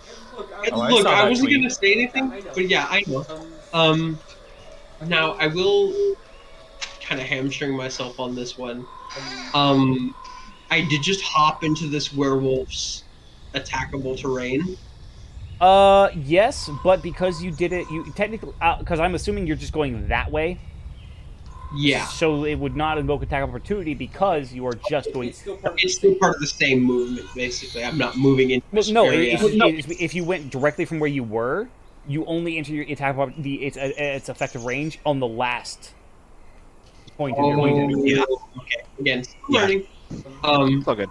Basically, like, once you're in its range, if you move further, then Gotcha. is Okay. it. So, yeah, making my attack. Like I said, base level, burning hands, not heightened anything. Is now flanked. So, striking. I have target, flat-footed check. Oh, That's rough. That's super rough. and I have no hero points to do anything with, so that's just kind of how that happens. But it's okay, honestly. So strike spell is an action. Mm-hmm. Attacking is an action. And movement was an action. That's my mage Oh, medicine. because you have slide casting. Yeah, for free because of spell strike. Yeah. So Yeah, I'm one going action. to take another. I'm going to take another strike then. Okay. Which at -5, so all that shit still applies. Yep. Fuck it, let's go for it. Oh! Let's go! Hey. You do better. Get him! So damage. Yeah. Okay. Uh, Hey, you know what? Persistent bleed, though. which he takes on the end of his turn. Yep.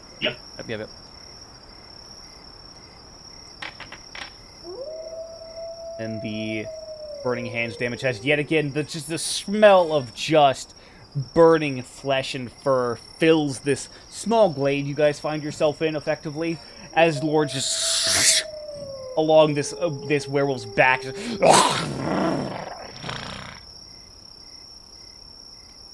I realize, by the way, the actual guttural growling that is happening in my throat is not getting picked up on my mic if it's not. Actually, got picked up. Yeah, I got it. Hell yes. Because it hurts. I'm not gonna lie. Hey, actually, legitimate note: we have marshmallows. Don't forget. Pax, your turn. Okay. Fun, stupid fact: whenever Jake would read Shadowrun Storytime to me, marshmallows is a trick that we learned that will actually help heal your throat from a sore throat due to overstrain. Oh. So if any of you have ever overused your voices to the point where it actually starts to hurt your throat, the sweeteners and bullshit that are in marshmallows will actually help heal that. That's good to know. Interesting. Yep. Wait, hey, TJ. What was our cure when we were sick? Do you remember? In the Allen Park place. It was IBC cream soda. Yeah, I do remember. We don't have that out here. We gotta send you some. Please. How rough up is this werewolf? This werewolf is currently looking not even bloodied, I would say, because Lawrence's attack is the first attack that's actually landed on him. Remember. Okay. right, To use a 4th edition term, not even bloodied. 4th ed D&D, I should say. God, back when bloodied was an actual status in that. Yeah. Bloodied, aka half health. All right, so 1 action to move there. Once again, I will Very roll intimidation. That'll succeed. So he is now frightened 1. Okay. And I'm going to hit him. Okay. Hopefully. oh shit. If you guys see Gordon said in chat, by the way, her power blinked out, so she will be logging back in when she can. Oh. Fair enough. Yes, that will hit, by the way, Pax. Okay.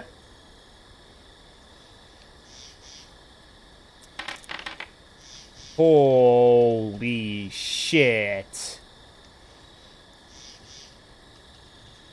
Okay. How many died? Okay. So, there's that. And then that deals 3 acid damage to its armor as well. I thought that was only on crit.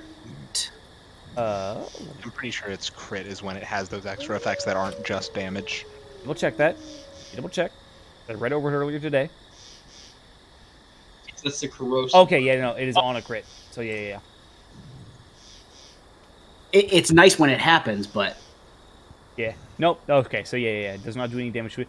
But you watch as Pax's fucking chain, now having that ephemeral green glow that just seems to drip like a liquid that the rapier had from the dwarf, just wraps around this fucking werewolf, and he just tugs and just...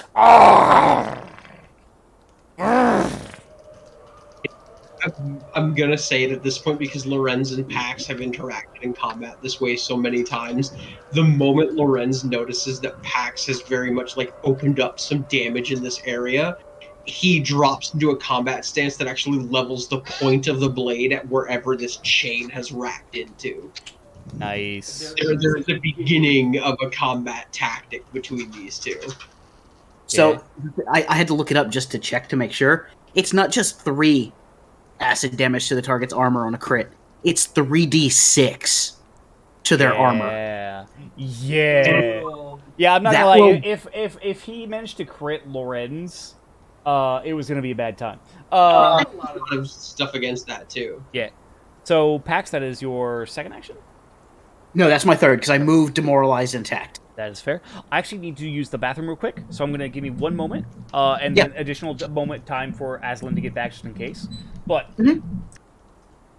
Right. I'm going to grab myself something to drink in the meantime. Yep. Also BRB bathroom. Yeah, at this point, there's like a legitimate, because of how many times, especially Lorenz and Pax, have kind of dropped into this counter-flank position. Yeah. Lorenz is beginning to, even in character, drop into a combat stance that is indicative of, now you're open, I know where to go for, so that when he attacks, Pax goes, okay, I know where you're open, now I know where to go for. There's just this constant harrying between these two forces. Look, don't start none. Look, people start fights and then find out. Yeah, exactly. The whole party is very good at stuff, but if people get caught between you and I, thanks to your bonuses to fucking flat-footed and stuff like that, and my ability to just add d12s and shit to my attack die, or to my damage die, we fuck shit up. I'm not gonna lie to you, Chief. Yeah. And for my next turn. Oh yeah, and then with all the shit that Zendros throws out on top of all the shit that Vest throws out on top of all the shit that Maha throws out, it's bad. It's real bad. Well, the best part is because that I'm throwing next turn. FYI. Yes, no. I have returned. Low-key spoilers. One of the things, my next character build is actually something to fight against, or something I not the character I told you guys it would be. It's actually a gunslinger archetype cleric, specifically to archetype into necromancy. Oh yeah, it's gonna be good. Zendros as a character is gonna love that shit. Oh yeah. It's a character I have legitimately worked on for years, just like Lorenz. So this This is my campaign. This is my shit. campaign, Okay, so you basically. guys watch as Aslan faces north, pulls out 2 arrows, and you hear in the darkness just Oh, she's back. welcome back, Warden. You have just done a grand total of about 26 damage to the enemy you see to the north. Did you make a roll the fort save for the stunning fist? I did not. By the way, Wait, I want you to know that's equivalent to the sneak attack damage on Pax's corrosive spike chain of strike. 27 for that fortitude save. It succeeded. Okay, and then I'm holding your third action as you requested. I don't have a third action, so That's right. Roll that fort save on both of those attacks, or just one of them? though I don't know why I moved up a bit. Should have been like back here still. Oh, fair. I'm back. But no, it makes one fort save as long as either one of the attacks Okay. hits. If I make 2 attacks on the same target. oh, so it's part of the. So it's part of the flurry of blows Correct. actions. It's correct. It is a modifier to flurry of blows. Oh, Anyway, I don't want to okay. distract from what's going on already. So No, you're fine. You're fine. Don't worry about it. It's very relevant. Very It is relevant. very relevant. The creature in the darkness that you now see you stick with an arrow, with 2 arrows sticking out of it. Shut actually just pull with its own bow, just starts returning fire at you. Actually, 16 to hit. that misses. Misses. And then for its second action, you actually watch it as it.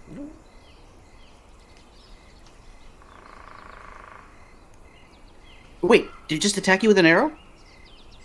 Oh yeah, there was the deflect. The deflect Which arrow. just gives me +4 AC, which I didn't really need. But Yeah, didn't need it. Oh, But, okay. yeah. yeah. Yeah. Oh, it's deflect arrow, not return arrow. I don't have return. Return arrow is an enhancement onto that. Mahajapit, it is your turn. All right. Damn. Lost sight of the one to the north. Yeah, it went and took cover after it shot at Aslan. There goes part of what I wanted to do.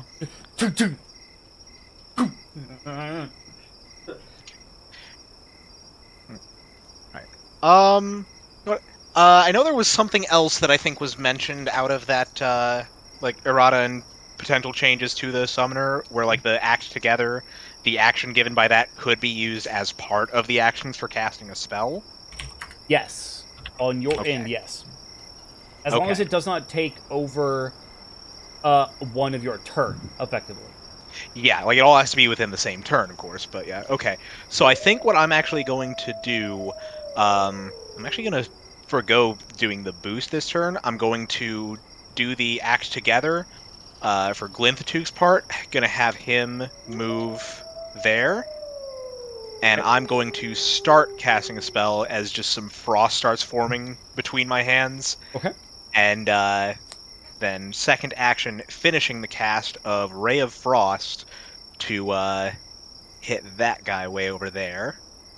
Oh, that one? Okay. Right. So, spell attack.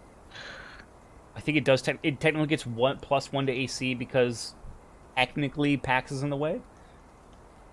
Right, but it's only +1 to AC Yeah. because again. Okay. Just a I think I'm +1. alright with that. Which it loses anyways because of frightened, I think. No. No, I'm attacking the one way over here. You can't see him. Oh. Pax. Right. He's attacking one you can't see. Oh, Yeah, that's a long shot. Certain for certain spell attacks.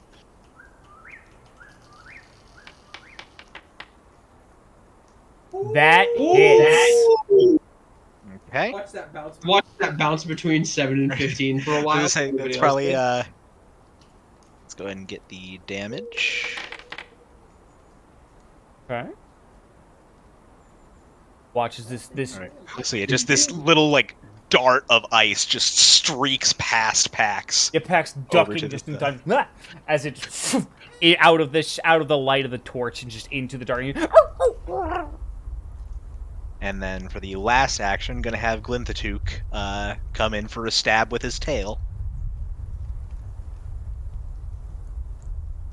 This is not gonna be boosted for the damage, but still has the. You know what? Fuck it. Let's hero point that. Okay. Wait, I just realized we share the same multiple attack penalty anyway, so I have to actually make this at the -5. So actually, yeah, that should be a claw swipe. But I'm doing the tail slam anyway. I want to get the extra damage to actually try and take this fucker down. Right. So yeah, do the. Oh, Does not fuck. hit, unfortunately. I saw it tip past the 15 and then roll back. Damn it.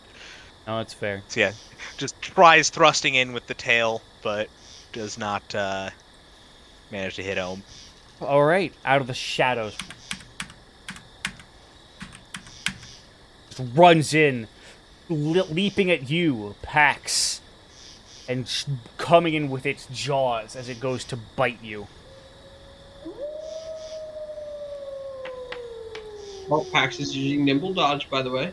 30 to hit. It hits. Okay. I tried to mention it. Okay, you take 15 points of damage, and I need a fortitude save.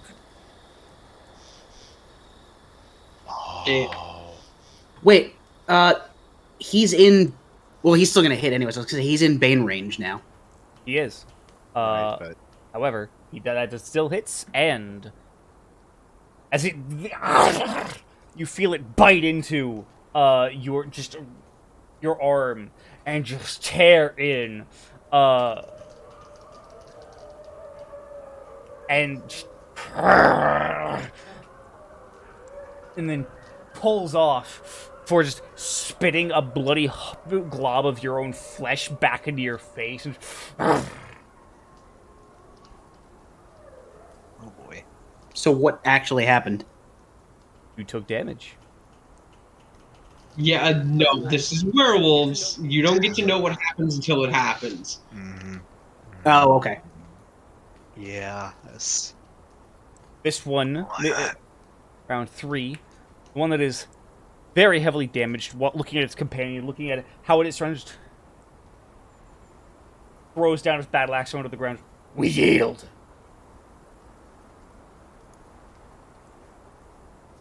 We yield. He calls out into the woods.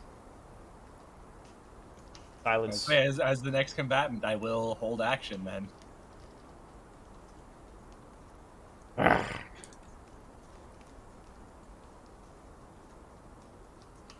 And he's. We apologize for hostile actions that we have taken. We view you as potentially hostile invaders. That does make sense. Nope. You have some of my family, though.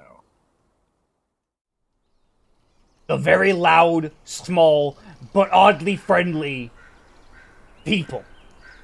Yes. Yeah. So here's our deal. His hands, by As the way, quickly as right, as quickly as possible. which, by the way, the one next to him also has just. So my family is many, as I'm sure you've noticed. We actually have been fleeing the war and have unfortunately had to take up residence near your home. We are aware of the war. We It's have not a good been time. fighting against it on our own fronts. Well, in that case, might I inform you that my family's actually depending on what front, we're kind of a mercenary band, and instead of stealing and or fighting us, we could potentially work something out on that front, maybe. We are not fond of outsiders. Though, What do you consider an outsider? those unlike us. I'm sorry, that's And you watch as his form shifts, the hair receding from his body, and he becomes a human male, about 5'10", and just runs his hands through his hair. I apologize. These are desperate times for our people. As they are for many, I'm sure. Yes. Old habits die hard. However, if your family is as good-natured as they say, it is not my call to make. But I would be willing to, at the very least, attempt to bring you to our leader and potentially work out some sort of protection deal. I do not speak in high rank for my own clan, but I do know that I should be able to, in the very least, bring word back after our meeting and return if you don't mind. He kind of nods, and at this point, even like the one that had been around the tree actually steps into the light with his bow shouldered and just, is this wise? Right. I'm gonna take a sec, speaking of bows, to pull that fucking arrow out of my arm. That's fair. Just sorry about that, by the way. That's my fault. I mean, no, that's fair. Then, in 2 nights' time, return to these woods, this spot here, and with a delegation, small, please. We are very nervous of outsiders. Of course. And I will lead you and your delegation to my people. See if some sort of treaties could be made. I swear it on the name of Iomade and Aristil. That would be a religion. I don't have that. Never mind. Also, can I have my uncle back, please? Yes. And he whistles, and from out of the darkness comes, like 4 or 5 of the hobgoblins, cut up and bruised, but still alive. I'm assuming Zendros and our checks probably don't get us anything off of those names. No, they do actually, because they are actually very widely worshipped gods. Aristil is also known as Old Deadeye, is the god of family, farming, hunting, and trade. Whereas Iomade is the goddess of honor, justice, rulership, and valor.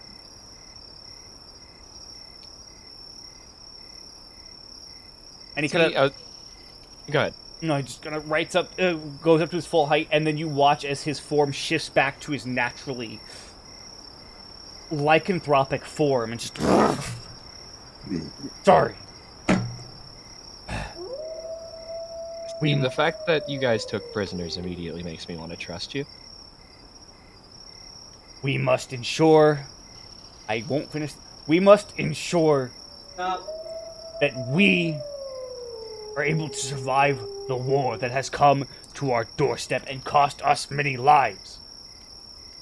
Regardless of what side did it. Also, dragons are about.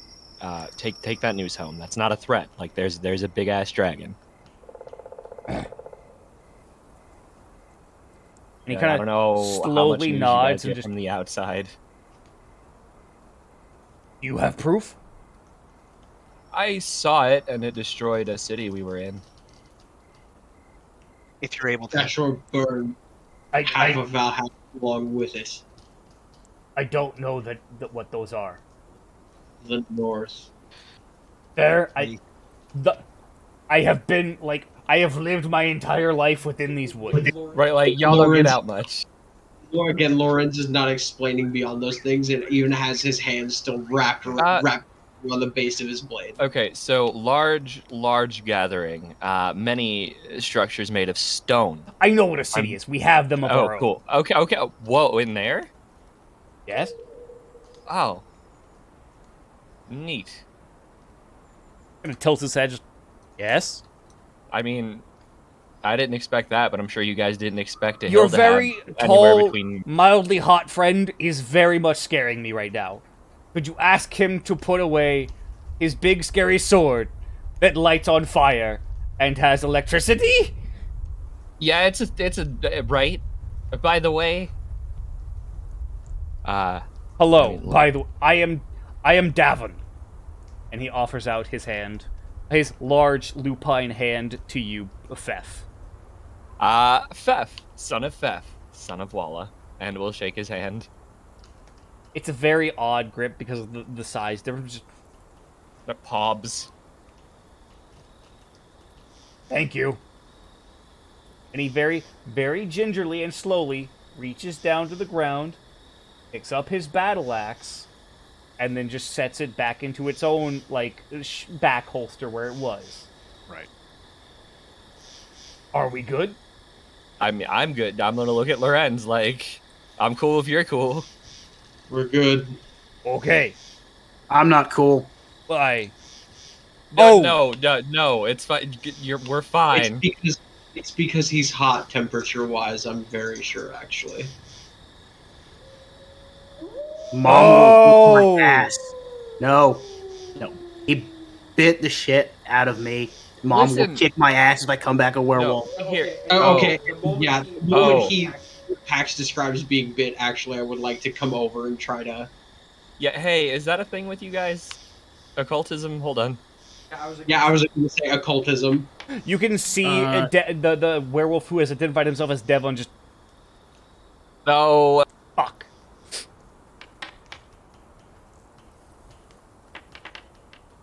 Yeah, you guys are aware of the curse of the werewolf. Which is, I mean... Oh, okay, just adding on more occultism rolls. I see how it is. No, it is...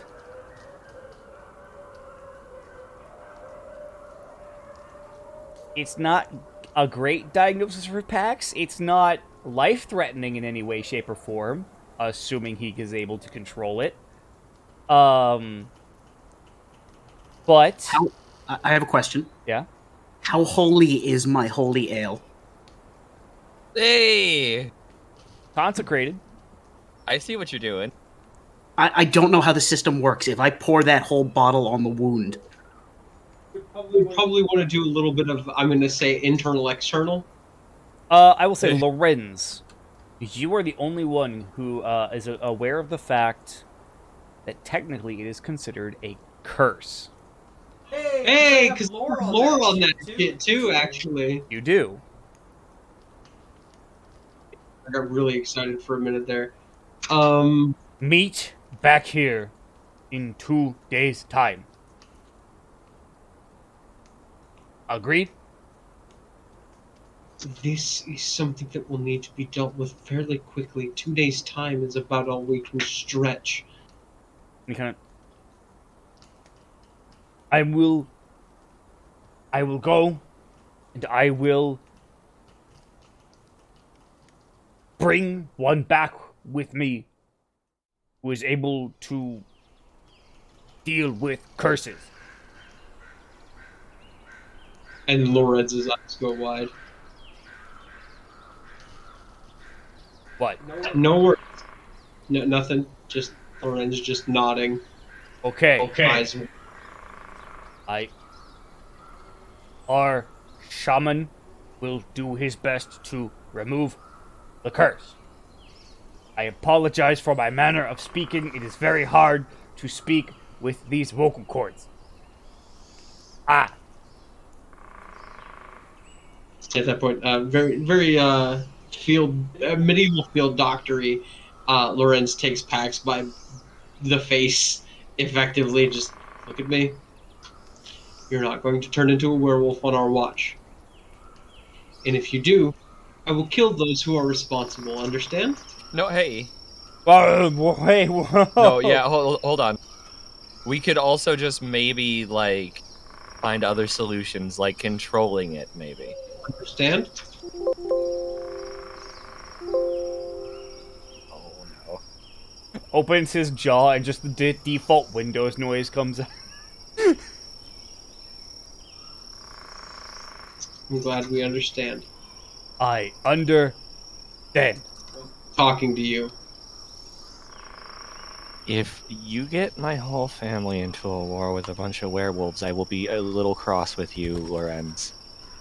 I don't plan on surviving the conflict if that's what's come to pass. Okay, that's all right. Not my problem either way, then I suppose. Exactly. And then, as they begin to just back away, and you watch as they all shapeshift into large forms of wolves, and bound off into deeper into the deep vault.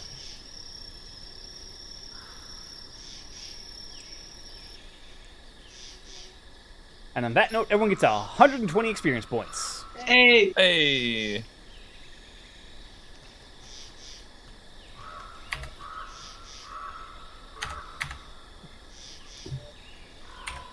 Alrighty. That's right, everyone's level 5. What do I get for that? Things got interesting quite suddenly. Oh, I get several things. Holy hell! Yeah, I believe I'm also due for quite a bit of stuff. I just got an absolute motherfucking fuck ton of health added to me. Yeah, you did. Yeah, mine got boosted up to 53, but it's probably higher because I have the drained condition. So I'm sitting at 58. Mine is about to take a jump because I got the level and I'm also raising my con score. That's fair. So I'm at 73.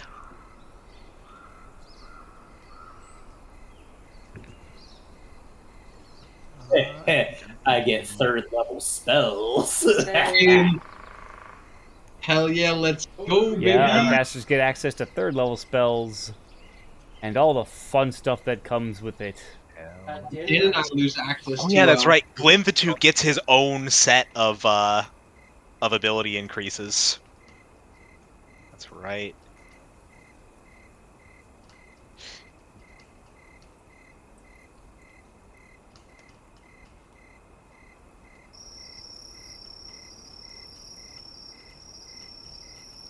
Yes, right. Everyone now also gets 4 ability boosts.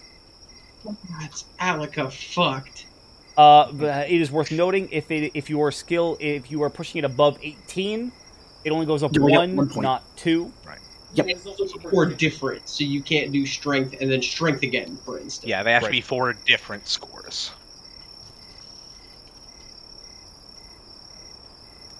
So, I hope everyone enjoyed this map. I know I sure did.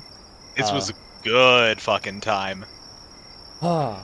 Excellent. I'm going to cut the stream here. I hope everyone on the stream enjoyed watching. As much as the players seem to have enjoyed playing. Hi. I will see you guys all very shortly. Well, no. I will see you guys hopefully tomorrow. Probably not. And definitely Monday. With more video games of some description. Until then, however, have a wonderful evening. And as always, stay good, neighborhood. See you guys soon.